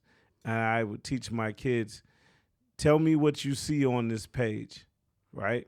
So if my son saw 5 eagles or 5 birds flying, and I told him there was 4, I taught him and my daughter to tell me, no, I counted 1, 2, 3, 4. There's 4 of these. There's not 5. To not be afraid to be right in different settings. Because my parents told me certain things that made sense to me. This is my opinion, right? I think a lot of parents are like, I'm a success if my kids are like lawyer, doctor, making $1 million. I used to think the same way. I can't change my mentality, right? To me, you're a successful parent. To me, it's kind of simple. You're successful if your kids contribute to society, right? And it could be as simple as they have a job paying taxes. You might have done a good job if your kids are like welfare to 47 years old, or they're in prison, right? Basically, I think your success is they add to society. You're not if they're taken away. You want your kids to add to the greatness of the United States or the world, right? And what you want your kid to be a contributor and not a person that takes away from these things. So I teach my kids, don't ever be afraid to be right in any setting. Be able to be wrong and accept that you're wrong and go, okay, I see where I was wrong at. Here's one for you. Is it better for like your kid and you, like some of your kids are 20s, 30s, for your kids like hang out, have a good time, you get along, whatever, and they have like an average life, they better getting by? Or is it better for them to like not really kick it with you, like don't like you maybe, but like really fucking successful? So success is everybody's idea of success, right? And that's a trick question because my idea of success is different than yours. My son might see it differently. My daughter will see it differently. So what is the individual's ideal of success? Is it having 2 cars and a big house, or is it just being comfortable in life and being happy? I want my kids to be happy, so I teach them and tell them, do a job you like. It won't be work. I mean, back in the day when I was younger, my thing of success was like nice cars, big house. But now my definition is like be able to my definition of success is like go wherever I want to go, right? Like if I want to go to fucking Vegas today, go to fucking Vegas. Or the Philippines? Vietnam. Vietnam, yeah. So it's everybody's idea of it, right? I enjoy, to be honest, right? For me, I got mad friends in Texas. Mm-hmm. When I say mad, I mean my guys, my sister lives there, my brothers live there. So going to Texas and hanging out with them, getting some Whataburger. God bless Texas. God bless Texas. Getting some Whataburger, hanging out, getting some barbecue, talking trash, playing dominoes, playing spades, getting a decent haircut, because everybody haircuts here in Washington suck. I said it here first. But going there and hanging out with the people I grew up with. Going to Buffalo and hanging out with people I grew up with. Yeah. Right? Being able to do that whenever I choose. I'm blessed to be able, if I wanted to go home to Texas right now, I'd get a ticket to go home. Yeah. I'm not going to say the airlines I prefer, but Right now, they had my wife stranded in Chicago last week or 2 weeks ago, and she was there overnight. But they compensated situations. But man, come on now. Yeah, to my airline. So is this an airline? I said a lot Southwest. My daughter. Hey, listen. My daughter used to work there. She got laid off, so I'll never fly Southwest again. So Southwest flies straight to DFW, right? And what I liked about Dallas Love, I said DFW first. Dallas Love has a Whataburger in the terminal. Yeah. I love Whataburger. Yeah. So Whataburger has a special place in my heart because my dad used to take me to Whataburger and my brothers and ask me, "How's your day? How's everything going?" Nothing. It's not crazy. But it's like for me, my memory from like when I was a little kid, my grandmother would have walked me from the house to the post office and then to the store to get an orange soda and a Starburst, right? And like it's ingrained in my memory, right? So I love Starburst old soda. It's like Sunkist, right? Like so, yeah. But so people get caught. Like I tell people how much I love Whataburger, and they get caught. Whataburger's trash. I like In-N-Out, but it's a memory associated with Whataburger. It's a youth experience, like the memories you had. Yeah, you can't like. So we used to have Mr. Gaddy's. Pizza spot, I remember that, right? Yeah. Mr. Gaddy's had the video games. I remember that, yeah. Yeah, and I used to love GC, Golden Corral. Mm-hmm. So my dad having 3 boys, and then when I got a stepbrother, it was 4. My dad gonna take us where? Yeah. And eat all you want to eat, dude. And listen, your brother had 3 plates. You only got 2. What you gonna do? Yeah. Because once you, as a parent, when you realize the things you don't have, and the things you do have, I used to take my daughter to the YMCA when I first got full custody of my daughter. Every night, YMCA. I bet you can't run to that wall over there. Mm. She'd run to the wall. She'd go home and go to sleep good, right? So that was my plan. I get off work, because I had 2 jobs. Get off work. Hey, I bet you can't run to that wall, baby. Yes, I can, Daddy. Tell my son, I bet you can't run faster than, I call my daughter Fatty. I bet you can't run faster than Fatty to that wall. He'd run to the wall. I bet you can't run to that wall. Next thing I know, get them home, they go to sleep at night. And that was my, you know what I'm saying? Here's one for you. So you have a lot of jobs, you're working hard. How do you balance, like, taking care of family versus, like, spending time? So back in the day, you used to think, well, look at things from perspective. If you can eat, you happy. Mm. But that's not it. It's time, right? We used to have when my daughter was younger. Now I can't mess with her math now, right? I can't.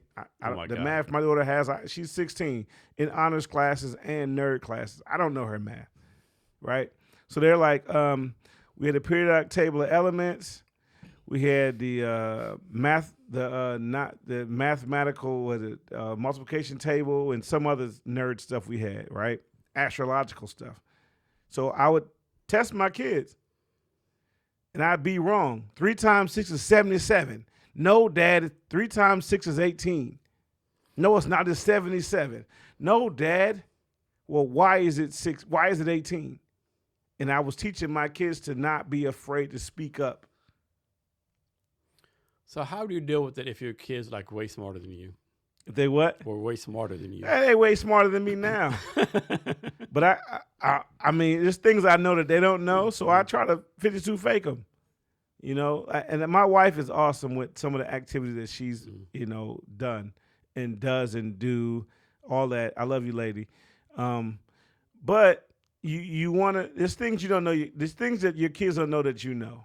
Yeah. You can't show your poker hand all the time. No, you can't. You got to 52 fake them every once in a while, man. Let them think they knew something and show them. Because my kids, during COVID time, right, my kids would ask my wife questions. And I was like, yo, why don't you ask your dad? I'm over there playing GTA. Mm. You know what I'm saying? My wife was like, your dad went to college. Oh, he went to college too? We didn't know that.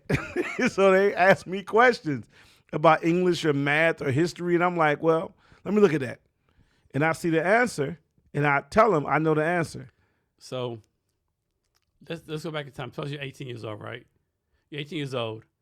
If you're 18 years old and you can look at the future, see where we're at right now, where you were like, man, I've done some dope shit.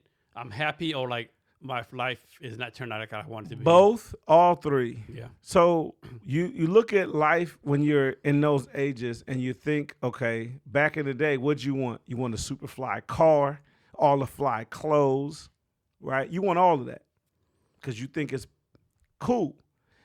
And then you have a kid,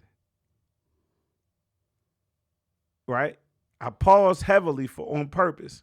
When you have a kid, you go to, I want to make this person the best person they could ever be, better than me. So you show your kid certain things, and you're there for all things that your kid is doing in life, and you want your kid to be great. So you sacrifice, right?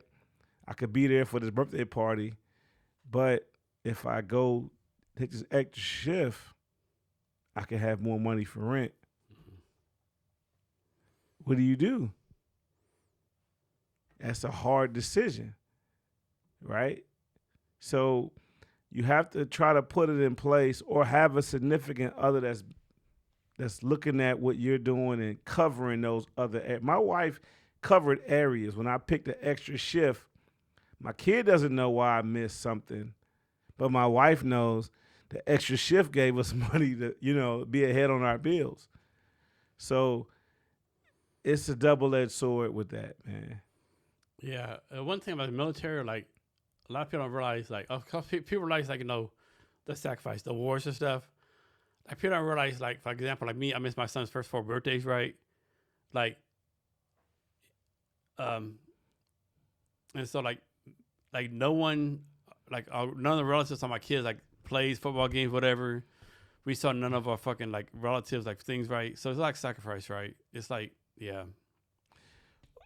So as your kids get older, when they start paying rent or start paying bills, they see then. They don't see it now. And if you're divorced from your first wife or whatever, or not with your baby's mom, your dad ain't here because he don't care. But as your kid gets older, oh snap, you picked up an extra shift. Yeah. Now we at Disney World. Had you not and came to my birthday party, we wouldn't be at Disney World right now. Kids see later than they see early on. So it's a double-edged sword, right now or later. Yeah. What makes you happy? Being able to go home and walk in my closet, and I have a lot of suits, right?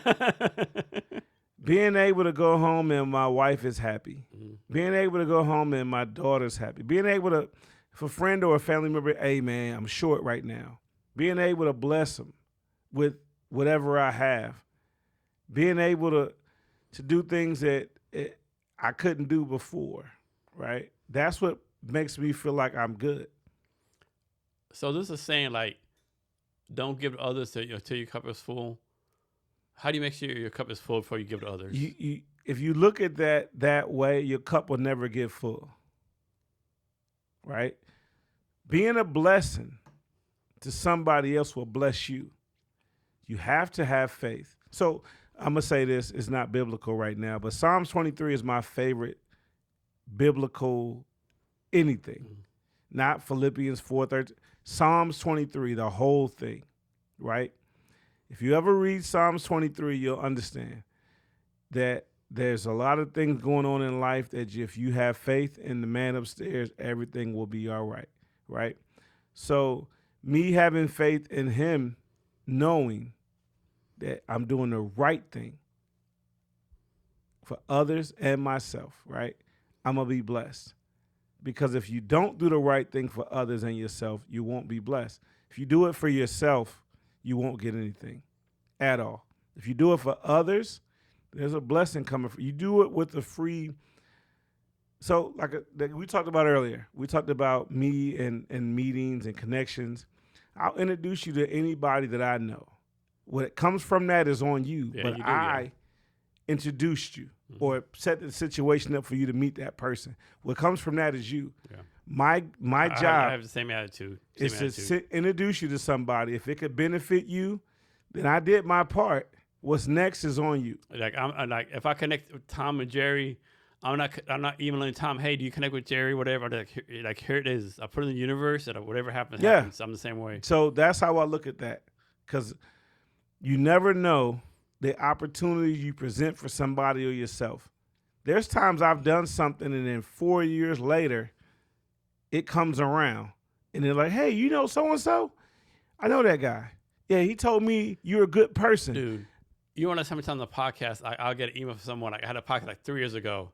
Hey, Jason, like, man, like somebody reached out to me that's randomly like, yeah, this is insane. Like the connections people do or whatever, you know? Yeah. So I never, ever want to be a person that holds somebody back. Even if you get further than me in something, I want to be, if I know somebody you need to know, I'm going to introduce you.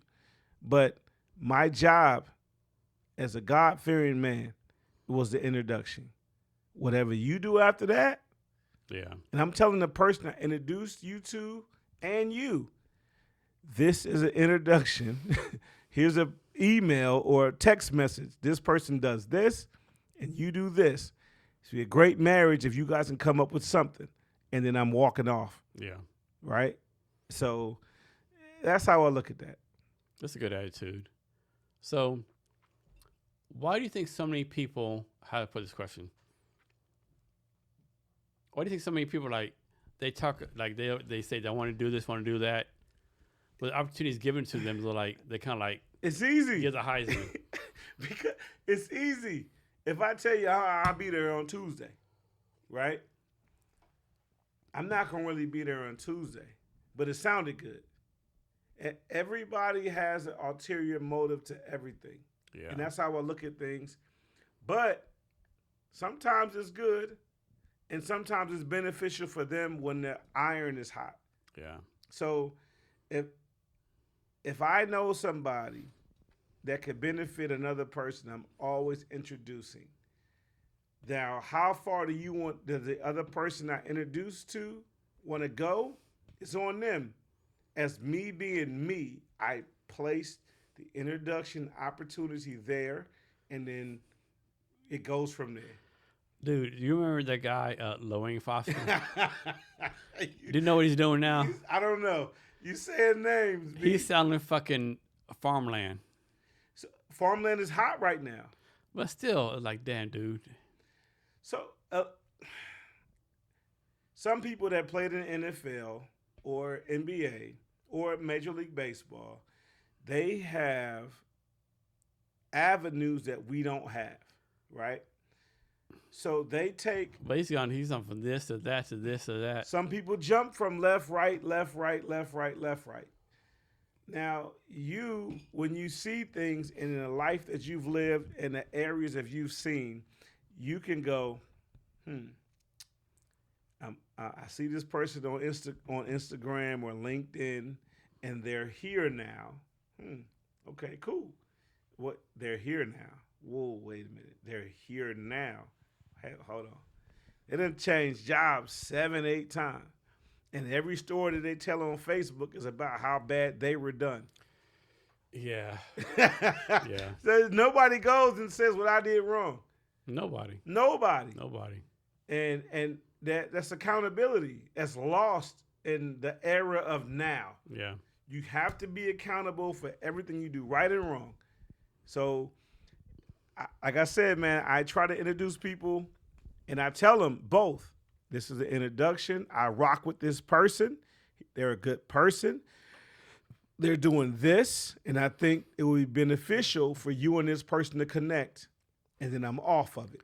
For me, my lesson is always like, I'll leave it up to you to go forward with this, or something like that, right? Yeah. I'll leave it up to you. Yeah, and that's how it has to Like, be. I never, like, hey, Tom, did you connect with them? I never do that. Like, some people give me updates, hey, Jason, thanks. This guy's fucking great, or this girl's fucking great. But, yeah. I've sent you some duds, Yeah. but I've sent you some good ones. Yeah.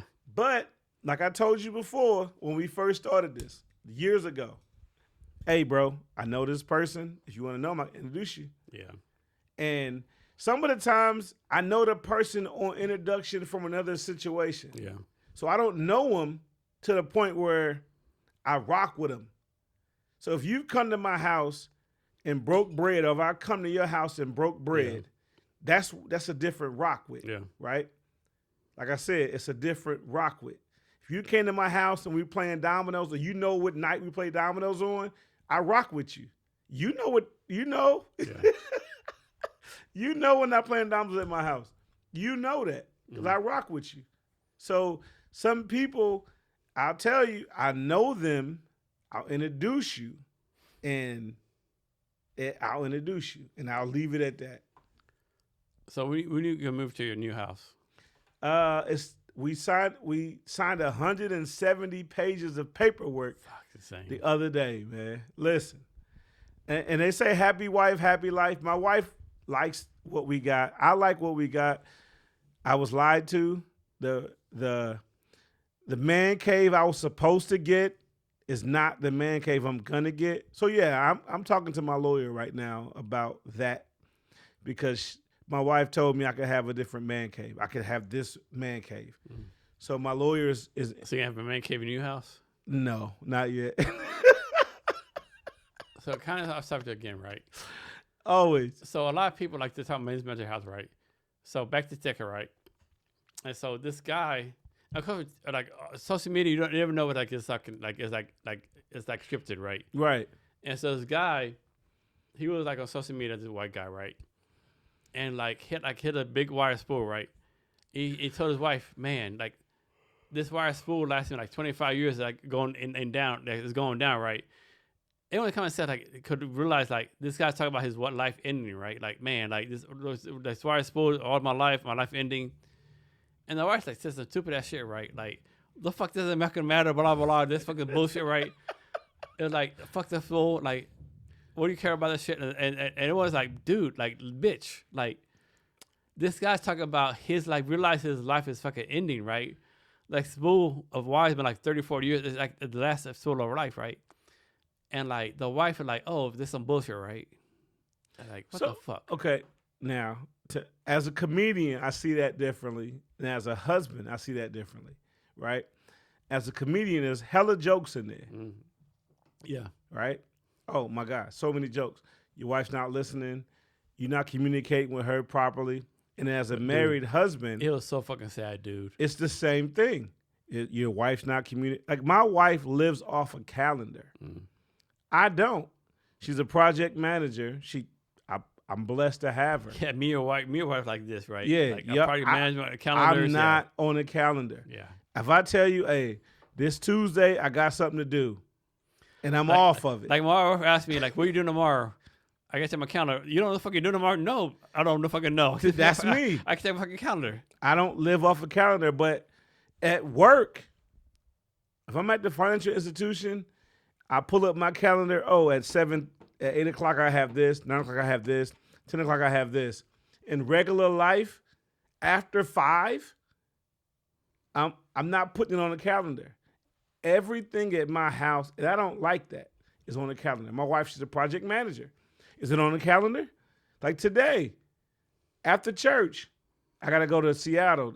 I'm meeting with Jason. Oh, I love Jason. He's a great guy. You with the beard, right? Yeah. Cavness. Oh, yeah, he's a great guy. He can come over anytime. Make sure you let him know we having a get-together at our house. Cool. Yeah, I ordered, what is it called, that place? Whole Foods. I said, but I have to go to Seattle right now. Yeah. No. But your stuff isn't on the calendar.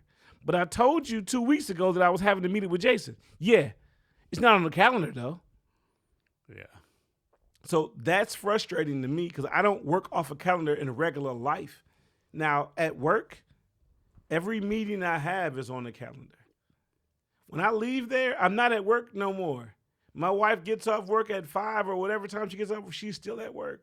Calendar, everything is on the calendar. Like, bruh, look at me. Everything. I'm like, hey, baby, it's late night. How many people work for you? Let me see. I think about 7 people, 6, 7 people. What can someone do? How do I put this question? What can someone do to impress you so they can get promotion over other people? So right now, the way in financial institutions is sales driven, right? But to be at a financial institution, you have to have a few things, or just in customer service, right? What are people saying about you? If you come into the institution and I'm not there, are the people greeting you? Hey, how you doing, sir? Welcome in. How can I help you? If they're not doing that, they don't need a raise, right? If you're meeting the expectation of the members or the customers or the clients, whatever you want to call them, then as you're producing, you get a raise. If you're just, hey, how's it going? And you're not asking probing questions, looking at your account and see you have this amount of money in this account and it'd be better for you to be in this account, and they're not doing that, then they don't need a raise. You know what I'm saying? That's how I look at it. So, how I put this? Why is it like, why are some people more successful than others? Want. Like I told you, my wife needs braces. My daughter needs braces. The cat needs braces. I want to produce for my family. But I also want to produce for my customers or my clients or my whoever they're called where I'm working at.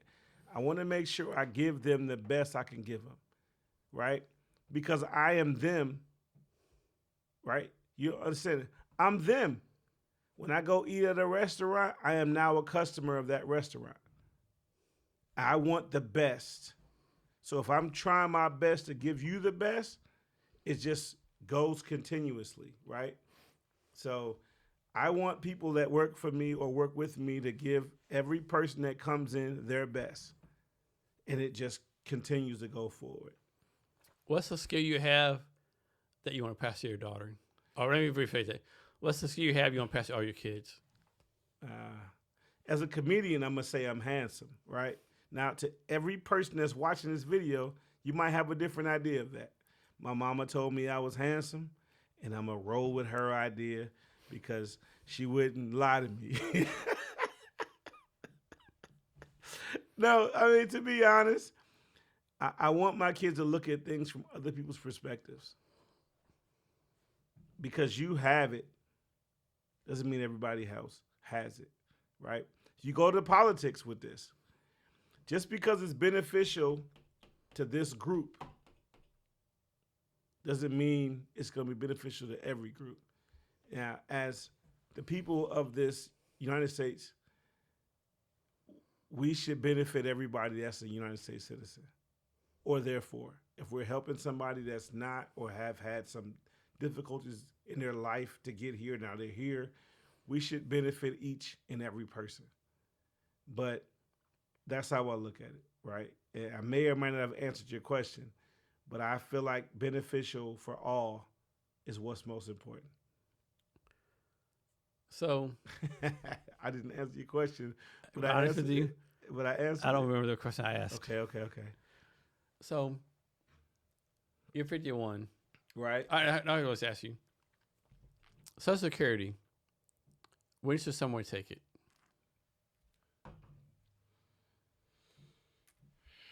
I know it depends, all that kind of shit, you know. Listen, Social Security, choices, options, opportunities. Where are you at financially in life? Mm-hmm. Now, if you're at a financial institution and you have money, they should tell you what you should do with your money or help you invest your money and put it in the right places. So when you get older, you have money for later on, right? So it's based on what you want from your financial institution. If you just want them to just do a little bit, you want them to explain, you want to just buy a bunch of Bitcoin and not know the outcome, that's a choice. But you want to sit down with people who can tell you, hey, this is what this does. This is why it does it. Then you go to the next step. This is what this does and why you should do it or why you shouldn't do it. You should have options to invest your financial into different things, but your persons that you talk to should be well-versed, well-versed. This is my thing, right? So a lot of people say wait to 70, whatever, or like whatever. My thing is, well, first of all, am I gonna do 70? And my thing is like, am I gonna be able to like take advantage of money, right? So, Like to me, like a lot of people tell me, "Well, you travel the place," like because I can, right? Because like I have my health is good, right? So like a couple weeks ago, I got tendonitis in my knee, right? My knee locked up, dude. I could not fucking walk. So that's why, like, I remember that. yeah, I want to fucking like, I want to travel. I want to do what I can, cause I don't know, like tomorrow, I may fucking bedridden, right? I want to fucking do shit fucking now, right? That's right. When the fucking like, I know it's not the best financial thing to do, but 61 and 12 months and 31 days, I want my fucking money, right? Well, I mean, you could do that, but what's your end game? Do you want to leave money for your kids, your grandkids? Fuck them kids. See, my grandkids, yes. See, I have my grandkids set up. So take care of my grandkids. See, there you go. Have them set up. You don't want to have your kids set up. But you should talk to a financial advisor to see what life would be like if you stopped working now and lived off what you had before, or do you need to continue to add to have a better life? I mean, this advantage of being retired military, 100% disabled. I make good money, right? See, everybody doesn't have that. If I wanted to, like, I'm doing this, like, with me. So a friend told me one time, Jason, if there was a picture of like someone doing so much to be you, right? If I wanted to, I could stay at home, smoke dope, drink bourbon, and make big money, right? I get decent money, right? Right. I make decent money, right? But I have to do something. I have to do something right. Remember, so Jerry Jones said one time, you ever heard the term 10 toes up? Yeah. You gonna work till you die, 10 toes up? That's me. Like me, if someone told me, I went to the doctor tomorrow and said, the doctor said, you're gonna die 6 days, I will plan my fucking funeral. So, okay, but now that's you. Now some people aren't 10 toes up. Yeah. There's some people who are living check to check that never had somebody, a financial advisor, sit and talk to them. And the bad thing is, any bank you put your money in or credit union you put your money in, there's a financial advisor that's there because you have an account with them. That person will talk to you about. Yeah, but I just think they're scams. No, it's not scams. I mean, you go to fucking, like, I don't know, random credit union. Like, right. If you're a financial advisor here, like, how really good are you, right? But I mean, how do you know until you talk to them? You can fucking tell me some bullshit. But then you can also go talk to another one. So what are you looking for in life to further your financial situation for yourself and your kids? If you go to your bank or your credit union or wherever you go, financial institution, and you walk in, they're going to ask you for your ID. They can't say, oh, snap, it's Jason. Hey, what's up, dog? How you doing, Jason? And welcome you in and say to you, how's your wife and kids, and know anything about you based on you. And that's not the place for you. When you go to a financial institution, they should know a little bit about you because you already banked there. So somebody should be looking at your account to tell you what's beneficial to you. And as a customer or whatever you want to call your client, whatever you want to call yourself as a person, right? Whatever you want to call yourself as a member of that institution, if they're not giving you a person that can give you game to be better financially, you should leave there. Every institution has those people in play to tell you, hey, you have this amount of money in your account. Well, based on what your account balance is, you opened your account at this, right? But now we have a new account that based on your balance, it'll give you this interest, right? You'll make money off of this. Because accounts change per institution, always. If they're not telling you what's changing and what's going on, get the hell out of there because they don't care. You're just 26785. Who wants to be 26785? Nobody. You want to be treated with respect, dignity, and grace when you come in there. You want them to say, like, cheers. Remember show Cheers? Hey, Norm. When you come in there, Norm. hey, Jason. Hey, everybody go, hey, it's Jason. Hey. That's what you want. If they're not That's the telling thing people you. realize, like, let's suppose like you had one situation, right? Situation A, actually they take the best care of you, they care about you, whatever. But like they kind of treat you like shit, right?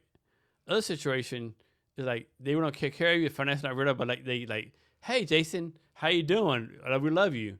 You gonna go with the people like You go with who knows you, who treats you better. But you want both. You want but a sometimes person you that can't have both though. no, you can. You can. That's when people don't speak up for themselves. The one thing I love about my wife is she will speak up for herself and tell her kids, which is my kids as well, speak up for yourself.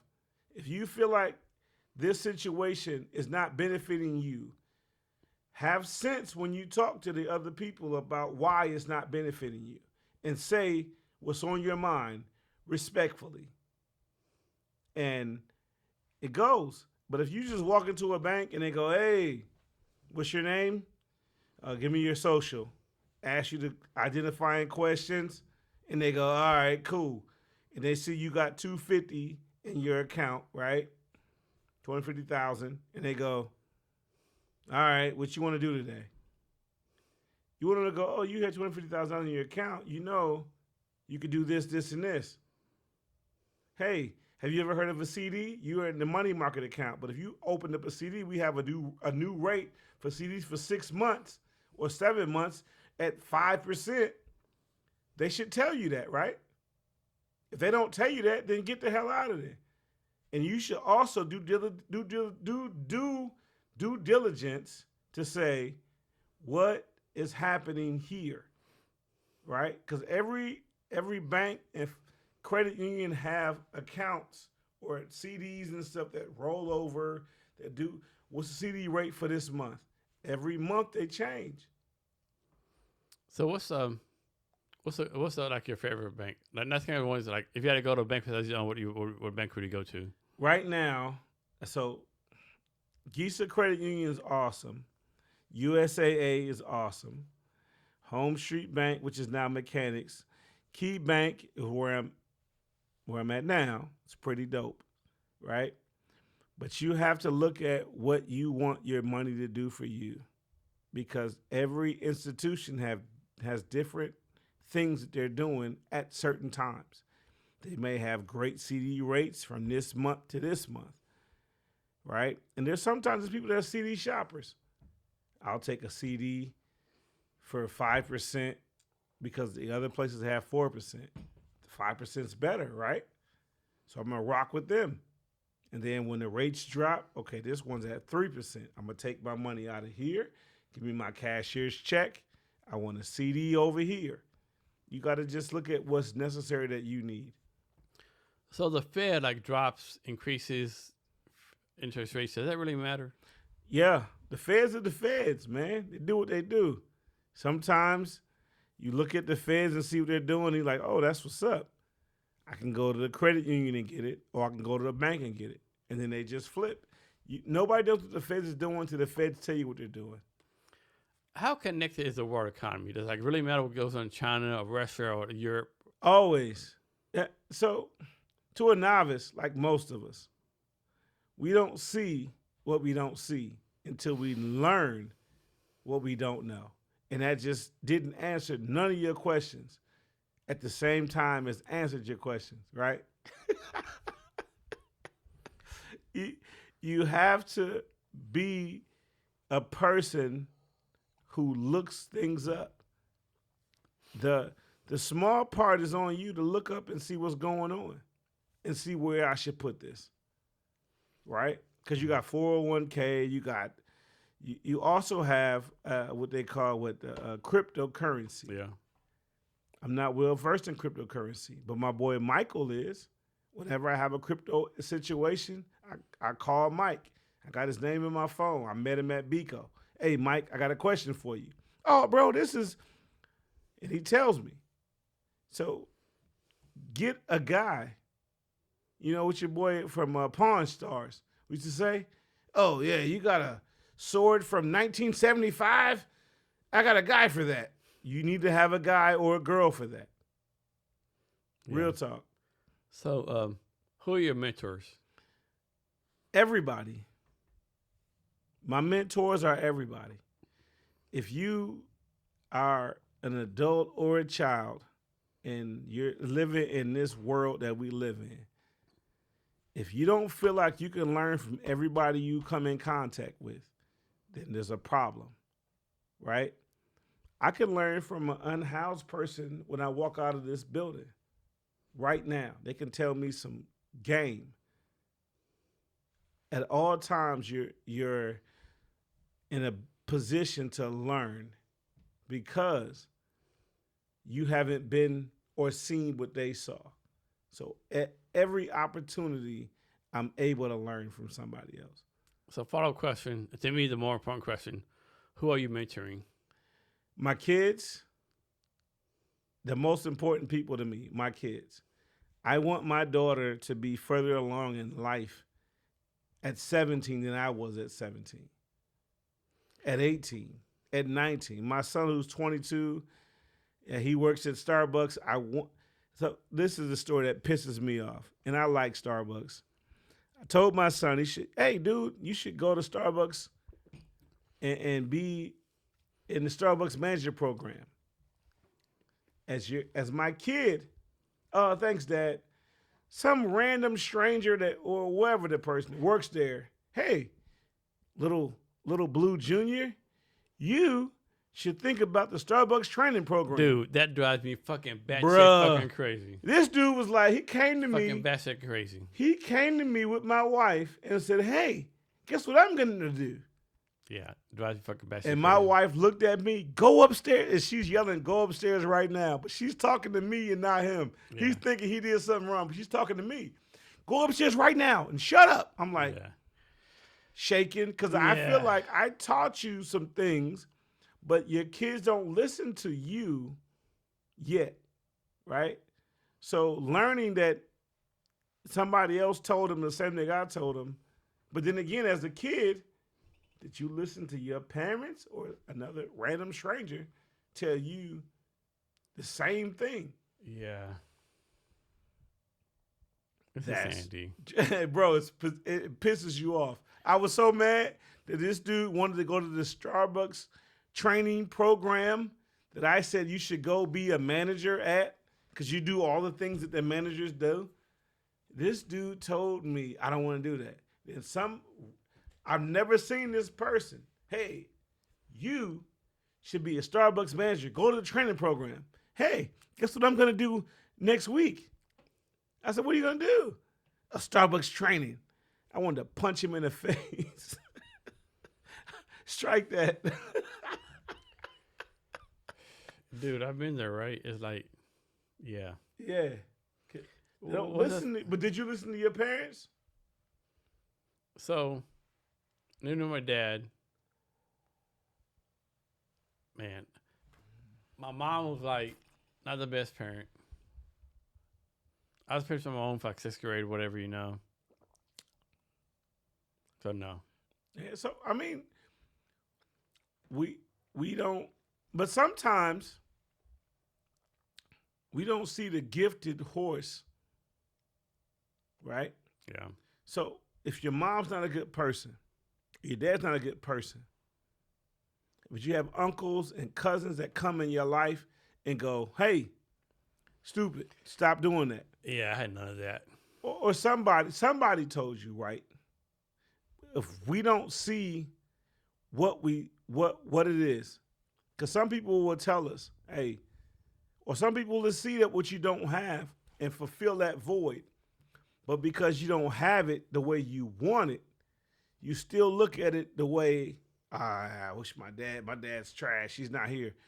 Once you get past the point that your dad's not here, but somebody else is filling that void, it's hard to go, okay, Uncle Jimmy is here telling me stay off drugs, go to college, do these things, and my dad didn't. Sometimes it's not in him. So, what's your daughter's name? I call her Fatty. I'm going to just say that right now. And how, she's 16, right? 16. How do you make sure that your daughter knows you love her? Well, I hate Kevin. Let me say that now. Kevin, I'm going to punch you in the face. Kevin, we can't your fucking legs off, your arms off. Fuck you, Kevin. So, I mean, I talk to my daughter a lot. But I go back to, I got full custody of my daughter when she was little, right? When you have full custody of your kids, your life changes, right? What do you want in life for you? But what's more important, life for them. You feel me? To make sure my daughter understood that she can be great. I've told my daughter and my son, when they were small to now, man, you could be great. You're doing great things in life, but continue to do this. I don't spare the rod or spoil the child. I tell them the truth. And sometimes you don't want to tell your kids the truth, but I've always told my kids the truth. I believe that you're the greatest in the world. Is there a time where you should not tell your kids the truth? Never. Are you sure? If you teach your kids life, right? Life, then. So, like, if your ex-wife's trash, you know, you tell your kids that. You tell your kids, like respect and love your mother. Okay, so the thing about that, because I've lived through that, I won't go into it, but certain things you will see in time. If I try to make you the bad guy, then they'll see that I'm making you the bad guy. Right? Huh? I have to say this right. So, I was right. So earlier today, the Steelers played Indianapolis Colts, right? Pittsburgh won, right? So Pittsburgh social media did a post on the TV with a fucking coat head cut off. Right? Like, what the fuck? So, like, I would never do that, but I would tell you, as a parent as a kid who had parents divorced, the one thing I never experienced was my dad trash talking my mom or my mom trash talking my dad. But so many people do that, though, unfortunately. The only person that did that in my life was my cousin. He's passed away, and my dad and my mom have passed away. My cousin said something negatively about my dad, so when I had my dad and him in the same place, I said it, what he said. And that person looked at my dad, man, kids be saying anything, and got in the car and drove off. Mm. So I knew right then and there, you full of, right? Yeah. So if kids see consistency in their lives. Yeah, kids see other stuff. So once you put it in a perspective for them to see, you don't have to bad talk a bad person. It'll show, right? It'll show. Like, it'll show. And I'm not going to get too much into my personal. But once my kids saw me, my son was like, Dad got custody of me. My daughter was like, Dad's had custody of me since I was little. He can't be what people have said because I'm with him every day, not the other person. So you want to teach your kids to look at life through the reality's eyes that they see. If I'm the bad person, if I'm the big bad wolf, everything they say about the big bad wolf is the big bad. And I literally am the big bad wolf, really. So my daughter, she had to look at things and she goes, I've been with you since I was like 2. Everything I heard about you can't be right. So my son, he was like, okay, you had full custody of her since she was 2. Did you try to get full custody of me? And then he was like, oh, hey, you tried, and they said these things about you. I've been living with you for this long. That's not true about you. I said, now look at who said it. And when they see me, the people that said I wasn't, what are they saying now? Oh, they say different things when you're standing in front of them. That's what it is. What skills do you wish your kids had? Let me rephrase that. What skills do you want your kids to have? I want them to be able to relax in all settings. Because for me, where I work at now, I could be talking to a multi-billionaire or a multi-hundredaire. You know what I'm saying? In the same day. To be able to be relatable to both. To be able to be yourself in all settings. You've been around me a lot. I've never changed. Have you ever seen me try to be somebody else? No. You've seen me around millionaires. You've seen me around hundredaires. And I'm the same person. You saw me doing a pitch, watching kids do a pitch for a video game. Yeah. I was the same me. Yeah. I've never changed. If you see me and you feel like I've changed, then check me. I love you enough as a person and a brother to check me and say, hey, Blue, you tripping. And I'm going to go, you right, if I'm tripping. Okay, check this out.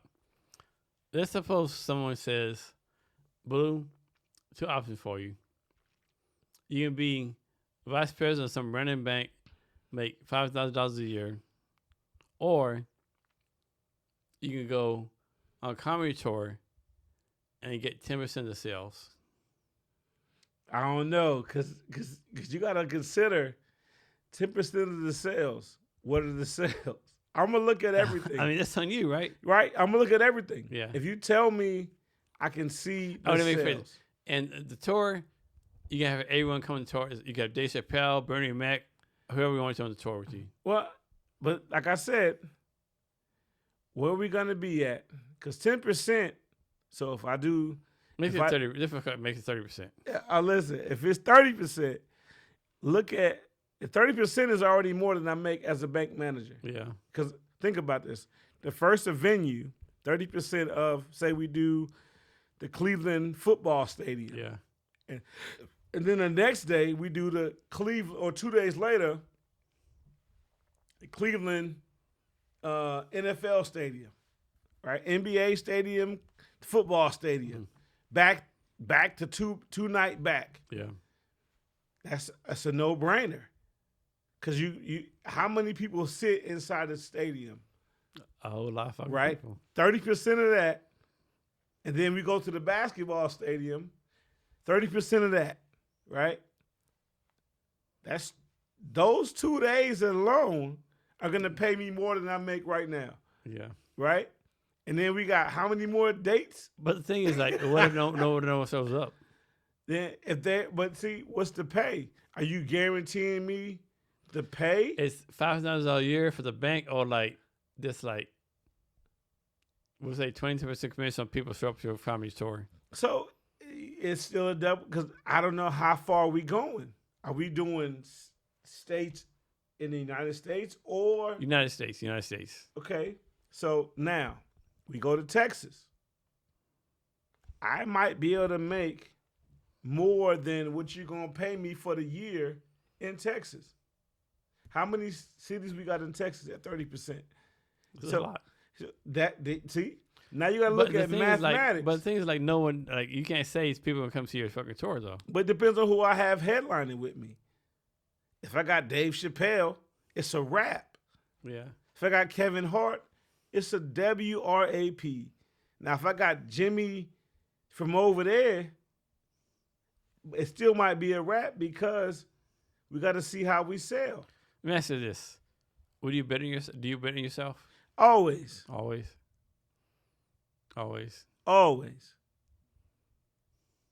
Listen, you got to bet on you. So I left one financial institution for the other because I betted on me. If you don't believe in yourself, then you're wasting your time. Why do you think so many people don't bet on themselves? They don't have confidence.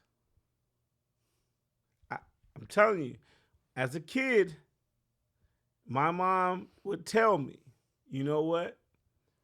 That seems like it's a hard thing to do. But if anybody could do it, I bet it's you. What did that do for me? Fuck. Dude. My dad just said the same thing. Son, that's a hard thing to accomplish right there, man. It's a lot of things you got to do to get that. But if anybody could do it, Man, I bet it's you. So what did I do? I tried. I'm never going to be the person that could tell you I didn't try something. So do you know this guy named Gary Vaynerchuk? Gary Vaynerchuk. I got to see the face. I know faces. He's like to do with like social media and stuff or whatever. His thing is like so his parents came from Belarus, right? His thing is like, sometime he was 6 years old, his mother told him, "You're the best. You can do anything you want to, right? You're the best." Like he said, his story, like one time, like he opened the door for his lady, like, "Oh my God, you're the best fucking kid ever," right? And people don't realize how much like confidence and people believing you it counts for you, right? Bruh. So, like, I would sing my song right now, but I can't sing it because of the person that made that song and some implications. But I'm going to tell you right now, my mom and dad had me convinced I could fly. Yeah. They did not ever tell me I wouldn't succeed at what I put my heart and mind to. Here's one for you. Like, suppose, like, we're talking about, like, people, like, telling you the best, whatever. What if, like, the people around you, your parents, your aunts, uncles, like, tell you, like, you're a piece of shit. You're fucking horrible. You're a fucked up person, right? Right. Like, how do you overcome that? Man, listen. It's fucking tough, right? Yo, I'm going to tell you one person I believe in. Me. Yeah. I'm going to roll the dice on me because I know the work ethic I'm going to put into this. I know the hours and the time I'm going to invest in this. I know what I'm going to put into it, right? I have no fear. And if I come in second place, know that the first place person beat me. Not that I just gave it up. The first place person beat me and they're like, yo, I don't want to fight that dude again. That's how I look at stuff. When should someone quit? Never. Never? Never. Are you sure? Okay, so now when I say never, I say this. What areas of expertise are you in, right? Okay. How much preparation did you put into that? So now this is a physical sports analogy. Suicides are when you run the lines at the basketball court or the volleyball court. That's called a suicide. Did you quit at the first one or did you quit at the last one? Did you pass out at the line or did you stop short of the goal? Right? I was always taught, try your best. If you do not succeed, but you gave all, that's respectable. We believe in that, right? As a branch manager, I tell people that work for me, I want to be in first place. I want to win every award that first place garners. But if we get second or third or fourth place, and you tell me, and you look me in the face and say, I did the best I could do, I can live with that. If you tell me, oh, I could have did some other things to get us further, but then I have to look at myself, what did I do to get us further, right? So if I have people that work for me that speak different ethnicities, as a manager of a bank, AVP, right? Some people don't want to talk to me because I'm black, right? They don't want to speak to me because I don't speak their language. So I want to make sure I have a person that speaks every language in my financial institution, because not that I'm a bad guy, they want to bank with a person with a commonality. Mm-hmm. So what do? I hire every commonality in the world I can hire. So now it's your job to reach that person that speaks your language, because they don't want to talk to me. They want to talk to you because y'all speak the same language. Why do you think people suck? Because they do. People suck because people suck. So the servant leadership, right? I usher at my church. If you usher at your church, that means your job is to get people in. Oh, hey, hi, welcome in. Hey, have a seat over here. Have a seat over here. You're leading people to where they need to be, seated, right? Or if anybody needs a fan, needs some water, you're giving up yourself to give to these people. Personally, I will want that coming into a place of business or a church. I want the things that I give, right? So if you come to my place of business, I want you to greet me as I walk in. I want you to tell me where to go. I don't know. I want you to say, hey, how you doing today? Oh, I'm Blue. And then I'm going to find a commonality. Oh, you got a Seahawks shirt on. I'm going to say, hey, man, you know what? If y'all had gave the ball to Marshawn, y'all have 2 Super Bowl championships. And then what happens? That person's going to sit and talk to me. Now, I'm going to seat them where they need to be seated. Do you need a personal banker? Or do you need a private client banker that somebody's going to talk to you about your net worth being more? But I need my people in the front to see where you're at. Has there ever been an opportunity that you passed on? I can't answer that on camera. So I see things the way I see them, right? And I always look at, I want the person on the other side to treat me the way they would treat their grandmother or their mom or their sister or their brother. So if you come in my place of business, I'm going to come out of my office, providing I have the opportunity to. Hey, how you doing, ma'am or sir? I am. And I always say Blue. I'm Blue. How you doing? So why you go by Blue instead of your first name? So, okay, growing up, man, bruh, my first name is Daniel. How many Daniels do you know? No black ones. Okay, see. I went to high school with a dude named Daniel Blue. So hold on, let me tell you. I have to use the bathroom again. He was white. Same name, first name and last name as me. You hear me? Yeah. First, same and last name as me. Go ahead. Pause it. So camera's on you right now. Oh, camera's on me? Let's talk about what we want to. So his name was Daniel Blue, and he was white. He was super cool. We had the same first and last name. If the principal or somebody called or our dads called, they would say, hey, Daniel Blue, come to the office. Right? You heard it. Daniel Blue, come to the office. They couldn't say the white Daniel Blue or the black Daniel Blue. They would just say Daniel Blue, come to the office. So we both would show up, and whoever got there first would have the conversation and then say, oh, I'll tell him. And they go, what do you mean I'll tell him? Well, it's not me. His middle name was W. My middle name is A. So they would see one of us and have the conversation with the parent and go, okay, you went the other one. And I would relay the message to Daniel W. Blue, or he relayed a message to Daniel A. Blue, which was me. So I don't have a problem with somebody having the same name as me because my son has the same name as me.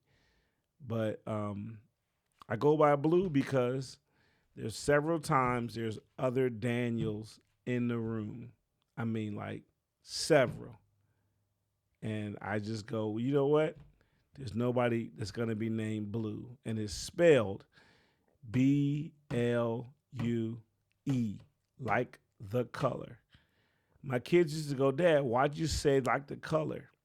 Because people spell my last name wrong. It's B-L-U-E. And it's just B-L-U-E. My daughter goes, hey, Dad, these kids gave me these Valentine's cards and they spelled my name wrong. What they spell? B-L-U. That's not your name. What's your name? B-L-U-E. Like the color.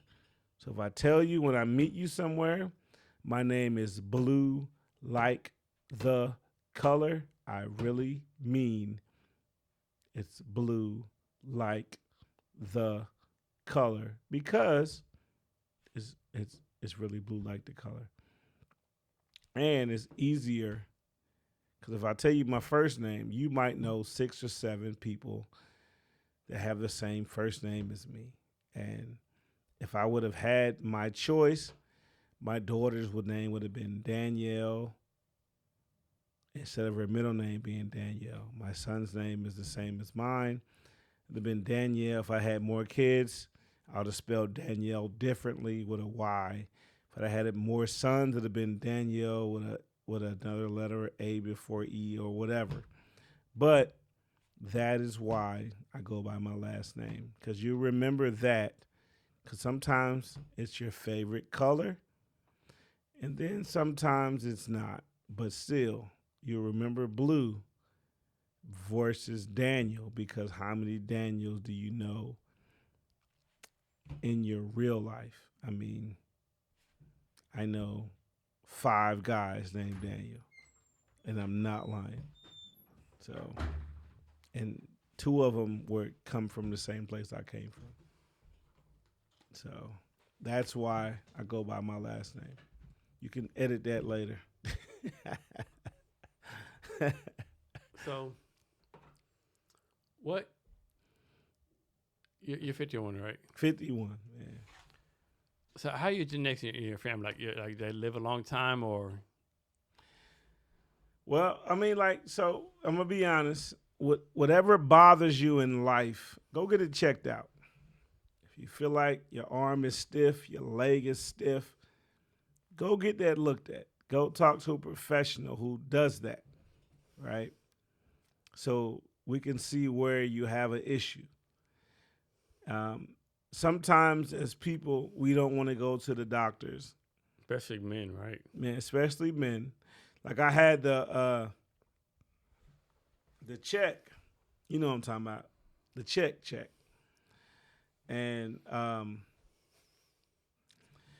it's weird to have that check pointing backwards. If you don't catch that, then you will never catch it. But that check, it's way different than you would normally, want to go through with your professional healthcare provider. But we have to have it to find out where we are, right? I'm not a fan of it, but it has to happen. Get your colonoscopies, man. Blue, I might ask this before, but what makes you happy?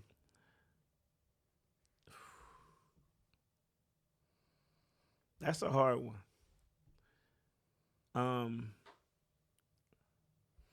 Damn, that's a hard one. See, I like to just be in a situation where I'm me and people accept me for me. That doesn't always happen. But what makes me happy, to be honest, is being able to go home and look at my closet and see I got suits to wear. My kids are good. My cat has food. My wife is good. Those are the things that make me happy. My kids' well-being, if I die today, my kids will be blessed. That's what makes me, my wife, my son, my daughter, my stepson, that's what makes me happy. I think the challenge is like a lot of people, they don't know how to be content, right? Talking about the points of being content, like being happy where you have. Arbon. So me, happy is what you make of a situation, right? I feel like I'm handsome. That's a good thing to be happy about. My wife is good looking. I'm blessed to have 2 great kids and a stepson that's awesome. But to be honest, happiness is what you make it. If you're not happy in your life, sit down, write something down to make you happy, and then go for those goals. If you don't, you'll never be happy. So, Blue, is there anything else to ask you? I haven't asked you yet. Anything else you want to talk about? I mean, like, you didn't ask me why I'm so handsome, why I'm so good looking. I mean, that's kind of fucking homo bullshit. I mean, to be honest, you asked me everything. But to be honest, I appreciate you having the time to talk to me and hear some things about me that some people don't know. But like I said, man, in life to be successful, you got to work hard.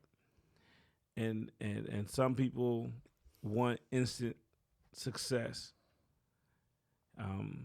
If you plant a tree in the dirt, you got to water it, give it some sunlight, water it, give it some sunlight, and in time, it'll bear the fruit that you put there, right? An apple tree won't produce oranges. So if you literally give that time to whatever you plant, it will grow. So how can people reach out to you and connect with you? Man, you can hit me. It's only one Daniel A. Blue Sr. on Facebook. I'm on Instagram. I think it's Big Suits 45. TikTok, I don't know what that is, but I have a TikTok. I don't even know what it is. But Facebook, Daniel A. Blue Sr. If you have a message for me, you want to Instagram me, it's all tied together. You can do that tie together stuff. LinkedIn, Daniel A. Blue Sr. Hit me up.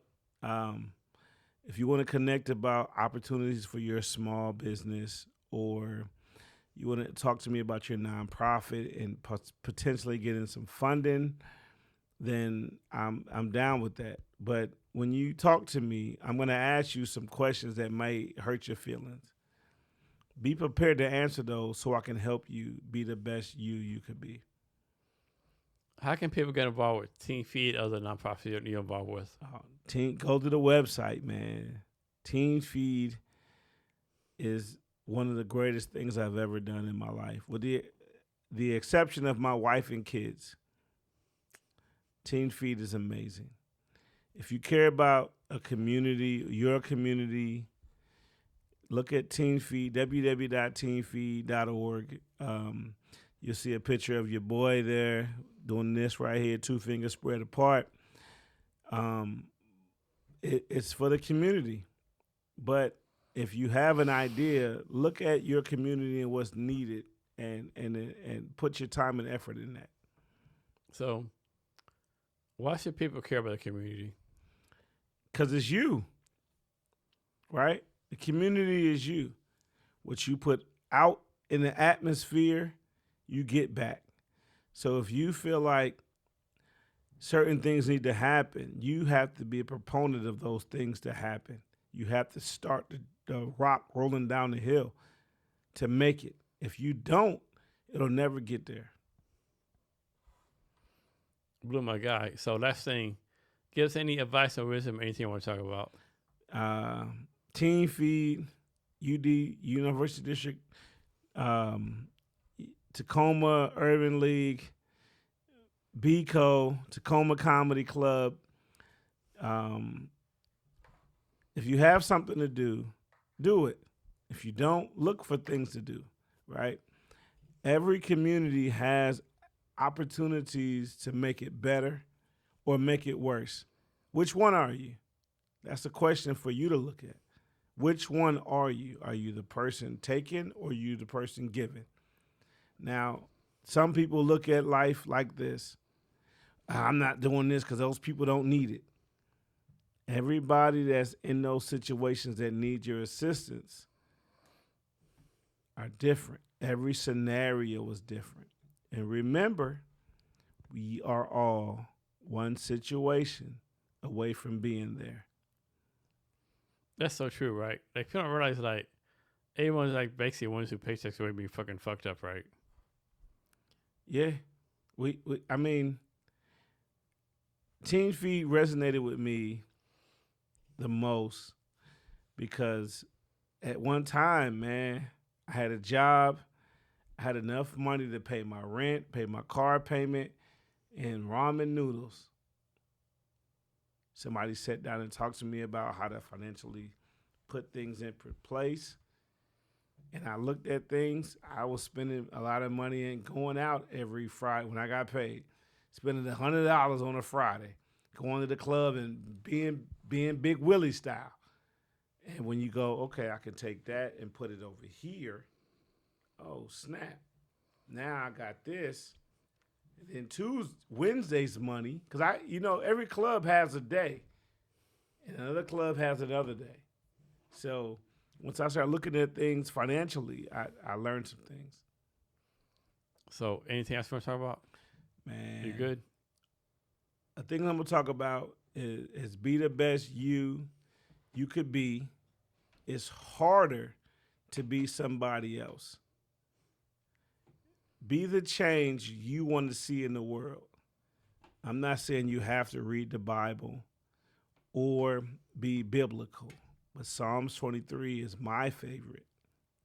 If you want to know where I go to church, hit me up on LinkedIn and I'll tell you. But whatever you put in the atmosphere, you will get back. If you're a leader or a follower or a other, just look at life and look at things. How does someone transition from being a follower to a leader? Well, it's easy. It's easy because what people don't know, there's always somebody looking at them to see where they're going, see what they're doing, right? So once you realize what people are seeing you for, then that's when you can make the transition. Because if somebody's asking you, what are you doing later? That means you're a follower. If somebody's asking you, what do you think we should do? You're a leader, right? You should always be a leader. But lead people in the right direction. That's the thing, the right direction. Because if you lead them in the wrong direction, it's on you. So how do you teach your kids to be leaders? Well, I teach my kids to think for themselves and see what makes sense, right? Just because I say it doesn't make it make sense. Because sometimes my kids don't listen to me. And somebody else could tell them something and they go, oh, that makes sense. And then you follow around later on. Did you tell me about? Yes, I did. Hey, Baloo, thanks for being here today. I really appreciate it. It's a pleasure. Thank you for allowing me to be here. Thanks for being a good brother to me at all times. I do my best. Yeah, I know. Sometimes I don't succeed, but I do my best. No, I love you, brother. Thank you. Yeah. We done? Thank you for listening to Jason Cavness Experience. If you enjoyed this episode, take a minute to check out Cavness HR, our native HR system built for small business under 50 employees. We're raising our refunder, and you can become an investor today at refunder.com/CavnessHR. Thank you for your time today, and remember to be great every day. Do I?